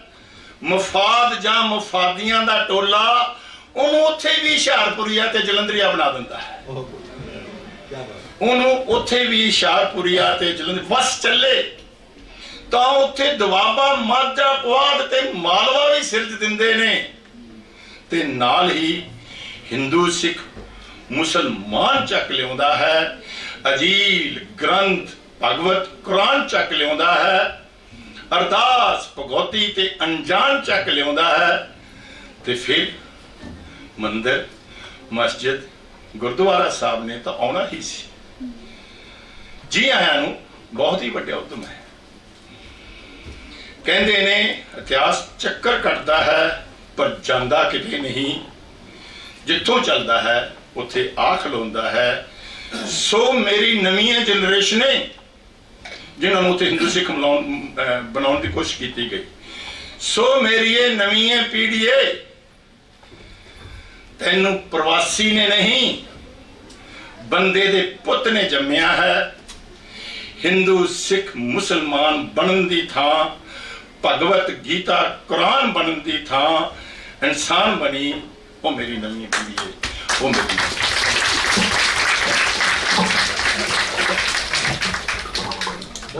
ਸਾਡੇ ਕੋਲ ਹਾਲਾਂਕਿ ਸਵਾਲਾਂ ਲਈ ਸਮਾਂ ਨਹੀਂ ਹੈ, ਪਰ ਫਿਰ ਵੀ ਕਿਉਂਕਿ ਸਵਾਲ ਕਿਸੇ ਵੀ ਪੈਨਲ ਦਾ ਸਭ ਤੋਂ ਜ਼ਰੂਰੀ ਹਿੱਸਾ ਹੁੰਦੇ ਨੇ, ਉਹਦੇ 'ਚ ਅਸੀਂ ਕਰਾਂਗੇ ਇਹ ਕਿ ਜਿਹੜੇ ਪਹਿਲੀਆਂ 2 ਰੋਜ਼ ਦੇ ਵਿੱਚ ਬੈਠੇ ਨੇ ਉਹਨਾਂ ਤੋਂ ਅਸੀਂ ਸਵਾਲ ਨਹੀਂ ਲੈਣੇ। ਜਿਹੜੇ ਕੋਈ ਵਿਦਿਆਰਥੀ ਨੇ, ਕਿਸੇ ਦੇ ਮਨ 'ਚ ਕਿਸੇ ਕਿਸਮ ਦਾ ਸਵਾਲ ਹੈ, ਉਹ ਵੈਲਕਮ ਨੇ। ਕੋਈ ਵਿਦਿਆਰਥੀ ਸਵਾਲ ਕਰਨਾ ਚਾਹੁੰਦਾ ਹੈ ਤਾਂ ਹਾਂਜੀ ਬੱਚੇ ਤੁਸੀਂ ਇੱਥੇ ਆ ਜਾਓ, ਭੱਜ ਕੇ ਆ ਜਾਓ। ਆਪਣੇ ਕੋਲ ਸਿਰਫ 5 ਮਿੰਟ ਨੇ, ਉਹ ਵੀ ਆਪਾਂ ਪ੍ਰਬੰਧਕਾਂ ਤੋਂ ਥੋੜਾ ਜਿਹਾ ਰੌਲਾ ਪਾ ਕੇ ਲੈਣੇ ਨੇ, ਕਿਉਂਕਿ ਇਹ ਬਹੁਤ ਜ਼ਰੂਰੀ ਹਿੱਸਾ ਹੁੰਦਾ ਹੈ ਕਿ ਕੋਈ ਗੱਲ ਹੋਈ ਆ ਵਿਦਿਆਰਥੀਆਂ ਤੱਕ ਗਈ ਹੈ ਜਾਂ ਨਹੀਂ। ਹਾਂਜੀ, ਸਭ ਤੋਂ ਪਹਿਲਾਂ ਸਭ ਨੂੰ ਸਤਿ ਸ੍ਰੀ ਅਕਾਲ। ਤੇ ਮੇਰਾ ਸਵਾਲ ਢਿੱਲੋਂ ਸਾਹਿਬ ਤੋਂ ਹੀ ਹੈਗਾ ਏ, ਜਿੱਦਾਂ ਕਿ ਅਸੀਂ ਵੀ ਹੁਣ BA ਫਾਈਨਲ ਦੇ ਬੱਚੇ ਹੈਗੇ ਆ ਤੇ ਸਾਨੂੰ ਵੀ ਨੌਕਰੀਆਂ ਦੇ ਵਾਸਤੇ ਅੱਗੋਂ ਆਪਾਂ ਜਾਣਾ ਹੈਗਾ ਤੇ ਸਰਕਾਰ ਨੂੰ ਜਿਹੜੀ ਆਪਣੀ ਜ਼ਿੰਮੇਵਾਰੀ ਸਮਝਣੀ ਚਾਹੀਦੀ ਉਹ ਨਹੀਂ ਸਮਝਦੀ ਤੇ ਨਾ ਹੀ ਕੋਈ ਯਤਨ ਕੀਤੇ ਨੇ ਪ੍ਰਵਾਸ ਨੂੰ ਰੋਕਣ ਵਾਸਤੇ। ਤੇ ਇਸ ਵਿੱਚ ਤੁਸੀਂ ਜੇ ਸਰਕਾਰ ਦੇ ਪੱਖ ਨੂੰ ਦੇਖੋ ਤੇ ਉਹਨਾਂ ਨੂੰ ਕੀ ਸੁਝਾਅ ਦੇਣਾ ਚਾਹੋਗੇ? ਉਹ ਬੇਟੇ ਮੈਂ ਤਾਂ ਦੇ ਚੁੱਕਾ ਸੁਝਾਅ ਕਿ ਸਿਰਫ ਅੰਮ੍ਰਿਤਸਰ ਦੇ 에ਅਰਪੋਰਟ ਨੂੰ ਹੀ ਕਾਰਗੋ ਬਣਾ ਦਿਓ। ਦੂਜਾ ਮੈਂ ਸੁਝਾਅ ਦੇ ਚੁੱਕਾ ਕਿ ਆਪਣਾ ਕੋਈ ਵੀ ਪਰਸਨਲ ਪ੍ਰਾਪਰਟੀ ਮਾਂ ਪਿਓ ਨੂੰ ਗਹਿਣੇ ਰੱਖ ਕੇ ਨਾ ਜਾਇਓ। ਇਸ ਆਸ ਨਾਲ ਨਾ ਜਾਇਓ ਕਿ ਤੁਸੀਂ ਉਹਨਾਂ ਦਾ ਕਰਜ਼ਾ ਲਾਓਗੇ। ਪਹਿਲਾਂ ਕਰਜ਼ਾ ਲੈ ਕੇ ਉੱਥੇ ਬਹੁਤ ਭੈੜੇ ਹਾਲਾਤ ਨੇ।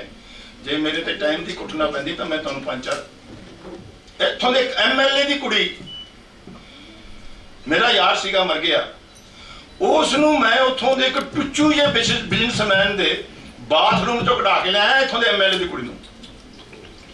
ਏਦਾਂ ਦੀ ਤਰਾਸਦੀ ਆ ਉੱਥੇ, ਕਿਉਂਕਿ ਕਈ ਜਾਣਦੇ ਨੇ ਕਿ ਮੈਂ ਪੰਜਾਬ ਯੂਨੀਵਰਸਿਟੀ ਦਾ ਪ੍ਰੈਜ਼ੀਡੈਂਟ ਹੁੰਦਿਆ ਮੈਂ ਲੱਪੜ ਮਾਰ ਵੀ ਸਾਂ। ਸੋ ਧੰਨਵਾਦ। ਕੋਈ ਹੋਰ ਵਿਦਿਆਰਥੀ ਕੋਈ ਸਵਾਲ ਕਰਨਾ ਚਾਹੁੰਦਾ ਹੋਵੇ ਤਾਂ ਭੱਜ ਕੇ ਬੱਚੇ ਮੰਚ ਕੋਲ ਆ ਜਾਓ। ਜੇ ਕੋਈ ਅਗਲੇ ਵੀ ਕਿਸੇ ਬੱਚੇ ਦਾ ਸਵਾਲ ਹੈ, ਇੱਕ ਸਵਾਲ ਇਸ ਬੱਚੇ ਤੋਂ ਬਾਅਦ ਅਸੀਂ ਹੋਰ ਲੈਣਾ, ਉਹ ਹੁਣੇ ਸਟੇਜ ਤੇ ਆ ਜਾਏ ਸਾਡੇ ਕੋਲ।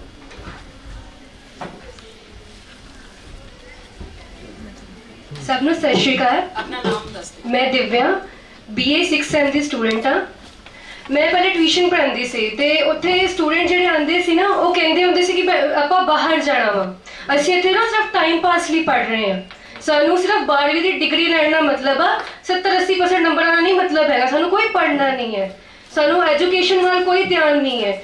ਤੇ ਉਹਦੇ ਮੰਮਾ ਦੀ ਡੈਥ ਹੋ ਗਈ ਸੀ, ਉਹਦਾ ਪਿਓ ਇਕੱਲਾ ਸਭ ਕੁਝ ਕਰਦਾ ਸੀਗਾ, 20-30 ਹਜ਼ਾਰ ਦੀ ਇਨਕਮ ਸੀ ਉਹਦੇ ਪਾਪਾ ਦੀ।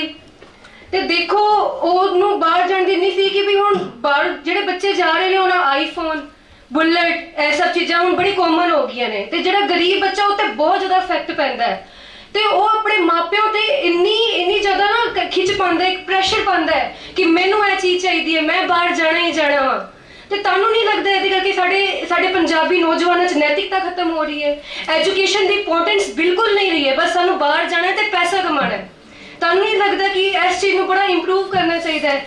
ਸੈਕਿੰਡ ਥਿੰਗ ਸਾਡੇ 'ਚ ਬੜੀ ਆਈ ਹੈ ਕਿ ਵੀ ਇੱਕ ਕੁੜੀ ਨੂੰ ਯੂਜ਼ ਕੀਤਾ ਜਾ ਰਿਹਾ ਕਿ ਵੀ ਉਹਨੂੰ 7 ਬੈਂਡ ਲੈ ਕੇ ਆਣੇ ਆ, ਬੜਾ ਪ੍ਰੈਸ਼ਰ ਪੈ ਰਿਹਾ ਕੁੜੀਆਂ ਤੇ ਕਿ ਵੀ ਤੂੰ ਪੜ੍ਹਨਾ ਨਹੀਂ ਪੜ੍ਹਨਾ ਸਾਨੂੰ ਕੋਈ ਲੈਣਾ ਦੇਣਾ ਨਹੀਂ, ਤੂੰ 8 ਬੈਂਡ ਲੈ ਕੇ ਆ। ਮੈਂ ਪੜ੍ਹਦੀ ਹਾਂ, ਮੇਰੇ ਘਰ ਦੇ ਕਹਿੰਦੇ ਤੂੰ ਤੈਨੂੰ ਇੰਗਲਿਸ਼ ਨਹੀਂ ਬੋਲਣੀ ਆਉਂਦੀ, ਪੰਜਾਬੀ ਦੀ ਨੋਵਲਾਂ ਪੜ੍ਹਦੀ, ਸਾਨੂੰ ਕੀ ਲੈਣਾ ਦੇਣਾ, ਇੰਗਲਿਸ਼ ਪੜ੍ਹ ਇੰਗਲਿਸ਼। ਕਿਉਂ? ਮੈਂ ਪੰਜਾਬੀ 'ਚ ਨਹੀਂ ਅੱਗੇ ਵੱਧ ਸਕਦੀ, ਠੀਕ ਹੈ? ਮੈਂ ਪੰਜਾਬੀ ਪੜ੍ਹਨਾ ਚਾਹੁੰਦੀ ਹਾਂ, ਮੈਂ ਪੰਜਾਬ ਦੀ ਸਟੂਡੈਂਟ ਹਾਂ, ਮੈਂ ਕੁਝ ਕਰਨਾ ਚਾਹੁੰਦੀ ਹਾਂ ਪੰਜਾਬੀ 'ਚ। ਕਿਉਂ ਸਾਡੇ ਤੇ ਪ੍ਰੈਸ਼ਰ ਪਾਇਆ ਜਾ ਰਿਹਾ ਹੈ? ਜੇ ਇੱਥੇ ਇੰਟਰਵਿਊ ਹੋ ਰਿਹਾ ਮੈਂ ਪੰਜਾਬੀ ਬੋਲ ਰਹੀ ਹਾਂ, ਗੈਟ ਆਊਟ। ਵਾਈ? ਤੁਸੀਂ ਗੈਟ ਆਊਟ ਜੀ, ਤੁਸੀਂ ਪੰਜਾਬ 'ਚ ਆਏ ਹੋ। ਸਾਡੀ ਨੈਤਿਕਤਾ ਖਤਮ ਹੋ ਰਹੀ ਹੈ, ਸਾਡੀ ਪੰਜਾਬੀ ਦੀ ਇੰਪੋਰਟੈਂਸ ਖਤਮ ਆ ਰਹੀ ਹੈ। ਅਸੀਂ ਪੰਜਾਬੀ ਬੋਲਾਂਗੇ, ਜੋ ਕਰਨਾ ਕਰ ਲਓ। ਮੈਨੂੰ ਲੱਗਦਾ ਹੈ ਕਿ ਇਹ ਸਵਾਲ ਘੱਟ ਤੇ ਬੱਚੀ ਦਾ ਗੁੱਸਾ ਬਹੁਤ ਆ ਰਿਹਾ ਅਸੀਂ ਗੱਲਾਂ ਕਰ ਚੁੱਕੇ ਹਾਂ। ਸਵਾਲ ਹੈ ਆਪਣਾ ਨਾਮ ਦੱਸੋ ਤੇ ਵੈਸੇ ਸਵਾਲ ਹੈ। ਮੇਰਾ ਸਵਾਲ ਸਾਰਿਆਂ ਤੋਂ ਹੀ ਹੈ।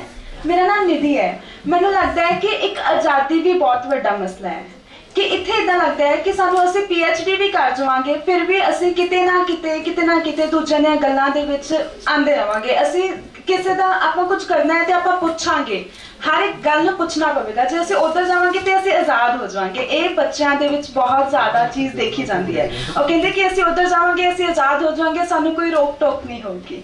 ਕਿ ਇਹ ਮਸਲਾ ਹੈ? ਤੇ ਦੂਸਰੀ ਗੱਲ, ਕਈ ਲੋਕ ਹੈਗੇ ਆ ਜਿਹੜੇ ਕਿ PhD ਵੀ ਕਰ ਜਾਂਦੇ, ਉਹ ਵੀ ਸਾਨੂੰ ਕਹਿੰਦੇ ਕਿ ਇੱਧਰ ਕੁਝ ਨਹੀਂ ਹੈ, ਤੁਸੀਂ ਚਲੇ ਹੀ ਜਾਓ।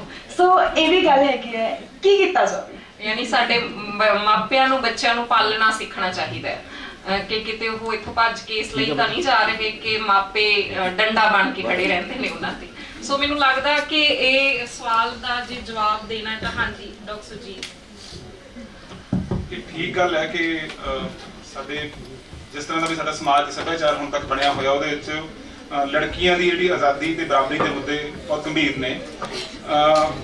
ਜਿੱਥੇ ਜਾ ਕੇ ਇਹ ਜਿਵੇਂ ਦੋ ਚੀਜ਼ਾਂ ਦੀ ਅਸੀਂ ਬਹੁਤ ਗੁਣਗਾਨ ਕਰਦੇ ਹਾਂ ਕਿ ਉੱਥੇ ਜਾ ਕੇ ਸਾਨੂੰ ਆਜ਼ਾਦੀ ਤੇ ਬਰਾਬਰੀ ਮਿਲੂਗੀ ਤੇ ਨਾਲ ਜਿਹੜੀਆਂ ਸੁੱਖ ਸਹੂਲਤਾਂ ਹੋਣਗੀਆਂ ਉਹ ਮਿਲਣਗੀਆਂ।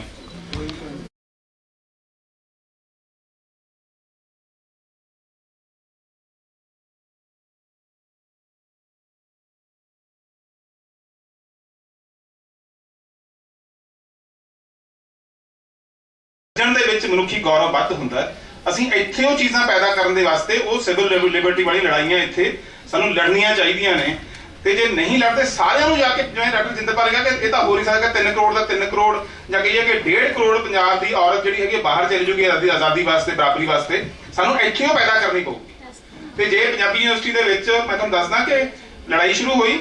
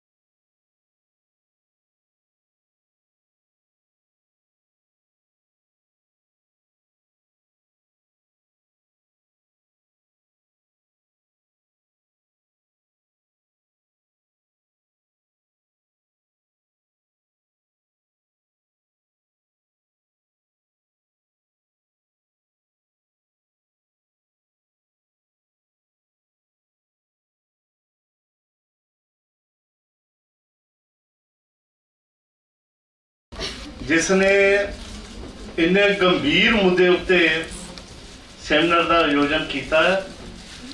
ਦੂਸਰਾ, ਜਿੰਨੇ ਵਕਤਾ ਸੀਗੇ ਉਹਨਾਂ ਨੇ ਜਿਹੜੀਆਂ ਗੱਲਾਂ ਕੀਤੀਆਂ ਮੇਰੇ ਗਿਆਨ ਦੇ ਵਿੱਚ ਵਾਧਾ ਕੀਤਾ।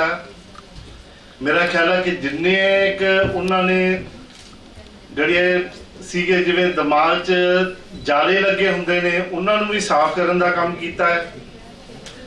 ਕਈਆਂ ਦੇ ਦਿਮਾਗ ਨੂੰ ਜੰਗ ਲੱਗਿਆ ਹੁੰਦਾ ਉਹ ਵੀ ਸਾਫ਼ ਕਰਨ ਦਾ ਕੰਮ ਕੀਤਾ ਹੈ। ਮੈਂ ਸਾਰਿਆਂ ਦਾ ਸ਼ੁਕਰਗੁਜ਼ਾਰ ਹਾਂ। ਮੇਰੇ ਆਪਣੇ ਗਿਆਨ 'ਚ ਵੀ ਵਾਧਾ ਹੋਇਆ। ਮੈਂ ਸਾਰਿਆਂ ਦਾ ਅਤੀ ਧੰਨਵਾਦੀ ਹਾਂ।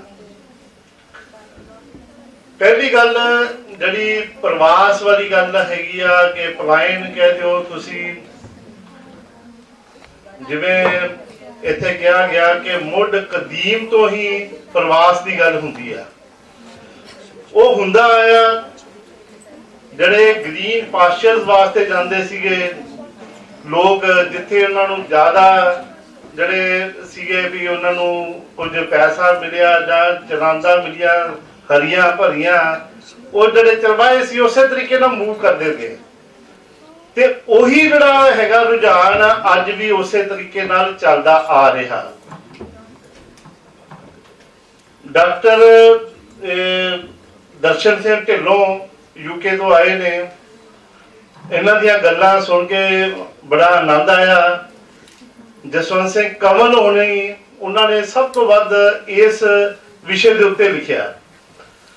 ਤੇ ਇਹਨਾਂ ਦੀ ਗੱਲ ਠੀਕ ਹੈ ਵੀ ਉਹ ਕਿਉਂਕਿ ਕਈ ਵਾਰੀ ਇੰਨਾ ਕਿ ਗੁੱਸੇ 'ਚ ਆ ਕੇ ਵੀ, ਜਜ਼ਬਾਤ ਵਿੱਚ ਆ ਕੇ ਵੀ ਇੰਨਾ ਕੁਝ ਲਿਖ ਦਿੰਦੇ ਹੁੰਦੇ ਸੀਗੇ। ਉਹਨਾਂ ਦੀ ਇੱਕ ਗੱਲ ਮੈਨੂੰ ਯਾਦ ਆਈ, ਜਦੋਂ ਉਹਨਾਂ ਨੂੰ ਨਾ ਸਾਹਿਤ ਰਤਨ ਦਾ ਅਵਾਰਡ ਦਿੱਤਾ ਗਿਆ ਤੇ ਉਹ ਕਿਤਾਬ ਦੇ ਵਿੱਚ, ਕਿਉਂਕਿ ਅਕਾਲੀ ਗੌਰਮੈਂਟ ਸੀ ਉਦੋਂ, ਤੇ ਉਹਦੇ ਵਿੱਚ ਮੈਂ ਕਿਸੇ ਅਕਾਲੀ ਵਜ਼ੀਰ ਨੂੰ ਕਿਹਾ, ਮੈਂ ਕਿਹਾ ਯਾਰ ਜਿਹੜੀ ਉਹਨਾਂ ਨੇ ਆਹ ਇੱਕ ਗੱਲ ਲਿਖੀ ਆ ਤੇ ਉਹ ਤੁਸੀਂ ਪੜ੍ਹੀ ਆ? ਉਹ ਕਹਿੰਦੇ ਕੀ ਲਿਖਿਆ? ਮੈਂ ਜੀ ਉਹਨਾਂ ਨੇ ਕਿਹਾ ਵੀ ਜਿੰਨੇ ਅਕਾਲੀ ਹੈਗੇ ਨਾ, ਸਾਰੇ ਜਿਹੜੇ ਅਕਾਲੀ ਹੈਗੇ ਨੇ, ਉਹਨਾਂ ਨੂੰ ਵੱਡੇ ਬੇੜੇ ਦੇ ਵਿੱਚ ਉਹਨਾਂ ਨੂੰ ਲੱਦ ਕੇ ਤੇ ਸਮੁੰਦਰ ਦੀ ਮਝਧਾਰ ਦੇ ਵਿੱਚ ਕਹਿੰਦਾ ਉੱਥੇ ਬੇੜਾ ਡੁਬੋ ਦੇਣਾ ਚਾਹੀਦਾ। ਉਹ ਕਹਿੰਦਾ ਯਾਰ ਬੇੜਾ ਕਰਕ ਹੋ ਗਿਆ, ਕਹਿੰਦਾ ਫਿਰ ਸਾਨੂੰ ਪਤਾ ਹੀ ਨਹੀਂ ਸੀਗਾ ਵੀ ਉਹਨੂੰ ਸਾਹਿਤ ਰਤਨ ਦਾ ਅਵਾਰਡ ਦੇ ਦਿੱਤਾ। ਖੈਰ ਉਹ ਮਜ਼ਾਕ ਦੀ ਗੱਲ ਸੀਗੀ, ਲੇਕਿਨ ਪ੍ਰਵਾਸ ਬਾਰੇ ਉਹਨਾਂ ਨੇ ਬਹੁਤ ਲਿਖਿਆ। ਉਹਨਾਂ ਨੇ ਚਿੰਤਾ ਪ੍ਰਗਟ ਕੀਤੀ ਆ ਕਿ ਪ੍ਰਵਾਸ ਹੋ ਰਿਹਾ। ਕੁਝ ਗੱਲਾਂ ਹੈਗੀਆਂ ਵੀ ਨੈਗੇਟਿਵ ਔਰ ਪੋਜ਼ਿਟਿਵ ਇਹਦੇ ਆਸਪੈਕਟ ਦੋਨੋਂ ਕੀ ਹੈਗੇ ਨੇ। ਦੂਜੀ ਗੱਲ ਇਹ ਹੈਗੀ ਆ ਕਿ ਜਿਵੇਂ ਸਾਡੇ ਪੁਰਖਿਆਂ ਨੇ ਜਿਹੜੇ ਸੁਪਨੇ ਲਏ ਸੀਗੇ, ਸੁਪਨੇ ਵੀ ਇਦਾਂ ਦੇ ਲੈਣੇ, ਜਿਵੇਂ ਆਪਾਂ ਗੁਰਬਾਣੀ ਦੀ ਆਪਾਂ ਗੱਲ ਕਰ ਲਈਏ, ਖੰਭ ਵਿਕਾਂਦੜੇ ਜੇ ਲਹਾਂ ਕਿੰਨਾ ਸਾਵੀ ਤੋਲ, ਤਨ ਜਣਾਈ ਆਪਣੇ ਲਹਾਂਸੂ ਸੱਜਣ ਟੋਲ। ਵੀ ਉਹ ਜਿਹੜੇ ਹੈਗੇ ਵੀ ਆਪਣੇ ਜਿਹੜੇ ਖੰਭ ਬਣੇ, ਮੈਂ ਆਪਣੇ ਤਨ ਦੇ ਨਾਲ ਜਿੰਨਾ ਕਿ ਹੈਗਾ ਮਾਸ ਦੇ ਬਰਾਬਰ ਜਿਹੜਾ ਤੋਲ ਕੇ ਕਹਿੰਦਾ ਉਹ ਵੀ ਉਹ ਮੈਂ ਮੁੱਲ ਦੇ ਦਿਆਂ ਕਿ ਮੈਨੂੰ ਖੰਭ ਮਿਲ ਜਾਣ, ਮੈਂ ਆਪਣੇ ਸੱਜਣਾ ਨੂੰ ਟੋਲ ਲਾਂ। ਫਿਰ ਗੱਲ ਇਹ ਕਿ ਜਿਹੜੇ ਉਹ ਸੁਪਨੇ ਜਿਹੜਾ ਪੰਜਾਬੀ ਲੈ ਸਕਦਾ ਉਹ ਵੱਖਰੀ ਤਰ੍ਹਾਂ ਦੇ ਹੁੰਦੇ ਨੇ।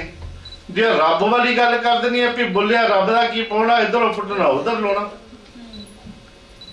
ਜੇ ਗੱਲ ਹੁੰਦੀ ਹੈ ਲੰਘ ਆ ਜਾ ਝਨਾ ਤੇ ਪਤਨ ਝਨਾ ਦਾ ਯਾਰ, ਤੇ ਉਹ ਜਿਹੜੀਆਂ ਗੱਲਾਂ ਨੇ ਇਹਨਾਂ ਵਾਸਤੇ ਦਰਿਆ ਮੈਨੇ ਨਹੀਂ ਰੱਖਦੇ। ਫਿਰ ਉਹ 7 ਸਮੁੰਦਰ ਪਾਰ ਵੀ ਚਲੇ ਗਏ। ਬਹੁਤ ਸਾਰੇ ਪੰਜਾਬੀਆਂ ਨੇ ਆਪਣੇ ਸੱਭਿਆਚਾਰ ਨੂੰ ਸੰਭਾਲ ਕੇ ਵੀ ਰੱਖਿਆ। ਲੇਕਿਨ ਉਹੀ ਗੱਲ ਆ ਵੀ ਜਿਵੇਂ ਇੱਕ ਧਰਤੀ ਦੀ ਵੀ ਬੋਲੀ ਹੁੰਦੀ ਹੈ, ਇੱਕ ਮਾਂ ਬੋਲੀ ਹੁੰਦੀ ਹੈ, ਇੱਕ ਧਰਤੀ ਮਾਂ ਦੀ ਬੋਲੀ ਹੁੰਦੀ ਆ, ਉਹਨਾਂ ਨੇ ਉਹ ਵੀ ਸਿੱਖਣੀ ਆ। ਉਹਦੇ ਵਿੱਚ ਜਿਹੜਾ ਸੱਭਿਆਚਾਰ ਦਾ ਜਿਹੜਾ ਖੁਰਨਾ ਹੈਗਾ ਉਹਨੂੰ ਖੋਰਾ ਲੱਗਣਾ, ਉਹ ਵੀ ਇੱਕ ਚਿੰਤਾ ਵਾਲੀ ਗੱਲ ਸੀ। ਉਹ ਸਾਰੇ ਲੋਕ ਉਜ਼ਾਰ ਕਰਦੇ ਆ ਰਹੇ ਨੇ। ਮੈਂ ਪਰਿਵਾਰ ਸਮੇਤ ਕੈਨੇਡਾ 'ਚ ਗਿਆ। ਦੇਖੋ ਸਾਡੇ ਪਰਿਵਾਰ ਦੇ ਵਿੱਚ ਹੀ ਗੱਲ 2 ਵਿਚਾਰਧਾਰਾਵਾਂ ਚੱਲੀਆਂ। ਮੇਰੀ ਬੇਟੀ ਨੇ ਪ੍ਰਵਾਸ ਕੀਤਾ ਔਰ ਉਹ ਖੁਸ਼, ਅਸੀਂ ਵੀ ਉਦੋਂ ਖੁਸ਼ ਸੀਗੇ, ਚਲੋ ਜੀ ਉੱਥੇ ਗਈ ਆ ਕੁੜੀ, ਪੜ੍ਹਨ ਗਈ ਆ, ਚਲੋ ਵਾਪਸ ਆ ਜਾਏਗੀ। ਲੇਕਿਨ ਉਹਨੂੰ ਉਹ ਦੇਸ਼ ਅੱਛਾ ਲੱਗਿਆ, ਉੱਥੇ ਸਿਕਿਉਰਿਟੀ ਬੜੀ ਹੈਗੀ ਆ ਤੇ ਸਭ ਕੁਝ ਚੰਗਾ। ਲੇਕਿਨ ਫਿਰ ਵੀ ਉਹ ਪੰਜਾਬੀ ਨਾਲ ਜੁੜਨ ਦੀ ਕੋਸ਼ਿਸ਼ ਕਰਦੇ ਨੇ ਬੱਚੇ। ਲੇਕਿਨ ਜਦੋਂ ਮੇਰਾ ਬੇਟਾ ਉੱਥੇ ਗਿਆ, ਸਾਡੇ ਨਾਲ ਸੀ, ਅਸੀਂ ਜਿੱਥੇ ਵੀ ਜਾਣਾ ਉੱਥੇ ਲੋਕਾਂ ਨੇ ਇੰਡੀਅਨਸ ਨੂੰ, ਪੰਜਾਬੀ ਲੋਕ ਨੇ ਪੰਜਾਬ ਨੂੰ ਵੀ ਗਾਲਾਂ ਕੱਢਣੀਆਂ, ਪੰਜਾਬ ਦੇ ਨੇਤਾਵਾਂ ਨੂੰ ਵੀ ਗਾਲਾਂ ਕੱਢਣੀਆਂ ਤੇ ਇੰਡੀਅਨ ਨੂੰ ਵੀ ਗਾਲਾਂ ਕੱਢਣੀਆਂ।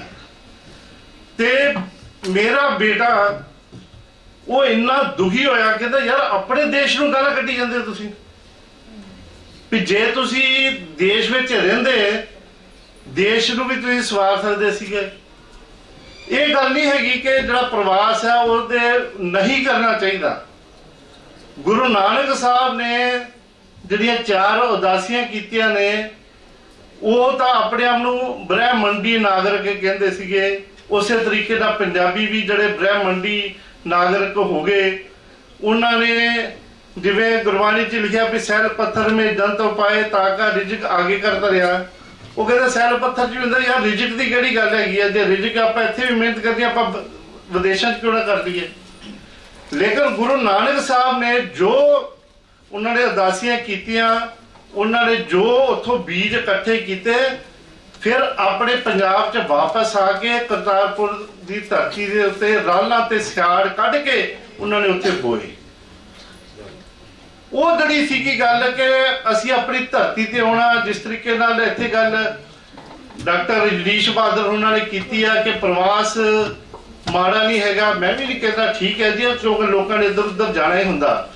ਲੇਕਿਨ ਜਿਹੜੀ ਆਪਣੀ ਧਰਤੀ ਦਾ ਮਿੱਟੀ ਦਾ ਜਿਹੜਾ ਹੀਰਵਾ ਹੁੰਦਾ, ਮਿੱਟੀ ਦੀ ਜਿਹੜੀ ਯਾਦ ਸਤਾਉਂਦੀ ਆ, ਮਿੱਟੀ ਹਰੇਕ ਮਿੱਟੀ ਦਾ ਆਪੋ ਆਪਣਾ ਖਮੀਰ ਹੁੰਦਾ। ਉਹ ਜਿਹੜੀ ਗੱਲ ਹੈਗੀ ਆ ਉਹ ਵੀ ਸੋਚਣ ਤੇ ਵਿਚਾਰਨ ਵਾਲੀ ਗੱਲ ਹੈਗੀ ਆ। ਜੇ ਨਵਾਜ਼ ਸ਼ਰੀਫ ਦਾ ਪਰਿਵਾਰ ਤਰਨ ਤਾਰਨ ਦੇ ਜਾਤੀ ਉਮਰਾਂ ਤੋਂ ਉੱਠ ਕੇ ਉਹ ਵਾਘਾ ਪਾਰ ਚਲਿਆ ਗਿਆ ਪਰਿਵਾਰ, ਤੇ ਜਦੋਂ ਉਹ ਪ੍ਰਧਾਨ ਮੰਤਰੀ ਹੁੰਦਾ ਸੀਗਾ ਤੇ ਉਹਨੂੰ ਸਭ ਤੋਂ ਪਹਿਲੀ ਗੱਲ ਹੁੰਦੀ ਸੀ ਵੀ ਉਹਦੇ ਵਾਸਤੇ ਸਭ ਤੋਂ ਵੱਡਾ ਗਿਫਟ ਕਿਹੜਾ ਹੈਗਾ। ਉਹਦੇ ਪਿੰਡ ਦੇ ਲੋਕ ਉੱਥੋਂ ਦੀ ਮਿੱਟੀ ਨੂੰ ਸੋਹਣੇ ਜਿਹੇ ਪੈਕਟ ਵਿੱਚ ਸਜਾ ਕੇ ਤੇ ਉਹਨਾਂ ਲੈ ਜਾਂਦਾ। ਕਹਿੰਦੇ ਸਭ ਤੋਂ ਵੱਡਾ ਜਿਹੜਾ ਤੋਹਫਾ ਵਾ ਮੈਨੂੰ ਆ ਆਇਆ, ਮੇਰੇ ਜਾਤੀ ਉਮਰਾਂ ਤੋਂ ਆਇਆ ਹੈਗਾ। ਉਹਨੇ ਲਾਹੌਰ ਦੇ ਉੱਤੇ ਜਾ ਕੇ ਆਪਣਾ ਪਿੰਡ ਵੀ ਵਸਾਤਾ ਜਾਤੀ ਉਮਰਾਂ ਦੇ ਨਾਂ ਤੇ। ਕਹਿਣ ਤੋਂ ਭਾਵ ਕਿ ਜਿਹੜੀ ਮਿੱਟੀ ਹੈਗੀ ਆ, ਤੁਸੀਂ ਜਿਹੜੀ ਕਿ ਪਿੰਡ ਚੋਂ ਕਈ ਵਾਰੀ ਤੁਸੀਂ ਨਿਕਲ ਆਉਂਦੇ ਹੋ ਔਰ ਵਾਕਈ ਤੁਹਾਨੂੰ ਜਿਹੜਾ ਪਿੰਡ ਆ ਉਹ ਤੁਹਾਨੂੰ ਸਾਰਿਆਂ ਨੂੰ ਰੁਜ਼ਗਾਰ ਨਹੀਂ ਦੇ ਸਕਦਾ, ਤੁਹਾਨੂੰ ਬਾਹਰ ਜਾਣਾ ਹੀ ਪੈਣਾ।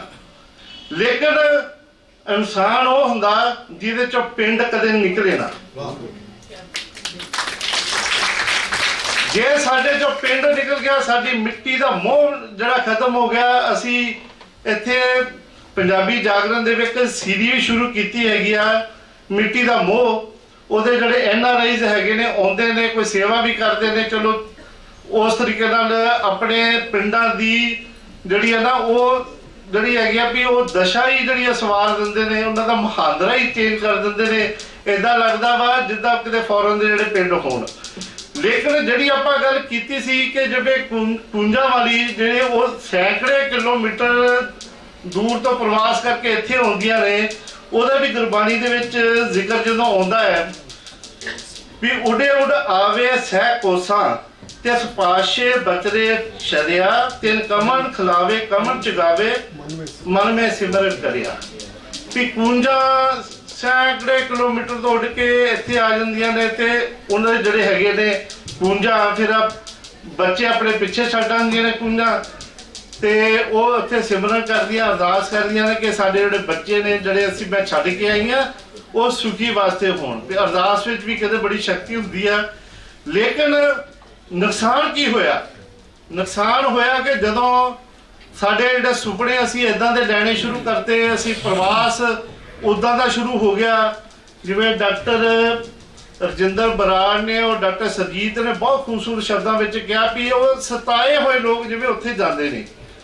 ਲੇਕਿਨ ਜਦੋਂ ਸਾਡੇ ਸੁਪਨੇ ਜਿਹੜੇ ਨੇ ਉਹ ਵੀ ਜਦੋਂ ਪਲੀਤ ਹੋ ਜਾਣ ਤੇ ਉਦੋਂ ਮਾੜੀ ਗੱਲ ਹੁੰਦੀ ਆ ਵੀ ਜਦੋਂ ਕੋਈ ਇਹ ਗਾਣਾ ਲਿਖੇ ਵੀ ਚੰਨ ਤੇ ਜ਼ਮੀਨ ਲੈ ਲਈ ਆ ਜੱਟ ਨੇ, ਚੰਨ ਤੇ ਜ਼ਮੀਨ ਲੈ ਲਈ ਆ ਜੱਟ ਨੇ, ਤਾਰਿਆਂ ਦੀ ਛਾਵੇਂ ਪੈਗ ਸ਼ੈਗ ਲਾਉਣ ਨੂੰ। ਏਦਾਂ ਦਾ ਪ੍ਰਵਾਸ ਜਿਹੜਾ ਵਾ ਤੁਸੀਂ ਜੇ ਤੁਸੀਂ ਕਹੋਗੇ ਯਾਰ ਏਦਾਂ ਦਾ ਪ੍ਰਵਾਸ ਹੈ ਪੈਗ ਸ਼ੈਗ ਮੈਂ ਜਾਣਾ ਤਾਂ ਉੱਥੇ ਚੰਦਰਮਾ ਦੇ ਤਾਰਿਆਂ ਦੀ ਛਾਵੇਂ ਪੈਗ ਸ਼ੈਗ ਲਾਉਣ ਨੂੰ ਜਾਣਾ ਹੈਗਾ। ਠੀਕ ਹੈ ਨਾ, ਵੀ ਆਪਣੇ ਘਰੇ ਯਾਰ ਲਾ ਲਓ। ਠੀਕ ਹੈ ਨਾ, ਕਿ ਉਹ ਜਿਹੜੀ ਹੈਗੇ ਨਾਲ ਮਿਹਨਤ ਕਰ ਲਓ, ਆਪਣੇ ਮਾਂ-ਬਾਪ ਨੂੰ ਵੀ ਸੰਭਾਲ ਲਓ।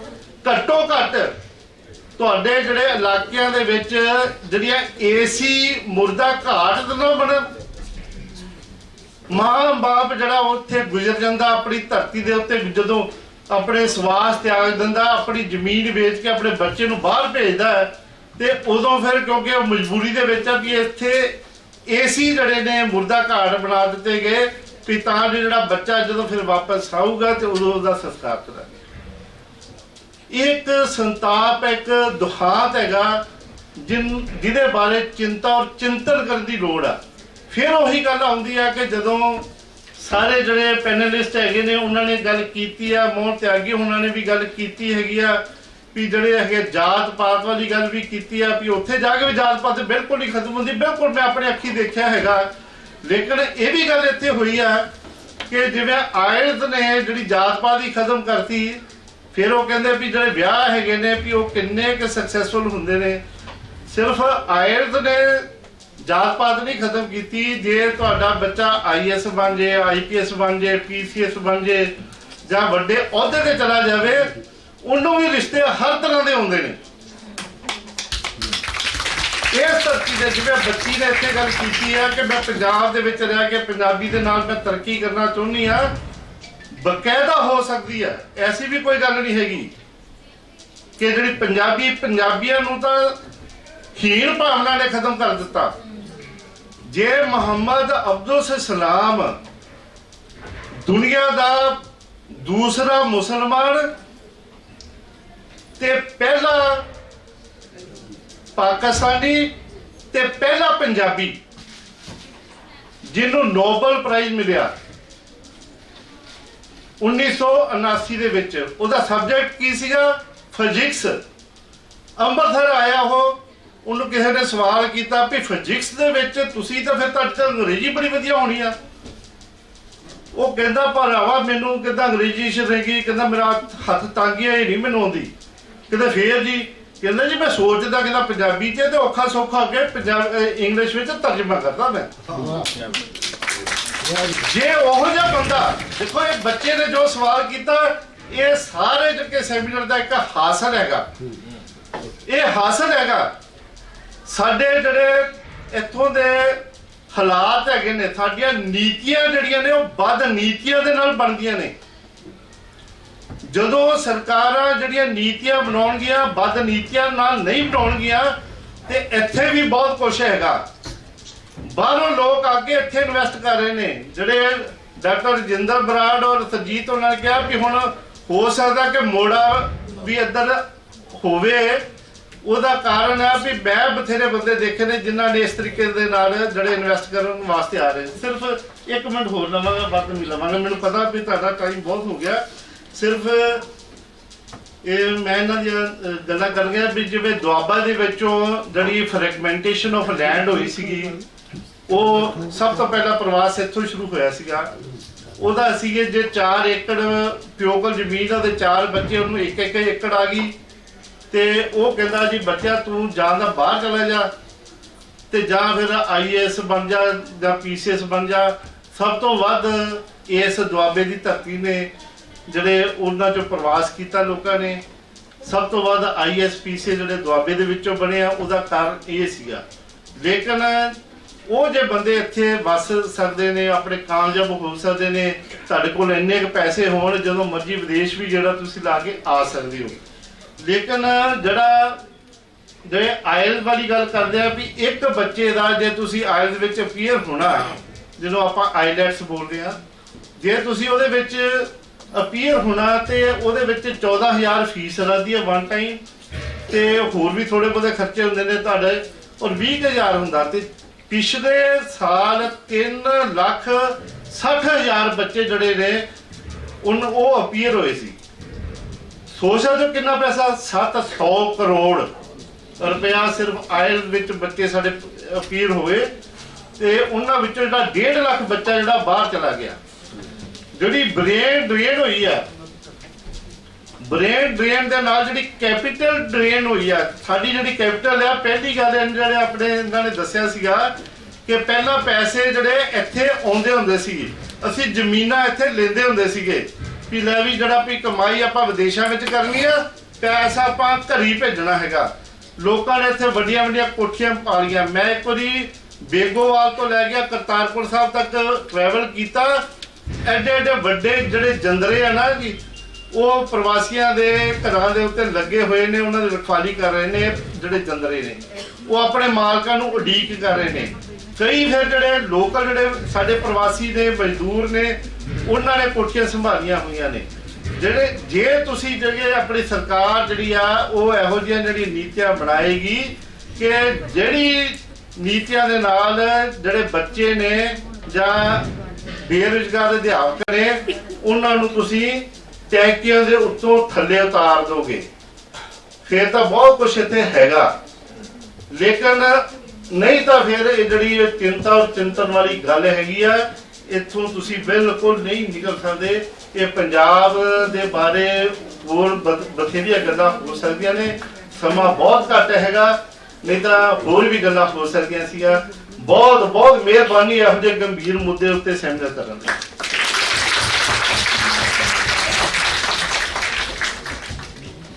ਦੋਸਤੋ, ਬਹੁਤ ਹੀ ਗੰਭੀਰ ਕਿਸਮ ਦਾ ਚਿੰਤਨ ਆਪਾਂ ਇੱਥੇ ਸੁਣਿਆ ਤੇ ਮਾਣਿਆ।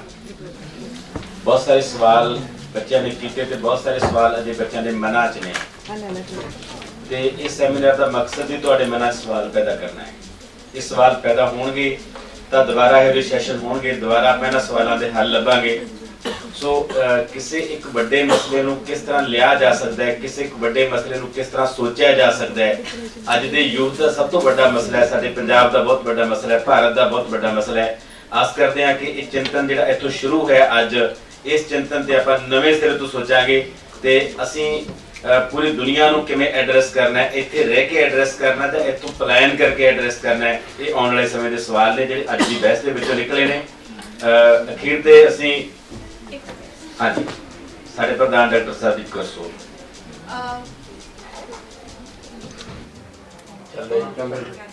ਮੈਂ ਇੱਕ ਗੱਲ ਕਹਿਣਾ ਚਾਹਾਂਗੀ ਕਿ ਸਾਰੀਆਂ ਗੱਲਾਂ ਹੋਈਆਂ, ਤਕਰੀਬਨ ਸਮੱਸਿਆ ਵੀ ਉੱਪਰ ਕੇ ਸਾਹਮਣੇ ਆ ਗਈ ਔਰ ਉਹਦੇ ਹੱਲ ਵੱਲ ਵੀ ਨਿਰਦੇਸ਼ ਦਿੱਤੇ ਗਏ ਆ। ਤਾਂ ਸਿਰਫ 1-2 ਗੱਲਾਂ ਜਿਹੜੀਆਂ ਮੈਨੂੰ ਲੱਗਦਾ ਸੀ ਕਿ ਇਹਦੇ ਨਾਲ ਹੋਰ ਜੋੜੀਆਂ ਜਾ ਸਕਦੀਆਂ ਨੇ, ਉਹ ਇਹ ਆ ਕਿ ਜਿਹੜੇ ਬੱਚੇ ਚਲੇ ਜਾਂਦੇ ਨੇ ਪ੍ਰਵਾਸ ਦੇ ਵਿੱਚ, ਪਿੱਛੋਂ ਉਹਨਾਂ ਦੇ ਮਾਪਿਓ ਦੀ ਕੀ ਹਾਲਤ ਹੁੰਦੀ ਆ, ਉਹ ਕਿੰਨਾ ਇਕੱਲਾਪਨ ਹੰਡਾਉਂਦੇ ਆ ਕਿ ਜੇ ਪਿਓ ਪੂਰਾ ਹੋ ਗਿਆ ਜਾਂ ਮਾਂ ਪੂਰੀ ਹੋ ਗਈ ਤੇ ਉਹਨੂੰ ਫ੍ਰੀਜ਼ਰ 'ਚ ਰੱਖ ਦਿੱਤਾ ਜਾਂਦਾ ਕਿ ਪੁੱਤ ਆਊਗਾ। ਸੋ ਉਹਦੇ ਲਈ ਮੈਂ ਇੱਕ ਕਵਿਤਾ ਵੀ ਲਿਖੀ ਸੀ ਕਿ ਮੁਰਦਾ ਘਰ ਵਿੱਚ ਲਾਸ਼ ਉਡੀਕੇ ਅਮਰੀਕਾ ਵਸਦੇ ਪੁੱਤਰ। ਸੋ ਇੱਕ ਤਾਂ ਇਹ ਤਰਾਸਦੀ ਹੁੰਦੀ ਆ, ਦਵਾ ਦਾਰੂ ਦੇਣਾ, ਬਜ਼ੁਰਗ ਮਾਪੇ ਇੱਥੇ ਰੁਲਦੇ ਨੇ, ਬੱਚੇ ਉੱਥੇ ਨੇ, ਨਾ ਉਹ ਆ ਸਕਦੇ, ਉਹਨਾਂ ਦੀ ਮਜਬੂਰੀ ਆ। ਔਰ ਇੱਕ ਗੱਲ ਹੋਰ ਜਿਹੜੀ ਇਹਦੇ ਨਾਲ ਹੀ ਜੁੜਦੀ ਆ ਕਿ ਮੇਰੇ ਦੇਖਣ 'ਚ ਆਇਆ ਕਿ ਜਿਵੇਂ ਮੈਂ ਮੋਹਾਲੀ ਰਹਿੰਦੀ ਆ ਤੇ ਉੱਥੇ ਇੱਕੋ ਸੈਕਟਰ ਦੇ ਵਿੱਚ ਘੱਟੋ ਘੱਟ 10-12 ਕੋਠੀਆਂ ਇੱਕ ਕਨਾਲ ਦੀਆਂ ਨੇ, ਜਿਨ੍ਹਾਂ 'ਚ ਬਜ਼ੁਰਗ ਮਾਪੇ ਰਹਿੰਦੇ ਨੇ ਤੇ ਉਹਨਾਂ ਦੇ ਬੱਚੇ ਬਾਹਰ ਜਾ ਚੁੱਕੇ ਨੇ। ਉਹ ਹੁਣ ਨਾ ਕੋਠੀਆਂ, ਉਹਨਾਂ ਦੀ ਪ੍ਰਾਪਰਟੀ ਵਿਕਦੀ ਆ ਨਾ ਉੱਥੇ ਜਾਣ ਜੋਗੇ ਨੇ ਤੇ ਨਾ ਉਹ ਇੱਥੇ ਰਹਿਣ ਜੋਗੇ ਨੇ, ਕਿਉਂਕਿ ਬਜ਼ੁਰਗ ਨੇ, ਉਹਨਾਂ ਨੂੰ ਦੇਖਭਾਲ ਦੀ ਲੋੜ ਹੈ। ਸੋ ਇਹਦੇ ਨਾਲ ਸਾਡੇ ਸਮਾਜ ਦੇ ਵਿੱਚ ਕੀ ਸਮੱਸਿਆਵਾਂ ਉੱਭਰਨਗੀਆਂ ਜਾਂ ਅਸੀਂ ਕਿੱਥੋਂ ਤੱਕ ਚੱਲਾਂਗੇ, ਪੰਜਾਬੀ ਜਿਹੜੇ ਨੇ ਉਹ ਕਿਸ ਤਰ੍ਹਾਂ ਇਹਨੂੰ ਫੇਸ ਕਰਨਗੇ। ਇੱਕ ਹੋਰ ਗੱਲ ਸੀਗੀ ਕਿ ਸਾਡਾ ਜਿਹੜਾ ਆਈਡੀਅਲ ਹੁੰਦਾ ਸੀ, ਜੇ ਆਪਾਂ ਫਿਲਮਾਂ ਵੇਖਦੇ ਹੁੰਦੇ ਸੀ, ਮਦਰ ਇੰਡੀਆ ਨੂੰ ਅਸੀਂ ਬੜਾ ਕਹਿੰਦੇ ਕਿ ਮਾਂ ਨੇ ਬੜੇ ਦੁੱਖ ਕਸ਼ਟ ਭਾਲ ਕੇ ਸਹਿ ਕੇ ਤੇ ਫਿਰ ਜ਼ਿੰਦਗੀ ਨੂੰ ਪ੍ਰਵਾਨ ਚੜਾਇਆ, ਬੱਚਿਆਂ ਦੇ ਲਈ ਉਹ ਕਰਦੀ ਆ। ਤੇ ਕਿਤੇ ਨਾ ਕਿਤੇ ਉਹ ਐਗਜ਼ਾਈਲ ਵਾਲੀ ਗੱਲ ਆ ਕਿ ਅਸੀਂ ਹੁਣ ਪਲਾਇਨਵਾਦੀ ਹੋ ਗਏ ਆ, ਸੁਖ ਰਹਿਣੇ ਹੋ ਗਏ ਆ, ਤੇ ਜਿਹੜਾ ਸਾਨੂੰ ਲੱਗਦਾ ਹੈ ਕਿ ਅਸੀਂ ਉੱਥੇ ਠੀਕ ਰਵਾਂਗੇ, ਪਰ ਅਸਲ ਪਿਕਚਰ ਇਹ ਨਹੀਂ ਹੈ। ਅਸੀਂ ਜਾ ਰਹੇ ਹਾਂ, ਸਾਨੂੰ ਪਤਾ ਇੰਨੇ ਪੈਸੇ ਖਪਤ ਹੋ ਰਹੇ ਆ, ਇਹ ਵੀ ਸਾਨੂੰ ਪਤਾ ਹੈ, ਪਰ ਉੱਥੇ ਜਾ ਕੇ ਕਿੰਨਾ ਹਾਲਾਤਾਂ ਨੂੰ ਸਾਨੂੰ ਫੇਸ ਕਰਨਾ ਪੈਂਦਾ ਹੈ। ਉੱਥੇ ਵੀ ਜ਼ਿੰਦਗੀ ਸੁਖਾਵੀ ਨਹੀਂ ਹੈ, ਉੱਥੇ ਵੀ ਸ਼ੋਸ਼ਣ ਹੈ, ਉੱਥੇ ਵੀ ਕੁੜੀਆਂ ਦੇ ਉੱਤੇ ਉਨੀਆਂ ਹੀ ਰਿਸਟ੍ਰਿਕਸ਼ਨਸ ਨੇ। ਔਰ ਅਗਲੀ ਗੱਲ ਇਹ ਆ ਕਿ ਸਾਨੂੰ ਹੁਣ ਇੱਥੇ ਰਹਿ ਕੇ ਸਮਾਜ ਦੇ ਵੱਲ ਵੀ ਸੋਚਣਾ ਪਊਗਾ ਕਿ ਜਿੱਦਾਂ ਆਪਾਂ ਕਹਿੰਦਾ ਕਿ ਪਲਾਇਨ ਹੋ ਗਿਆ, ਪਰ ਜੇ ਅਸੀਂ ਇੱਥੇ ਹੀ ਇਹਨਾਂ ਹਾਲਾਤਾਂ ਨੂੰ ਆਪਣੇ ਅਨੁਸਾਰੀ ਜਾਂ ਥੋੜਾ ਬਹੁਤਾ ਆਪਾਂ ਜੇ ਵੋਟ ਦੇਣ ਵੇਲੇ ਜਾਂ ਹੋਰ ਇਸ ਤਰ੍ਹਾਂ ਕਰਕੇ ਕੁਝ ਇਦਾਂ। ਔਰ ਮੈਨੂੰ ਇੱਕ ਗੱਲ ਹੋਰ ਵੀ ਬੜੀ ਚੁੱਭਦੀ ਹੁੰਦੀ ਆ ਕਿ ਅਸੀਂ ਉਹ ਮੰਗਤੇ ਬਣਾ ਦਿੱਤੇ ਪੰਜਾਬੀ, ਮੁਫਤ ਬਿਜਲੀ, ਮੁਫਤ ਫਲਾਣਾ, ਔਰ ਜਾਤਾਂ ਪਾਤਾਂ। ਜਦੋਂ ਦਾ ਇਹ ਮੈਂ ਕਿਸੇ ਦੇ ਅਗੇਂਸਟ ਨਹੀਂ ਆ ਕਿ ਬੱਚਿਆਂ ਨੂੰ ਵਜ਼ੀਫਾ ਨਹੀਂ ਮਿਲਣਾ ਚਾਹੀਦਾ, ਮਿਲਣਾ ਚਾਹੀਦਾ, ਪਰ ਉਹਦੇ ਵਿੱਚ ਜਦੋਂ ਅਸੀਂ ਉਹ ਕਿਸੇ ਬੱਚੇ ਨੂੰ ਖੜਾ ਕਰਕੇ ਜਾਂ ਉਹਨੂੰ ਤੇਰੀ ਕੈਟੇਗਰੀ ਕੀ ਹੈ, ਤਾਂ ਇਹ ਮੈਨੂੰ ਬੜਾ ਡੈਰੋਗੇਟਰੀ ਲੱਗਦਾ। ਮੈਨੂੰ ਉਸ ਬੱਚੇ ਨੂੰ ਇਸ ਤਰ੍ਹਾਂ ਕਹਿਣਾ ਵੀ ਤੇਰੀ ਜਾਤ ਕੀ ਹੈ ਜਾਂ ਤੇਰੀ ਕੈਟੇਗਰੀ ਕੀ ਹੈ, ਤੂੰ ਕਿਹੜੀ ਕੈਟੇਗਰੀ ਦਾ ਹੈ, ਤਾਂ ਮੈਂ ਸੱਚੀ ਮੁੱਚੀ ਅੰਦਰੋਂ ਮੈਨੂੰ ਤਕਲੀਫ ਹੁੰਦੀ ਆ। ਸੋ ਇਹ ਸਾਰੀਆਂ ਚੀਜ਼ਾਂ, ਅਸੀਂ ਕਿਸੇ ਨੂੰ ਅਨਾਜ ਦੇਤਾ, ਬਿਜਲੀ ਦੇਤੀ, ਪਾਣੀ ਦੇਤਾ, ਅਸੀਂ ਉਹਨੂੰ ਸਹੀ ਪਾਸੇ ਵੱਲ ਨਹੀਂ ਲਿਜਾ ਰਹੇ। ਜੇ ਮੁਫਤ ਪਾਣੀ ਦਿੱਤਾ, ਜਦੋਂ ਪਿੰਡਾਂ 'ਚ ਟੂਟੀ ਆਉਂਦੀ ਹੈ, ਸਾਰਾ ਦਿਨ ਪਿੰਡ ਦੇ ਵਿੱਚ ਨਾਲੀਆਂ 'ਚ ਪਾਣੀ ਜਾ ਰਿਹਾ। ਸੋ ਅਸਲ ਗੱਲਾਂ ਨੇ, ਅਸੀਂ ਸਮੱਸਿਆਵਾਂ ਵੱਲੋਂ ਅੱਖਾਂ ਨਹੀਂ ਮੀਟ ਸਕਦੇ, ਸਾਨੂੰ ਵੇਖਣਾ ਪਊਗਾ, ਸਾਨੂੰ ਸੋਚਣਾ ਪਊਗਾ। ਜੇ ਅਸੀਂ ਇਸ ਮੰਚ ਤੇ ਬੈਠੇ ਹਾਂ, ਯੂਨੀਵਰਸਿਟੀਜ਼ ਦੇ ਪ੍ਰੋਫੈਸਰਸ ਬੈਠੇ ਨੇ, ਪਰ ਸਾਨੂੰ ਜਿਹੜਾ ਗਲੋਬਲੀ ਸੋਚਦੇ ਤਾਂ ਹੈਗੇ, ਪਰ ਜਿਹੜਾ ਆਪਣੇ ਪੱਧਰ ਤੇ ਉਹ ਕੰਮ ਵੀ ਕਰਨਾ ਚਾਹੀਦਾ। ਥੋੜਾ ਥੋੜਾ ਚੰਗਾ ਚੰਗਾ ਕੰਮ ਜਿਹੜਾ ਉਹ ਸਾਨੂੰ ਕਰਦੇ ਰਹਿਣਾ ਚਾਹੀਦਾ। ਆਉਣ ਵਾਲਾ ਸਮਾਂ ਇੰਟਰਨੈਟ ਦਾ ਹੈਗਾ ਵਾ, ਜਿਹਨੂੰ ਆਰਟੀਫਿਸ਼ੀਅਲ ਇੰਟੈਲੀਜੈਂਸ ਕਹਿੰਦੇ ਆ, ਤੇ ਅਸੀਂ ਫੇਰ ਹੋਰ ਆਪਣੇ ਆਪ ਨਾਲ ਟੁੱਟ ਜਾਵਾਂਗੇ। ਸੋ ਸਾਨੂੰ ਆਪਣੇ ਆਪ ਨਾਲ ਜੁੜਨਾ ਪਊਗਾ, ਆਪਣੀ ਪੁਰਾਤਨ ਵਿਰਸੇ ਨੂੰ ਨਾਲ, ਸਿੱਖਿਆਵਾਂ ਨੂੰ ਨਾਲ। ਜੇ ਅਸੀਂ ਘੱਟੋ ਘੱਟ ਗੁਰੂ ਗ੍ਰੰਥ ਸਾਹਿਬ ਦੀ ਸਿੱਖਿਆ ਨੂੰ ਹੀ ਆਪਣੇ ਅੰਦਰ ਵਸਾ ਲਈਏ, ਤੇ ਮੈਨੂੰ ਲੱਗਦਾ ਬਹੁਤ ਸਾਰੀਆਂ ਸਮੱਸਿਆਵਾਂ ਦਾ ਹੱਲ ਜਿਹੜਾ ਆ ਉਹ ਹੋ ਸਕਦਾ ਹੈ। ਸੋ ਜ਼ਿਆਦਾ ਗੱਲਾਂ ਨਹੀਂ ਮੈਂ ਕਹਿੰਦੀ। ਪੰਜਾਬੀ ਬੰਦਾ ਜਿਹੜਾ ਮਿਹਨਤੀ ਹੈ, ਉੱਥੇ ਜਾ ਕੇ ਉਹ ਵਿਕਾਸ ਕਰ ਲੈਂਦਾ। ਮੈਂ ਬਹੁਤ ਸਾਰੇ ਲੋਕਾਂ ਨੂੰ ਜਾਣਦੀ ਜਿਹੜੇ $20 ਲੈ ਕੇ ਗਏ ਸੀ ਤੇ ਉੱਥੇ ਸਫਲ ਕਾਰੋਬਾਰੀ ਹੋ ਗਏ ਜਾਂ ਉਹਨਾਂ ਨੇ ਸਫਲਤਾ ਹਾਸਲ ਕਰ ਲਈ। ਪਰ ਅਸੀਂ ਇੱਥੇ ਆਪਣਾ ਟੇਬਲ ਸਾਫ਼ ਕਰਨ ਨੂੰ ਸੰਗ ਮਹਿਸੂਸ ਕਰਦੇ ਹਾਂ। ਮੇਰੇ ਕਾਲਜ ਦੇ ਵਿੱਚ ਸਟਾਫ ਨੇ ਉਹ ਛਿਲਕੇ ਵਾਲੀ ਪਲੇਟ ਵੀ ਉੱਥੋਂ ਚੁੱਕ ਕੇ ਡਸਟਬਿਨ 'ਚ ਨਹੀਂ ਪਾਉਂਦੇ, ਉਹਦੇ ਲਈ ਵੀ ਪੀਣ ਚਾਹੀਦਾ। ਝੂਠੇ ਕੱਪ ਚੁੱਕ ਕੇ ਅਸੀਂ ਪਾਸੇ ਨਹੀਂ ਰੱਖਦੇ, ਸਾਨੂੰ ਪੀਣ ਦੇਊਗਾ। ਸੋ ਇੱਥੇ ਅਸੀਂ ਸੰਗਦੇ ਹਾਂ, ਉੱਥੇ ਜਾ ਕੇ ਅਸੀਂ ਟਾਇਲਟਸ ਵੀ ਸਾਫ਼ ਕਰਦੇ ਜਾਂਦੇ ਹਾਂ। ਸੋ ਸਾਨੂੰ ਆਪਣੇ ਆਪ ਨੂੰ ਕਰੈਕਟ ਕਰਨਾ ਪਊਗਾ, ਸਾਨੂੰ ਆਪਣੀ ਥਿੰਕਿੰਗ, ਆਪਣੀ ਸੋਚ ਨੂੰ ਬਦਲਣਾ ਪਊਗਾ। ਸੋ ਇਹਨੇ ਸ਼ਬਦਾਂ ਦੇ ਨਾਲ ਧੰਨਵਾਦ ਦੀਪ ਜੀ, ਮੈਨੂੰ ਆਪਣੀ ਗੱਲ ਕਹਿਣ ਦਿੱਤੀ। ਬਹੁਤ ਸ਼ੁਕਰੀਆ ਮੈਡਮ ਨੇ ਕੰਪਲੀਮੈਂਟ ਕੀਤਾ ਆਪਣੇ ਵੱਲੋਂ। ਪਰ ਇਹ ਬਹਿਸ ਇੱਥੇ ਮੁੱਕਣੀ ਨਹੀਂ ਹੈਗੀ। ਸੈਮੀਨਾਰ ਹਾਲ ਦੇ ਅੰਦਰ ਬਹਿਸ ਮੁਕਾ ਰਹੇ ਹਾਂ, ਪਰ ਸੈਮੀਨਾਰ ਹਾਲ ਤੋਂ ਬਾਹਰ ਆਪਾਂ ਫਿਰ ਬਹਿਸ ਕਰਾਂਗੇ। ਸਾਡੇ ਸਾਰੇ ਜੋ ਬੁਲਾਰੇ ਨੇ ਇਹ ਸਾਡੇ ਨਾਲ ਨੇ। ਇਸ ਤੋਂ ਬਾਅਦ ਵੀ ਅਸੀਂ ਚਾਹ ਪੀਵਾਂਗੇ। ਉੱਥੇ ਵੀ ਜੇ ਕਿਸੇ ਬੱਚੇ ਦੇ ਮਨ ਦੇ ਵਿੱਚ ਸਵਾਲ ਹੈ ਤਾਂ ਸਵਾਲ ਉੱਥੇ ਕੰਟੀਨਿਊ ਰਹਿਣਗੇ। ਵਕਤ ਦੀ ਮਜਬੂਰੀ ਹੈ ਕਿ ਇੱਥੇ ਆਪਾਂ ਨਵਾਂ ਸੈਸ਼ਨ ਸ਼ੁਰੂ ਕਰਨਾ ਹੈ। 10 ਮਿੰਟ ਦੀ ਬ੍ਰੇਕ ਤੋਂ ਬਾਅਦ ਅਗਲਾ ਸੈਸ਼ਨ ਸ਼ੁਰੂ ਕਰਾਂਗੇ। ਸੋ ਹੁਣ ਅਸੀਂ ਅਖੀਰ ਤੇ ਸਾਡੇ ਮਹਿਮਾਨਾਂ ਦਾ ਸਨਮਾਨ ਕਰਾਂਗੇ।